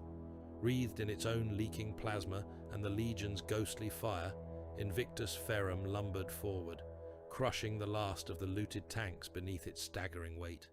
Each footfall sent tremors through already. Wounded ground. Each step shattered streets that had endured centuries. Shells pounded its hull. Armor gave way. Weapons blew apart. One arm was torn free at the shoulder, crashing down to pulverize a block of manufacturer. Fires raged up its legs. Still it moved. The princeps felt his god engine's agony as if it were his own. He did not care. There was a purity in this end. The Legio's name shouted not in victory, but in a refusal to die quietly. For Vulcarin, he whispered. For the Omnissiah. For... The thought never finished. The Titan's core went critical. For an instant, the entire engine was a sun on Vulcarin's scarred surface. Light washed out the world. The shockwave ripped outward, flattening Orks and Iron Warriors alike, tumbling rubble, snuffing smaller fires. When the glare cleared, there was only a crater and the scorched footprints of a god engine leading into it. Of the legionaries who had stood on its back, there was no sign. On the malign, Calculus, Dathran watched the Titan die and set his jaw. "Enough," he said. "This world is no longer a siege. It is a corpse spitting venom." He opened a channel that fed to every remaining Iron Warriors unit, ground and void. "This is Warsmith Kyle Dathran," he said. "Volkaren is lost. The reactor cannot be secured. The Ghost Warriors have turned this planet into their pyre. We have taken what we can in blood and pain. We will take no more." He let that sink in.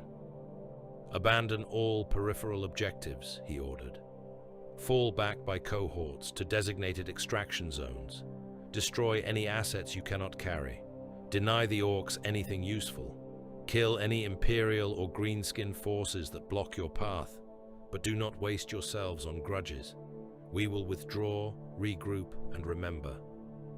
He looked down at the hololith, at the spreading sphere of unreality forming around the reactor's site, at the warp storms crawling across the globe. "Volkaren will burn," he said, softly. "Let it be a monument to Iron Warriors' resilience and to the Emperor's degenerate ghost's interference. We will tell the tale in iron." Orks, of course, had no interest in monuments. Skragbad Skullcrump rode a looted buggy that was barely more intact than the world under its wheels. He had lashed crates of stolen munitions to its chassis. Grot riggers clung to every protruding surface, shrieking as the vehicle bounced over cracks and rubble.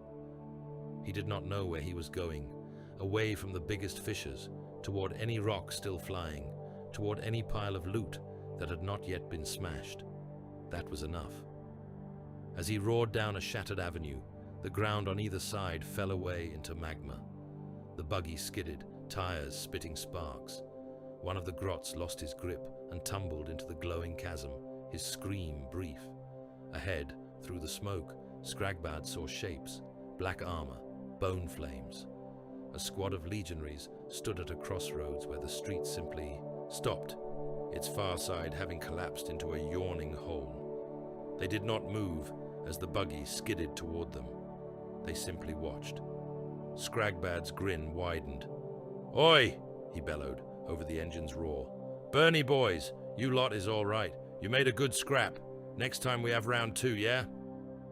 He wrenched the wheel, steering the buggy toward a ramp of rubble that would carry him past them. For a heartbeat as he passed, his gaze met one of the skull helms. He felt something, not fear. Ork brains did not do that in quite the way humans did, but there was a weight in that gaze, a sense that he was being measured, assessed, and recorded in some ledger that was not of any god he recognized. Then, the moment was gone. His buggy hit the ramp, bounced, sailed through air over the newly formed void. Behind him, the crossroads cracked and fell, taking the legionaries with it. When Skragbad glanced back, there was only fire. On another blasted street, Reda Voss stumbled, half blind with smoke, ears ringing. Around him, the last rearguard of the 143rd were firing from behind overturned transports, from doorways, from trenches hastily blasted into cracked ferrocrete. Assault craft roared overhead, some bearing Imperial livery, others Iron Warriors' chevrons. Ork fighters pinwheeled, shooting at anything. Evacuation? Perhaps. He could not tell. He knew only that they had been ordered to hold this ground until their ammo ran dry, or their hearts did. He slammed a new pack into his lasgun, fingers numb. He fired at a shape in the distance, not even sure if it was green or hazard-striped. It fell anyway. As he ducked behind a shattered column, he felt eyes on him. He looked up. On a balcony above, half collapsed, a legionary stood. His outline was sharper here than it had been amid the crater's madness, as if the warp storm's thinning of reality made the ghosts more solid. Skull helm, bone flames, bolter held low, for once not, firing. He was looking at Raider. The red in his eye sockets did not blaze as it had over the crater. It glowed like banked coals. For a strange, suspended moment, the roar of the war receded. Raider felt as if he was standing before a judge. He thought of the times the Legion had saved him without caring, of Treb burned by a stray shot, of the whisper in his head. judgment, not salvation. "What are we to you?" he whispered, though he knew the ghost could not hear his voice over the din. "Marks on a tally? Collateral? Lessons for someone else?" The legionary did not answer. He did, however, raise his bolter. Raider flinched. The shot went past his ear, close enough that the muzzle blast hot wind seared his skin. Down the street, an Ork slugger boy who had been about to brain Harker with the butt of his gun jerked as his head disintegrated in balefire. Harker blinked, alive. He looked up, eyes following the line of the shot, and for an instant saw the legionary too. He inclined his head, the closest a hardened sergeant would ever get to a salute. The legionary did not return the gesture. He simply turned and walked back into the building's interior, passing through a wall like smoke. On the malign calculus, as klaxons screamed and decks shuddered under the strain of pulling away from an imploding gravity well, Warsmith Dathran took one last look at Vulcarin. The planet filled the viewports, a wounded eye in space. Warp storms crawled across its surface like bruises. Hives belched fire. Great cracks radiated from the reactor's site, magma burning in glowing lines. Whole continents had begun to shift. For a fraction of a heartbeat, he thought he saw black specks against that fire, walking along the edges of fissures, on the slopes of dying mountains, standing amid the ruins of hive spires as they fell, watching. They were too small for any sensor to pick out at this distance. His helm lenses compensated, magnifying, for an instant, one skull helm filled his view. They locked gazes. Dathran did not believe in curses. He believed in cause and effect. Yet something passed between that burning regard and his own iron senses. A promise, perhaps. Not of future battles, that would imply time, and these creatures did not seem bound by it, but of memory. "You will remember," that stare said. "You will not escape the tale of this world." Then the planet rotated, storms roiling, hiding the reactor crater from sight. Dathran turned away. "Helm," he said, "break orbit. Plot a course that skirts the worst of the storms. We have other wars to wage." The malign calculus's engines flared, fighting the increasing pull of Vulcarin's wounded gravity. Far below, in the depths of the dying hive, a legionary walked through a corridor that was also a trench on another world and a cathedral nave on a third, all at once. Flames crawled along the walls, their colors wrong. Through a rent in the stone, he saw Scragbad's buggy vanish into smoke. Through another, he saw Raider reload, lasergun shaking, jaw set. Through yet another, he saw Dathran's ship turning away, its lances dimming, its flanks scarred. He did not feel satisfaction, or rage, or anything a living man would recognize. He felt the weight of repetition. "We walk," a voice whispered inside the overlay of many minds that made up whatever he had become. It might have been his own voice once. It might have been a brother's. "We burn. We leave ashes, not order. That is our penance. That is our purpose." He turned his skull helm toward the reactor's unseen core, somewhere far above and far below all at once. Vulcarin cracked and burned. The damned walked, watching, as another world joined the long ledger of the Imperium's pyres. The spire clawed at the dying sky. Once, the orbital elevator of Hive Primus had been a marvel even by Mechanicus standards, a needle of adamantium and plasteel that reached from the hive's crown all the way to the void, linking ground to orbit with grav lifts and maglev cages. Now it shook like a spear in a failing hand. Tremors ran through its bones. The world beneath it convulsed as the reactor screamed. Warp storms crawled overhead, clawing color from the heavens. Lightning walked along the spire's skin, lingering around its antennae and docking gantries like hunting beasts. Within, Warsmith Kael Dathran climbed toward survival. He strode through the upper lift halls surrounded by his chosen guard, cataphractii terminators, and veterans whose warplate had seen rebellions put down and citadels leveled. Demon engines stalked with them, claws tapping on deck plates, warp smoke venting from their exhausts. Hazard chevrons glared from every surface, the Iron Warrior's sigil stamped on bulkheads and blast doors, as if will alone could keep the spire standing. Every few levels, Dathran paused at a viewport. Below, Volkaren burned. Hives collapsed inward, magma fountained from new wounds. The crater around the reactor glowed like an infected eye. Ribbons of void fire writhed through the upper atmosphere, the storms now so intense that the world looked less like a planet and more like a thing being slowly unmade. Teleportarium status, he snapped. Primary coils aligned, replied a tech marine, helmet crown shrouded in data cables. Power feeds from the spire are fluctuating, but within tolerances. We can make the initial jump to the flagship, though further translation through the warp will be complex. Complex is acceptable, Dathran said. Failure is not. He touched the haft of his hammer, feeling the worn grip beneath his gauntlet. The weapon had killed loyalist Astartes and traitor princes both. It felt heavier than usual, as if some unseen hand was pushing back. He ignored the sensation. Superstition was for weaker legions. Outside the spire, another kind of madness was converging. Captain Scragbad, Skullcrump, stood atop the ragged roof of a half-collapsed habdome, squinting up at the elevator. The great shaft was a tempting silhouette, studded with docking ports and maintenance bays. Its upper reaches flashed as ships latched on or tore free, fleeing the world's death throes. Its lower levels were braced by buttresses thicker than fortress walls, the kind of structure that promised command decks, armories, vaults, a warsmith's lair. Scragbad's metal jaw clicked with delight. "That thing!"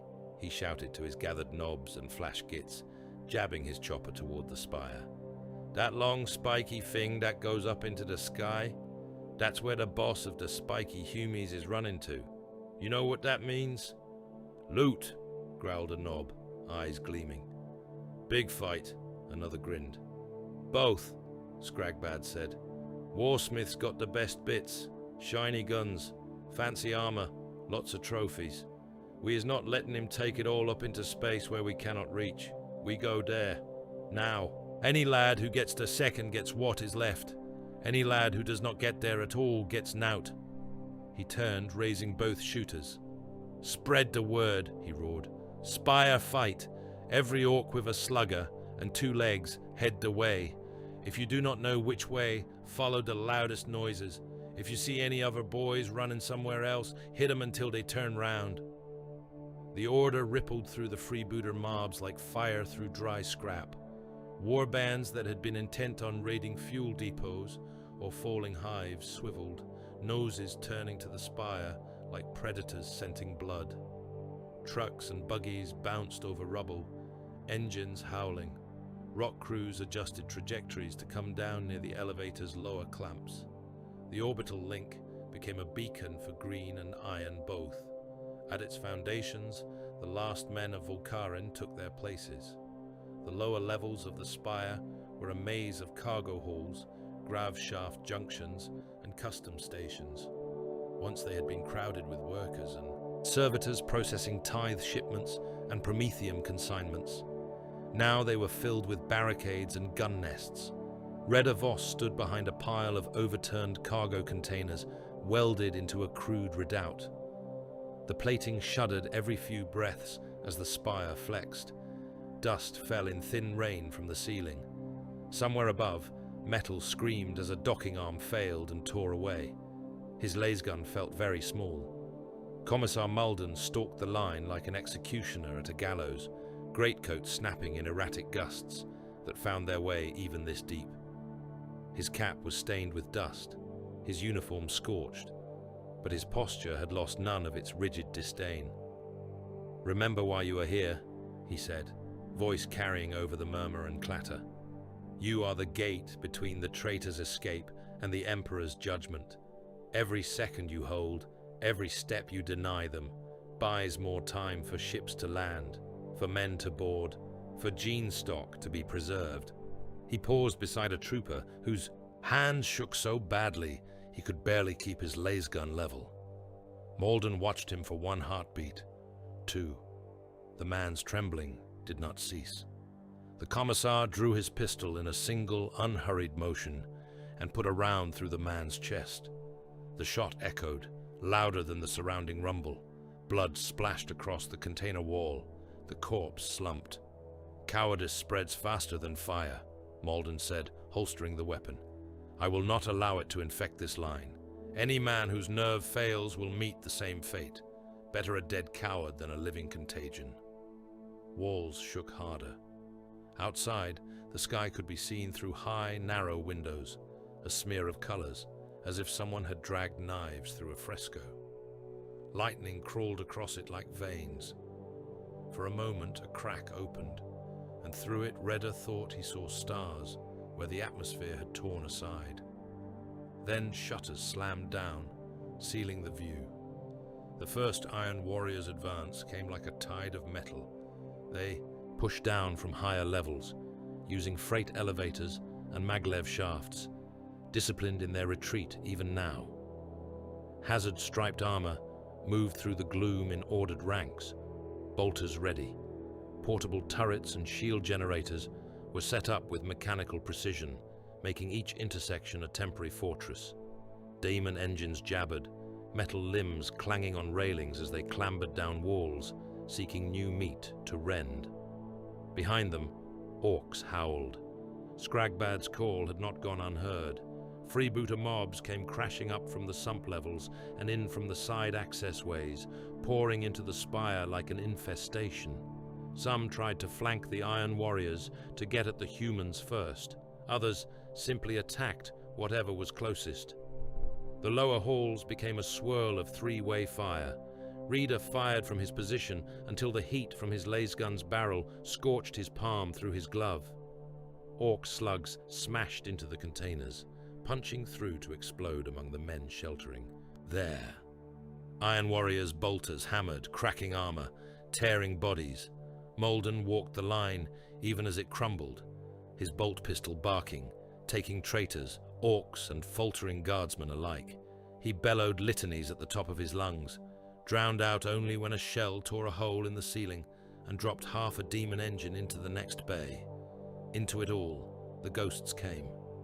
Legionaries stepped out of smoke mid-firefight, appearing in the gaps between muzzle flashes. They emerged on stairwells where no one had seen them approach, on gantries that were in plain sight one instant and filled with black plate the next.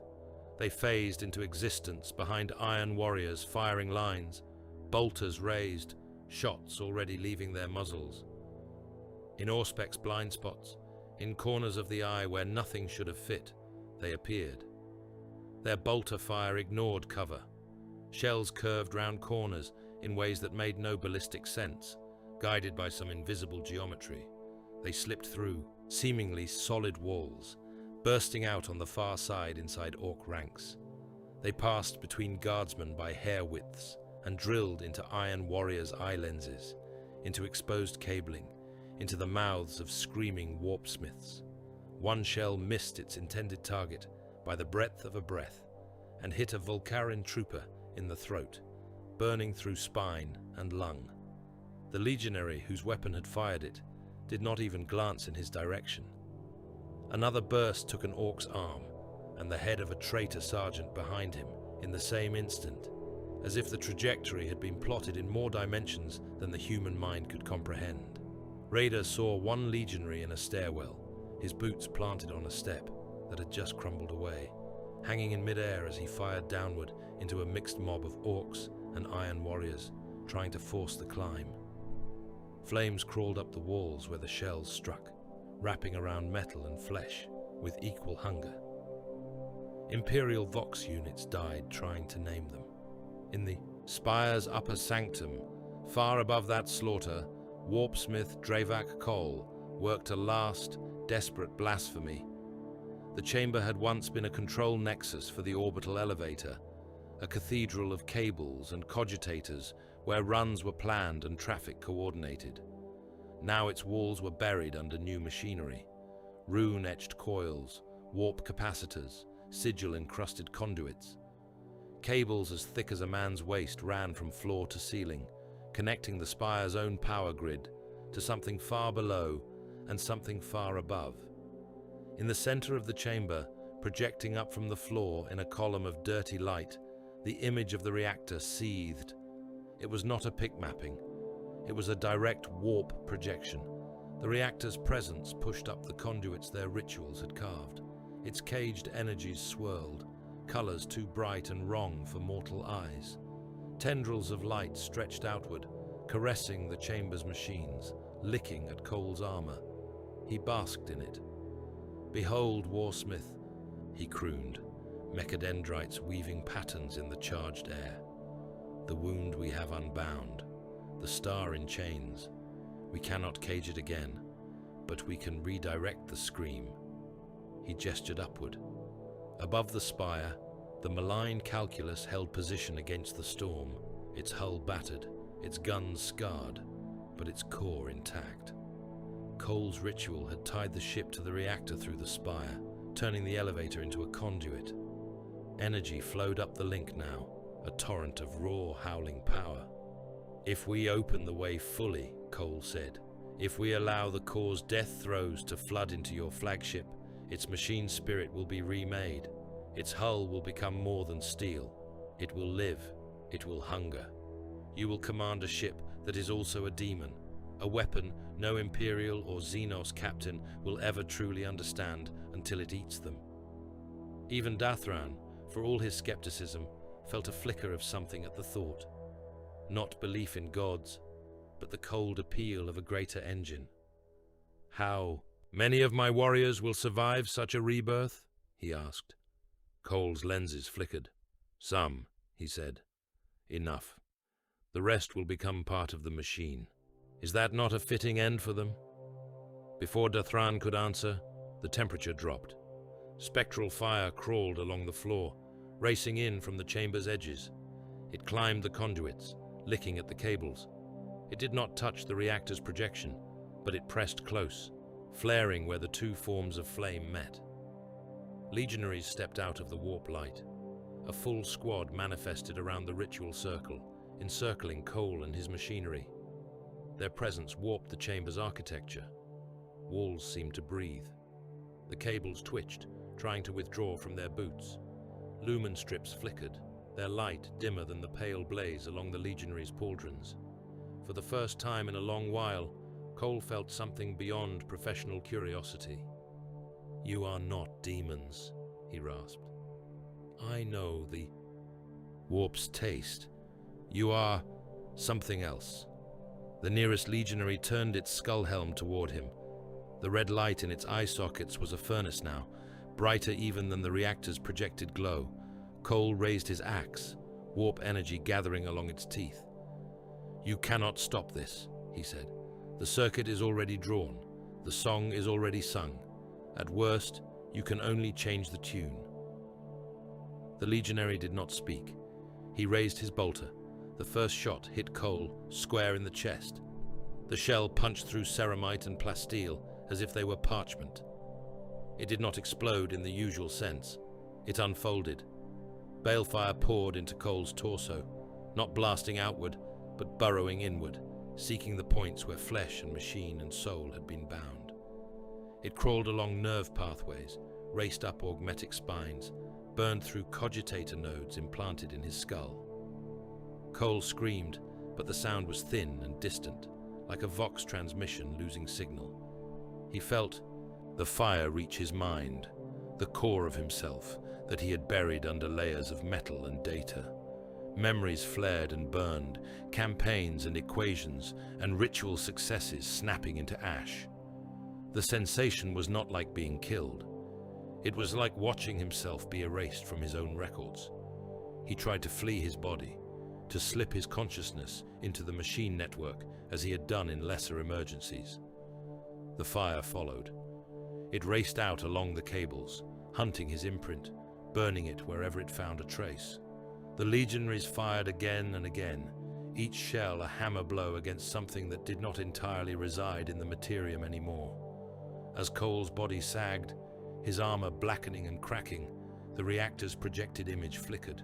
The ritual circle's runes, painstakingly etched, flared one last time, then blew out. The conduits carrying power upward from the core stuttered. The link to the malign calculus snapped like a severed nerve. Energy surged back down. The column of light that had been flowing up into the spire reversed, slamming toward Volkarin's heart with renewed, unfocused fury. The elevator trembled from tip to base as the deep current shifted. Above, Dathran staggered, feeling the feedback through his armor's auspex. The chamber's bulkheads groaned.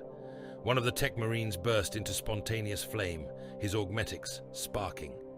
"Report," Dathran snarled. "Warp surge," gasped another. "The conduit is collapsing. The ship is decoupled. Whatever the warpsmith attempted, it is over." Dathran's lips curled. "Then so is he," he said. "Fine, we leave. Ready the teleportarium." On the lower levels, the line finally broke. Raider's barricade went under in a wave of green and iron. Orks hit it first, boys scrambling over containers, boots leaving smeared prints. Raider shot one in the throat at arm's length, the last beam burning a hole that dropped the brute, only for another to vault over his falling body. Iron Warrior's fire punched through from the flanks, bolter rounds chewing away the cover. A demon engine forced its way into the hall, body scraping against the walls, claws tearing chunks free. Its maw poured warp flame, burning men out of nests that had seemed secure moments before. Malden made his last stand atop the same overturned hauler he had used as a pulpit. He stood straight as the ground shook beneath him, bolt pistol in one hand, power sword in the other. His cap knocked askew by near misses. He did not seem to notice. He fired into orc faces as they swarmed up the wreck, each shot punching through tusked grins, through crude armor. He slashed at grasping hands, blades spitting sparks where it met metal.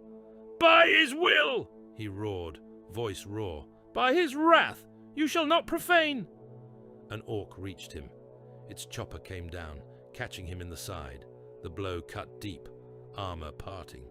Malden staggered, blood blooming, but he did not fall. He turned, spitting crimson, and drove his sword into the brute's eye, the blade punching out through the back of its skull. Another orc hit him, then another. Blades rose and fell. The commissar vanished in a knot of green bodies, still bellowing litanies, even as the sound broke into wet gasps. Raider saw him go, then had no time to grieve. "Harker!" he shouted. "Up!" the sergeant barked, grabbing him by the harness. "We are done here. Fall back before we join the commissar in his sermon." They ran. A handful of survivors broke from the collapsing line, scrambling up stairwells, through side doors, along maintenance ducts. Behind them, orcs and iron warriors tangled, the two forces turning on each other as readily as on fleeing humans, now that the prize of the spire's upper reaches had come into sight. The higher they climbed, the colder it got. Flames still burned in broken rooms, but the air had a chill undercurrent now, the smell of grave earth and ozone. Sound dampened, as if cotton had been stuffed into their ears. Redder's breath puffed in front of his face. Then they saw the first legionary. He stood at the head of a stairwell, blocking the way with silent bulk. Behind him, the corridor glowed with spectral fire, shadows dancing along the walls. Redder skidded to a halt, Harker almost colliding with him. "That is unfortunate," the sergeant muttered. The legionary's skull helm turned. Red light regarded them, weighing. Redder half expected a bolt round to end him there. Instead, the legionary stepped aside. He moved with a soldier's economy, just far enough to open a gap, his bolter swiveling to cover the hall behind them. Beyond him, Redder glimpsed more black forms, their weapons aimed not at the fleeing guardsmen, but at something coming from another direction. Harker met Redder's eye. "Up," he said, "while the ghosts pretend not to see us." They slipped past, every instinct screaming that turning their back on such a presence was madness. The legionaries ignored them. Bolters barked a heartbeat later, firing over their heads, down past the stairs they had just climbed. Orcs below howled as balefire found them. Midway up the spire, amid levels once dedicated to customs checks and executive transit, Skragbad found the kind of fight he had been promised. He burst through a security gate, half melted by previous explosions, boots smashing the remaining bars aside.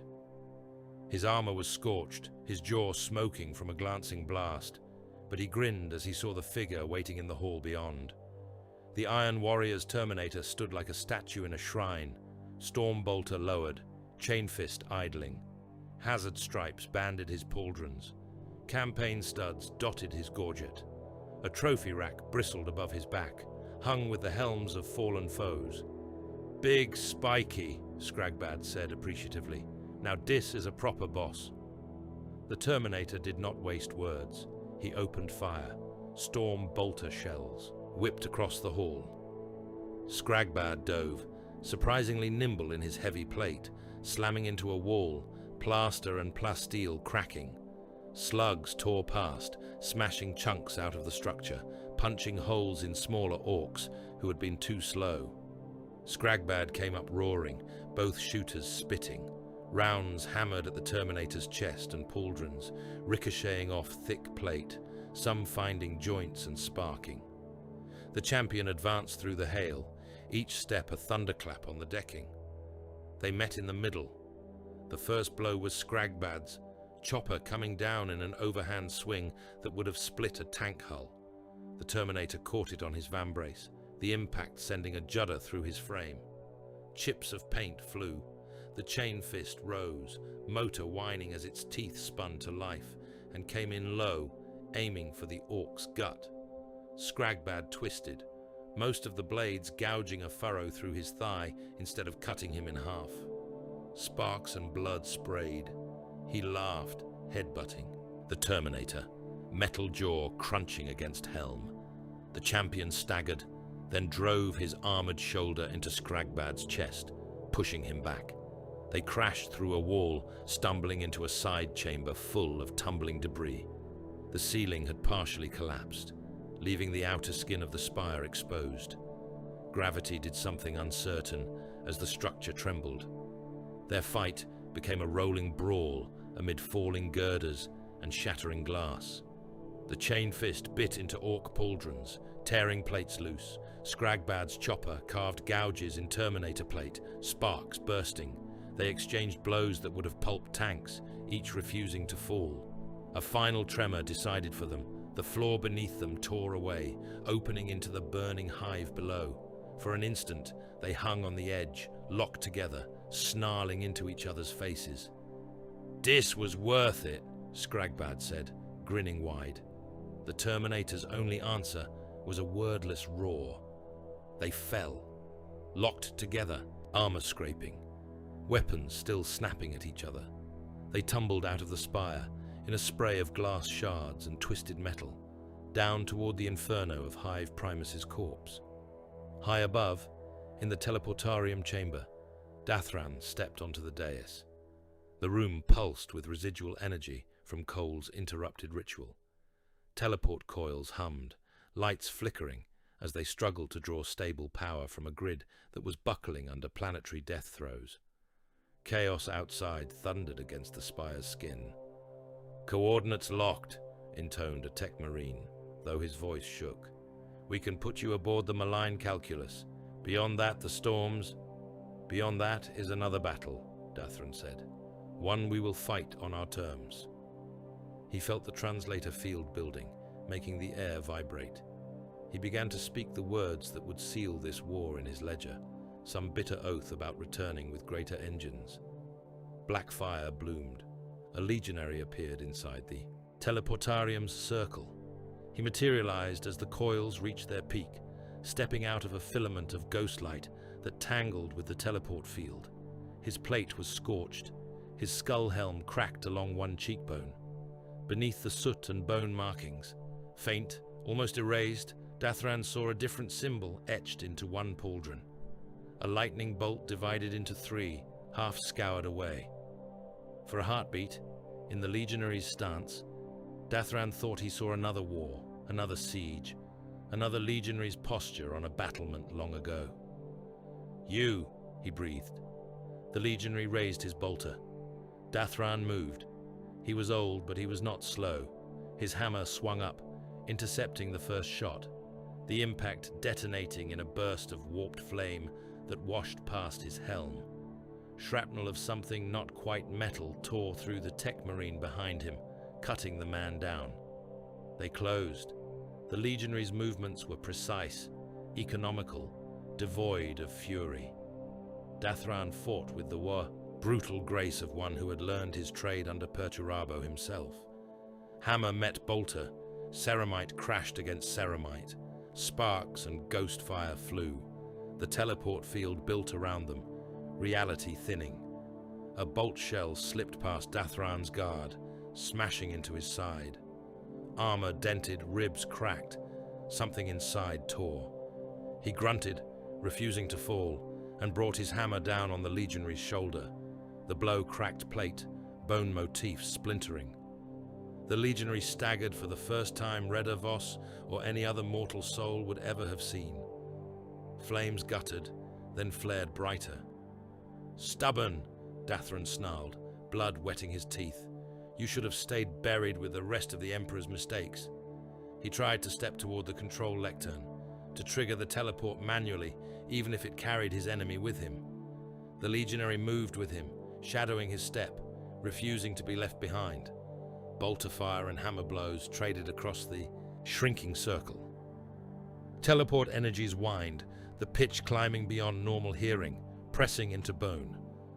Dathran saw his escape flaring in the air around him, a promise of cold metal and the comparative sanity of void war. He could reach it. He could. The legionary dropped his bolter. The ancient weapon clattered to the deck, vanishing in a flare as the field tried to decide whether to take it or not. The skull helm turned, red gaze fixing on Dathran. Then the ghost stepped in and wrapped both arms around him. The impact locked them chest to chest, armor grinding. Dathran's hammer was pinned between them, useless. He felt the cold of the legionary's plate through his own, a chill that cut through the heat of his wounds, through the electric sting of the teleport field. "You will die here too," Dathran spat, struggling, feeling his strength ebb. "This spire will be your pyre as much as mine." No words came in reply, but for a heartbeat, the whispering chorus of the legion brushed his mind. "We already did," it said. The teleportarium overloaded. Power from the reactor surge, redirected and then denied, crashed back into the spire's systems. The coils tried to shunt Dathran and his ghost captor upward into a ship no longer fully linked. The warp storms outside clawed at the field, worrying it like predators at a net. The room became light. White and blue and colors with no names erupted outward. Bulkheads tore apart, then froze, then tore again. The tech marine's corpse disintegrated. The teleport dais cracked, then slagged. Warsmith Kael Dathran's final curse vanished under the roar. In that last instant, before everything became incandescent, he thought he saw the Emperor's face, not as a god on a golden throne, but as his legion had last seen him, a commander on a field, eyes hard, turning away from those deemed too compromised to save. "Ghosts you cast aside," Dathran hissed, or tried to. "See how they cling to your wars." Fire took him. From the outside, the top of the spire turned into a sun. The explosion tore off its crown, hurling fragments of adamantium and ceramite into the roiling sky. A column of energy lanced upward, briefly piercing the warp storms, then bent, dragged back down toward the reactor's screaming core. The Warsmith's pyre lit the death of Vulkarin. Far below, in a cracking stairwell, Raider and Harker were thrown to their knees by the shockwave, ears ringing, teeth rattling. They stumbled to a broken window and looked out. The spire's upper third was gone, replaced by a pillar of light and debris. Against that radiance, for just a moment, Reda saw black shapes walking along the surviving girders, utterly untouched by the blast, watching the fires they had helped shape.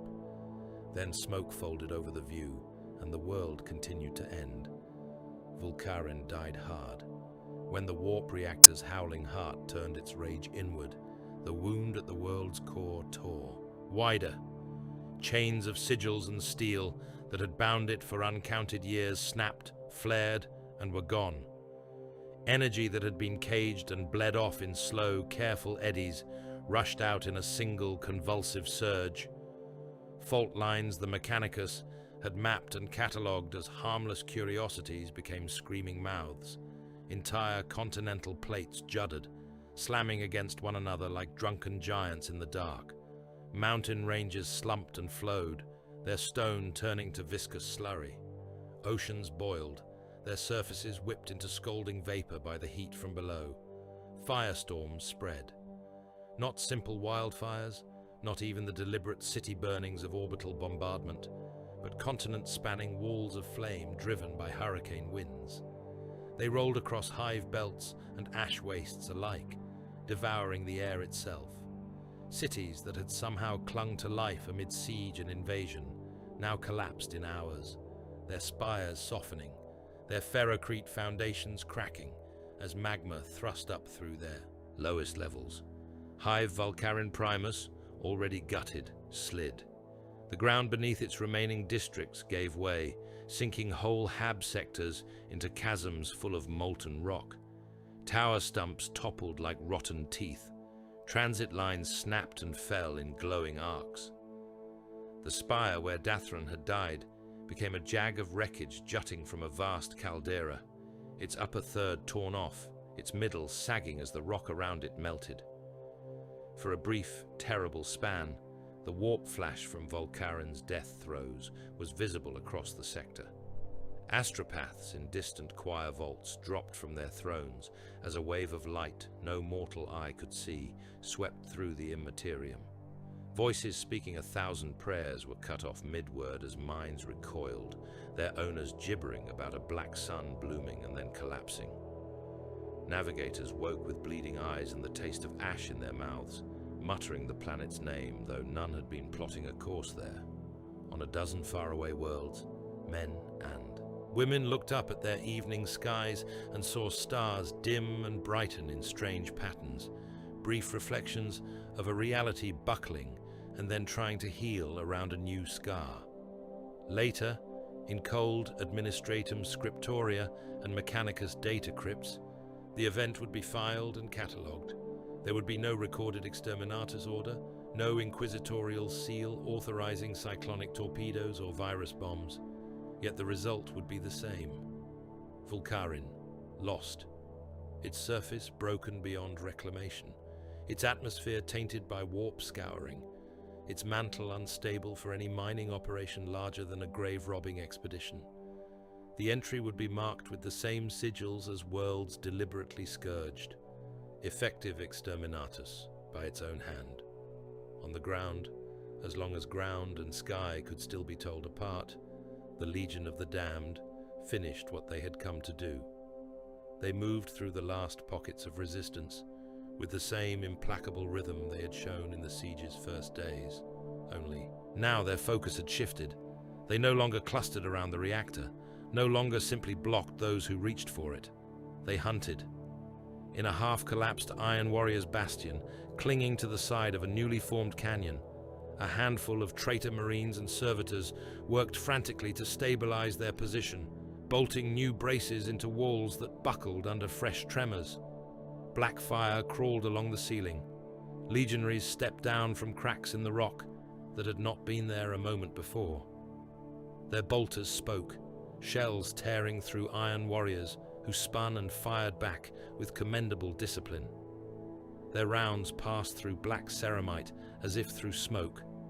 The Legion's shots punched through the traitor's hazard-striped plate, flaring with balefire inside. The bastion's ammunition stores went up in a single vast exhalation, vaporizing the entire structure and the cliff it clung to. The last survivors of a once proud grand company became a brief smear of light. Elsewhere, in a hab slum beneath the ruins of Hive Gamma, a stubborn enclave of guardsmen and civilians had dug themselves into a collapsed transit tunnel. They had blocked both ends with rubble, turned old train carriages into bunkers, set up stolen heavy stubbers. They might have held out for a while, picking off the Ork scavenger bands that prowled the upper levels. The Legion walked into their enclave without ever passing the barricades. They stepped out of the shadows between stalled carriages, flames lighting up old graffiti and devotional icons. Their fire poured down the tunnel, burning through Orks who had just started to find this hiding place, burning through renegade gangers who had thought they might rule here when the Greater War passed. The flames burned through guardsmen too, men who had shared rations and foxholes with Red Voss in earlier campaigns, grabbed for rank markings, for Aquila pins, for anything that might show their loyalty in that last instant. The fire did not care. It crawled over flak and flesh, leaving behind only outlines of bone on walls and a tunnel full of drifting ash. In a gutted manufactorum, where a handful of Iron Warriors' tech thralls tried to rig an extraction cradle for a damaged demon engine, legionaries appeared atop conveyors that no longer moved. Shots cracked. The engine howled as ghost fire infiltrated its plating, attacking the bound thing within. Its spirit shrieked in two voices as it was burned in warp and metal both, its frame collapsing in on itself like a rotted lung. The Legion never paused to mark survival or death. They simply walked, purging anything that tried to use Volkaren for more than its own pyre. For every traitor or greenskin incinerated, a dozen Imperial citizens disappeared in the same conflagrations. Habtiers full of cowering families were caught in the overspill of battles they never saw. Pilgrim shrines became furnaces when legionaries appeared in their midst, gunning down cultists who had turned to any god who might save them, and worshippers who had begged only the Emperor for mercy. If the ghosts saw a difference, they did not show it. When the end came, it was messy and slow, not a single clean detonation. The reactor's final scream burned through the warp and fell into a long, subsiding groan. Cracks stopped spreading when there was nothing left to crack.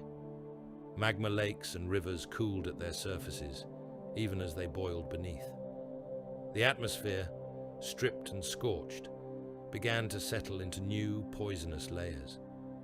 Volkaren became a burning ruin, still wrapped in shimmering curtains of residual warp light, but no longer actively screaming. Reality, brute and stubborn, reasserted itself around the scar. In a shattered Medici bunker on one of Vulkarin's system moons, Red Voss woke up. Pain found him first. It crawled along his nerves like slow, methodical insects, not sharp enough to make him cry out, but deep enough to make him wish he could drop back into whatever oblivion he had been in before. His left leg ached from hip to ankle. His ribs felt bruised. His head throbbed. He opened his eyes. The ceiling above him was cracked plasteel. Medici lumens flickered behind broken covers. A suspended array of rusted surgical tools hung motionless nearby, their manipulator arms powered down. The air smelled of antiseptic, recycled through failing filters, and the copper tang of old blood. He lay on a slab that had once been designed for routine triage, its padding long since soaked through with less routine injuries. His flak armor was gone, replaced by a thin medigown. Bandages wrapped his torso and thigh. He tried to sit up. A hand pressed him back down, not ungently, but with enough force to remind him he had no strength to waste. "Slowly, guardsman," a voice said. "You are not on your feet in the trenches anymore. You are in the Emperor's waiting room. He will be patient. You should be, you, too." Raider turned his head. The man beside him wore Medici whites that had once been crisp and were now stained with days of work. His face was drawn, his eyes rimmed red, a rebreather mask hanging around his neck unused for the moment. An Auspex slate dangled from his belt, its screen cracked. "How?" Redder croaked. His throat felt like scraped stone. "Where?" "System moon," the Medicae said. "Minor agri-satellite. Was. Now it is a refugee camp and field hospital. You were pulled out of the Spire body pile by a shuttle crew that did not have orders to do so." He glanced down at a slate on the cart beside Raider's slab. Pilot's name was never properly logged, he went on. Manifest was a mess. He dived back into that atmosphere 3 times, I am told. Brought out whoever he could cram aboard. Did not come back from the last run. Raider shut his eyes for a moment. The spire? He said.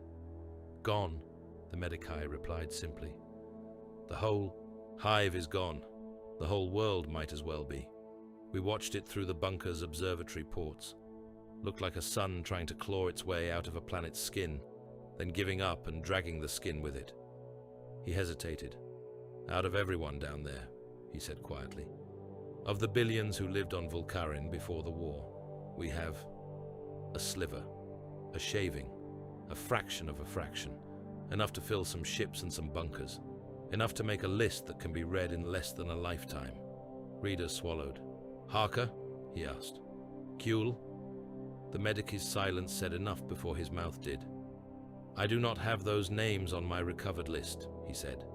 That does not mean they surely died. Some survivors were taken by other ships to other way stations. Records are fragmentary. But if you want an honest man's guess, he spread his hands. I have patched enough men to know the odds, he finished. They died as most did, in pieces, in fire, or in falling. And you...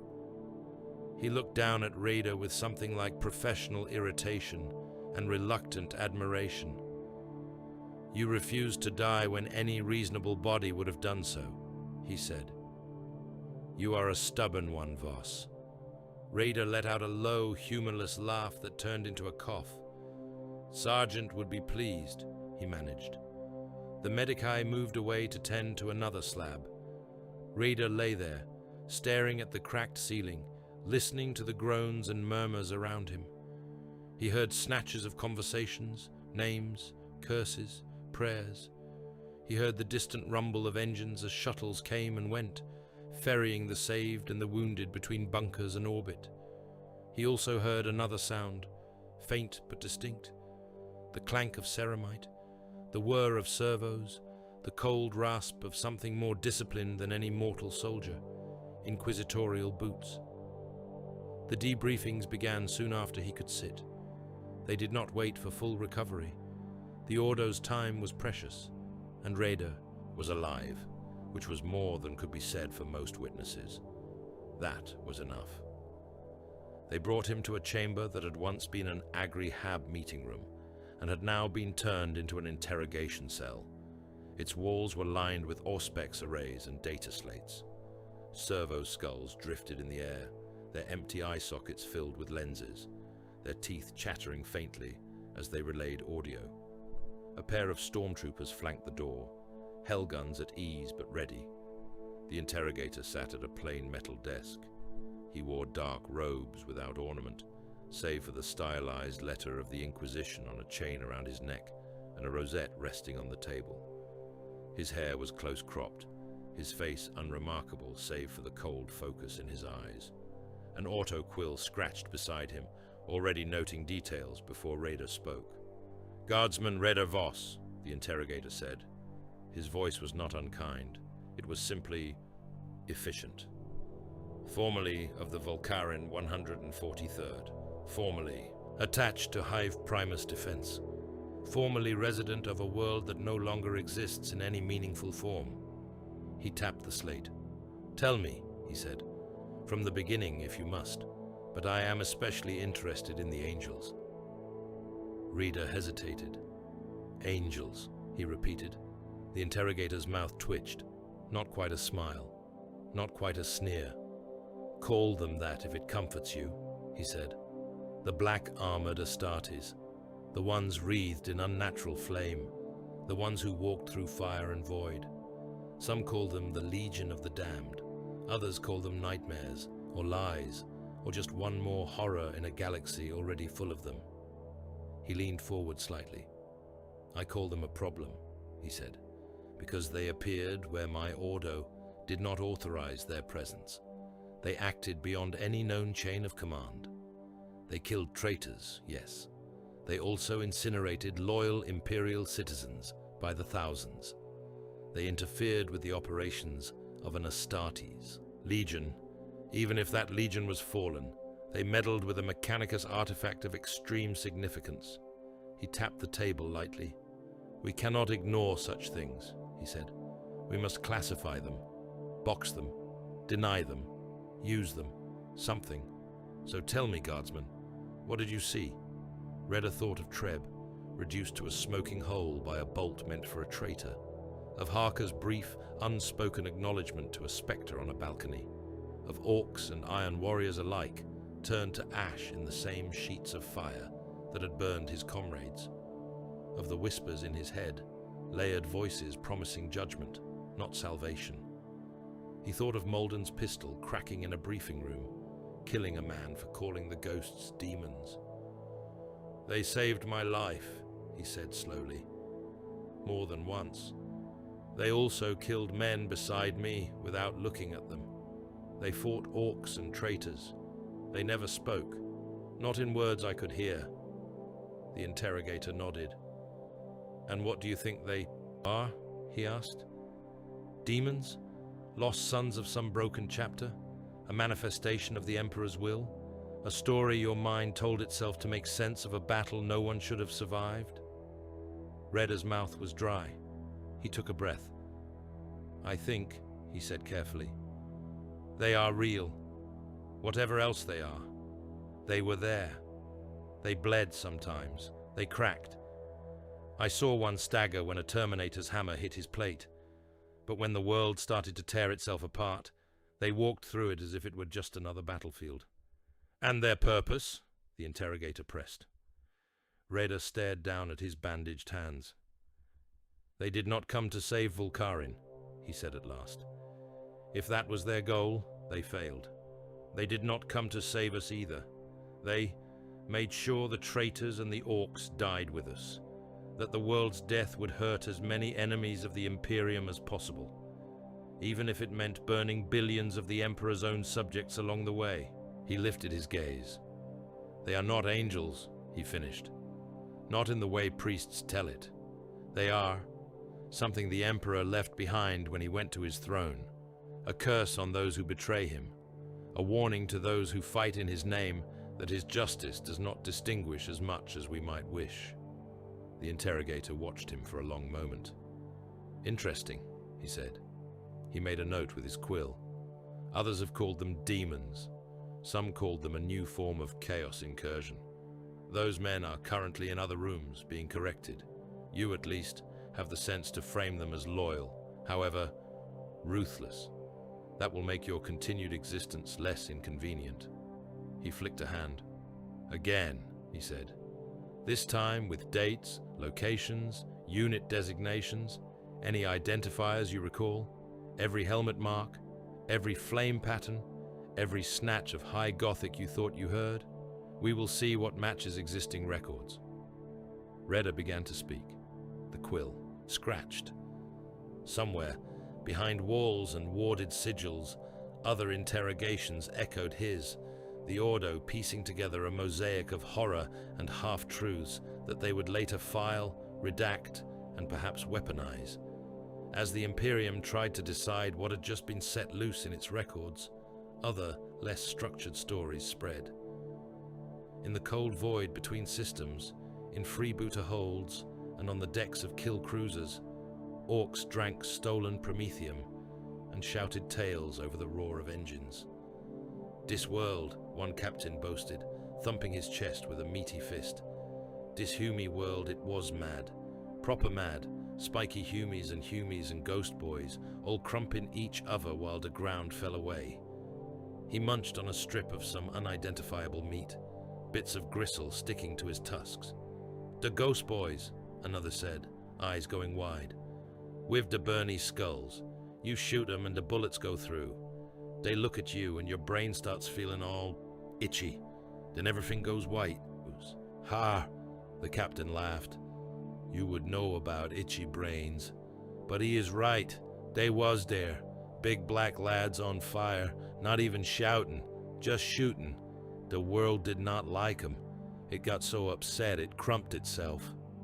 He leaned forward conspiratorially. And there's more loot down there, he said. All them tanks, All them guns, all them spiky bits what did not melt, just sitting in the ash, waiting for proper orcs to come nick 'em. What about the ghost boys? A wary voice asked. I heard they is still walking. I heard they come for you if you nicked the wrong thing. The captain shrugged massively.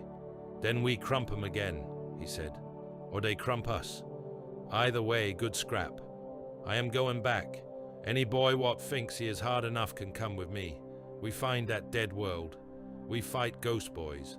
We nick ghost guns. We make 'em ours. Thus did tales of a cursed planet with burny skull warriors take root in the greenskin oral tradition, drawing other warbands toward the scarred coordinates. Some would die in the attempt, their ships torn apart by lingering warp tides. Others would make it to the system's edge, see the ember-lit ruin of Vulkarin, and feel something like awe. In the warped echo chambers of the Eye and its surrounding wastes, another kind of story festered. On a battle barge whose name was now more curse than title, a knot of iron warriors, tech marines, and aspiring warsmiths hunched over data slates and hollow-picked records. Their armor was scorched, their hazard stripes flayed by fire. Fewer than a company remained, scraped together from wrecked cohorts, rescued from dying bastions, dragged half-conscious from spire debris. One of them, a veteran whose flesh was mostly metal now, crushed a servitor's skull in one hand when the thing's recitation of casualty numbers faltered. Do not speak to me of losses, he snarled. I saw the spire fall. I saw the reactor flare. I saw the warsmith's light cut. Off. He turned to the others. This was no simple Imperial resistance, he said. No ordinary miscalculation. The ghosts did this. The Emperor's cast-offs, his failure-given teeth. They hounded us. They burned our guns. They broke Cole's channel. They dragged our lord into the fire rather than allow him the dignity of escape. Helm lenses across the chamber glowed hotter. The long war is not only against the corpse on his throne, the tech marine went on. It is against every remnant he left behind, every half measure, every curse that walks in his name without his mind to guide it. He slammed a fist into a console, cracking its casing. We will rebuild, he said. We will weld new guns to our hulls. We will carve new fortresses from other worlds' bones. And if ever those flaming skulls cross our scopes again, we will be ready. We will drag their broken armor back to our forges and bolt it to our walls as trophies.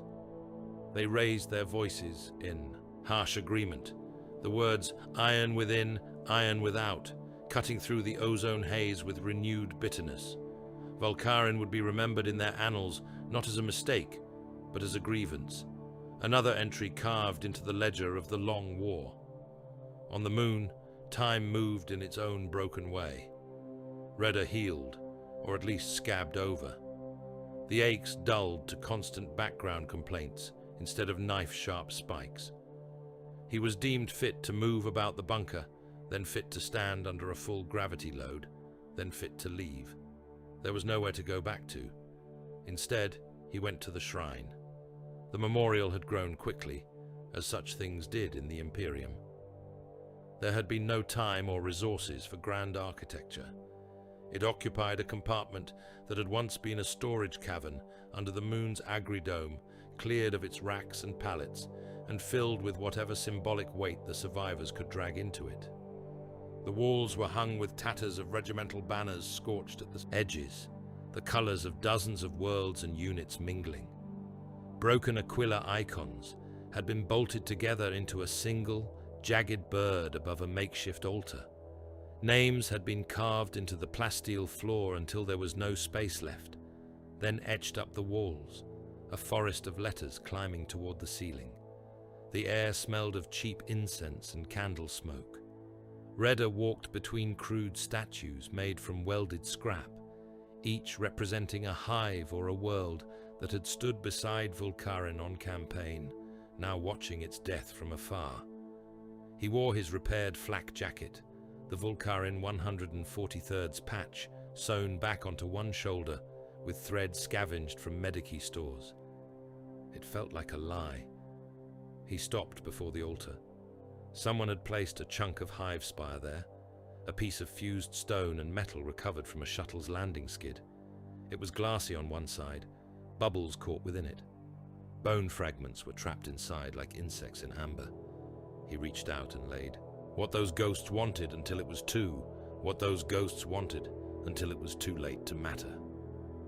He stood like that for a while, head bowed, thoughts circling around names. Harker, Kuhl, Treb, Malden for all his cruelty. Even the Magos in the magma vault, whose last message had gone out into the warp like a flare tossed into a storm. At length, he became aware he was not alone in the chamber. He straightened, turning. At first, he thought it was a trick of shadows. A figure stood among the statues. Tall, broad, the lines too regular to be any mortal's flak or carapace. Black armor, the edges lit by a faint, smokeless flame. Bone markings traced along greaves and vambraces, skulls picked out on pauldrons. A helm shaped like a human skull, eyes dim coals. A legionary. Here. He froze. No one else seemed to have noticed. A pilgrim in a patched cloak knelt nearby, head bowed, lips moving in prayer. A munitorum clerk lit another candle for another name. None looked up. The legionary did not move. He might have been another statue, save for the way the light bent around him, the way the air tightened. For a moment, Reda felt the same pressure behind his eyes he had felt on Vulkarin. The same whisper, almost words, almost fire. He did not dare speak. He did not dare ask questions that might draw the notice of the Inquisition's watchers. He did the only thing he could think of. He raised his hand, fingers forming the sign of the Aquila over his chest. The legionary's skull helm tilted a fraction, as if acknowledging the gesture. Or perhaps that was wishful thinking. The faint flames around his armor guttered. Reda blinked. The figure was gone. No footprints marked the dust on the floor. No scorch traces lingered on the statues. Only the faint smell of cold smoke remained, and even that might have been incense. He let out a breath he had not realized he had been holding. Judgment, not salvation, he murmured.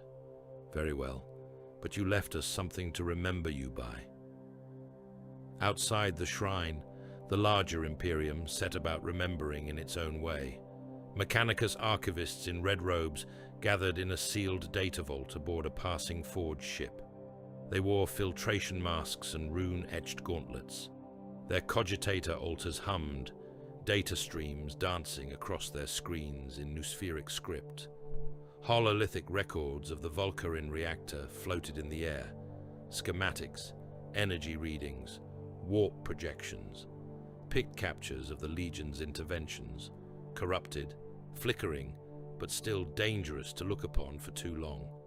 One Magos raised a mechadendrite and spoke a string of Binharic cant that carried both reverence and dread. Subject, Vulkarin Archaeo reactor, he intoned. Subject, black armored Astartes manifestations. Classification level, highest. Access, restricted to Lords of the Ordo, Fabricator Generals, and specifically authorized Magi. His Auspex lenses flickered. Rationale. Exposure to this data increases the probability of unauthorized experimentation with warp reactive cores. Exposure to these pics increases the probability of doctrinal contamination regarding so-called Legion of the Damned phenomena. Empirical conclusion. Worlds where such data remains unsealed are more likely to be destroyed by their own hands in misguided attempts to harness similar power. He gestured. Binary locks slid into place over the data caches. Sigil seals flared, stamping the files with warning glyphs that would incinerate any unauthorized cogitator that tried to access them.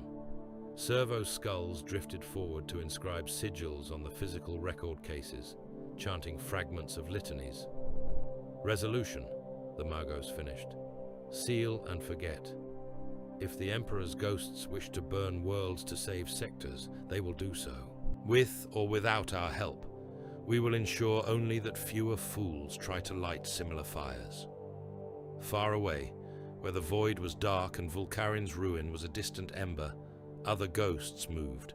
The planet hung in space like a wounded coal. Its atmosphere was a thin haze, its surface a patchwork of cooled lava and still glowing seams where magma showed through.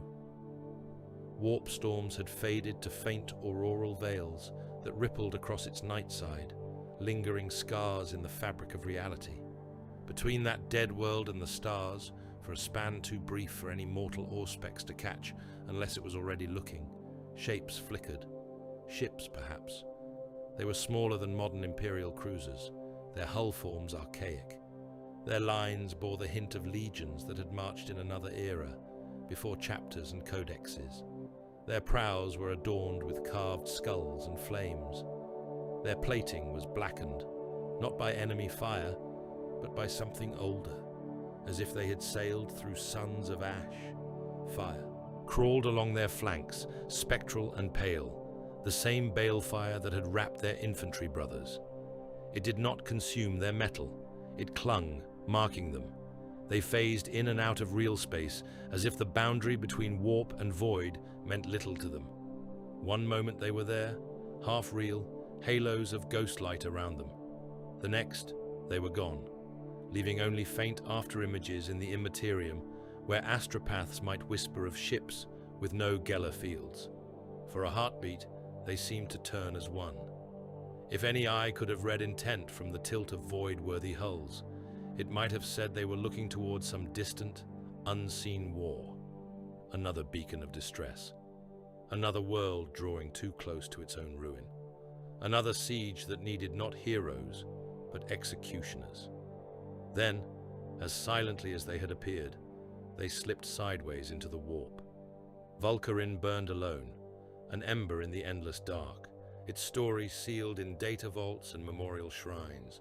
But somewhere, between the warp storms and the materium's scars, the Legion of the Damned moved on, to walk other hives, to burn other traitors, and the souls of the loyal caught alongside them. The galaxy turned, the long war ground on, and in forgotten trenches and under hive dens, men told stories of black angels who came when the fire was brightest and left only ashes behind.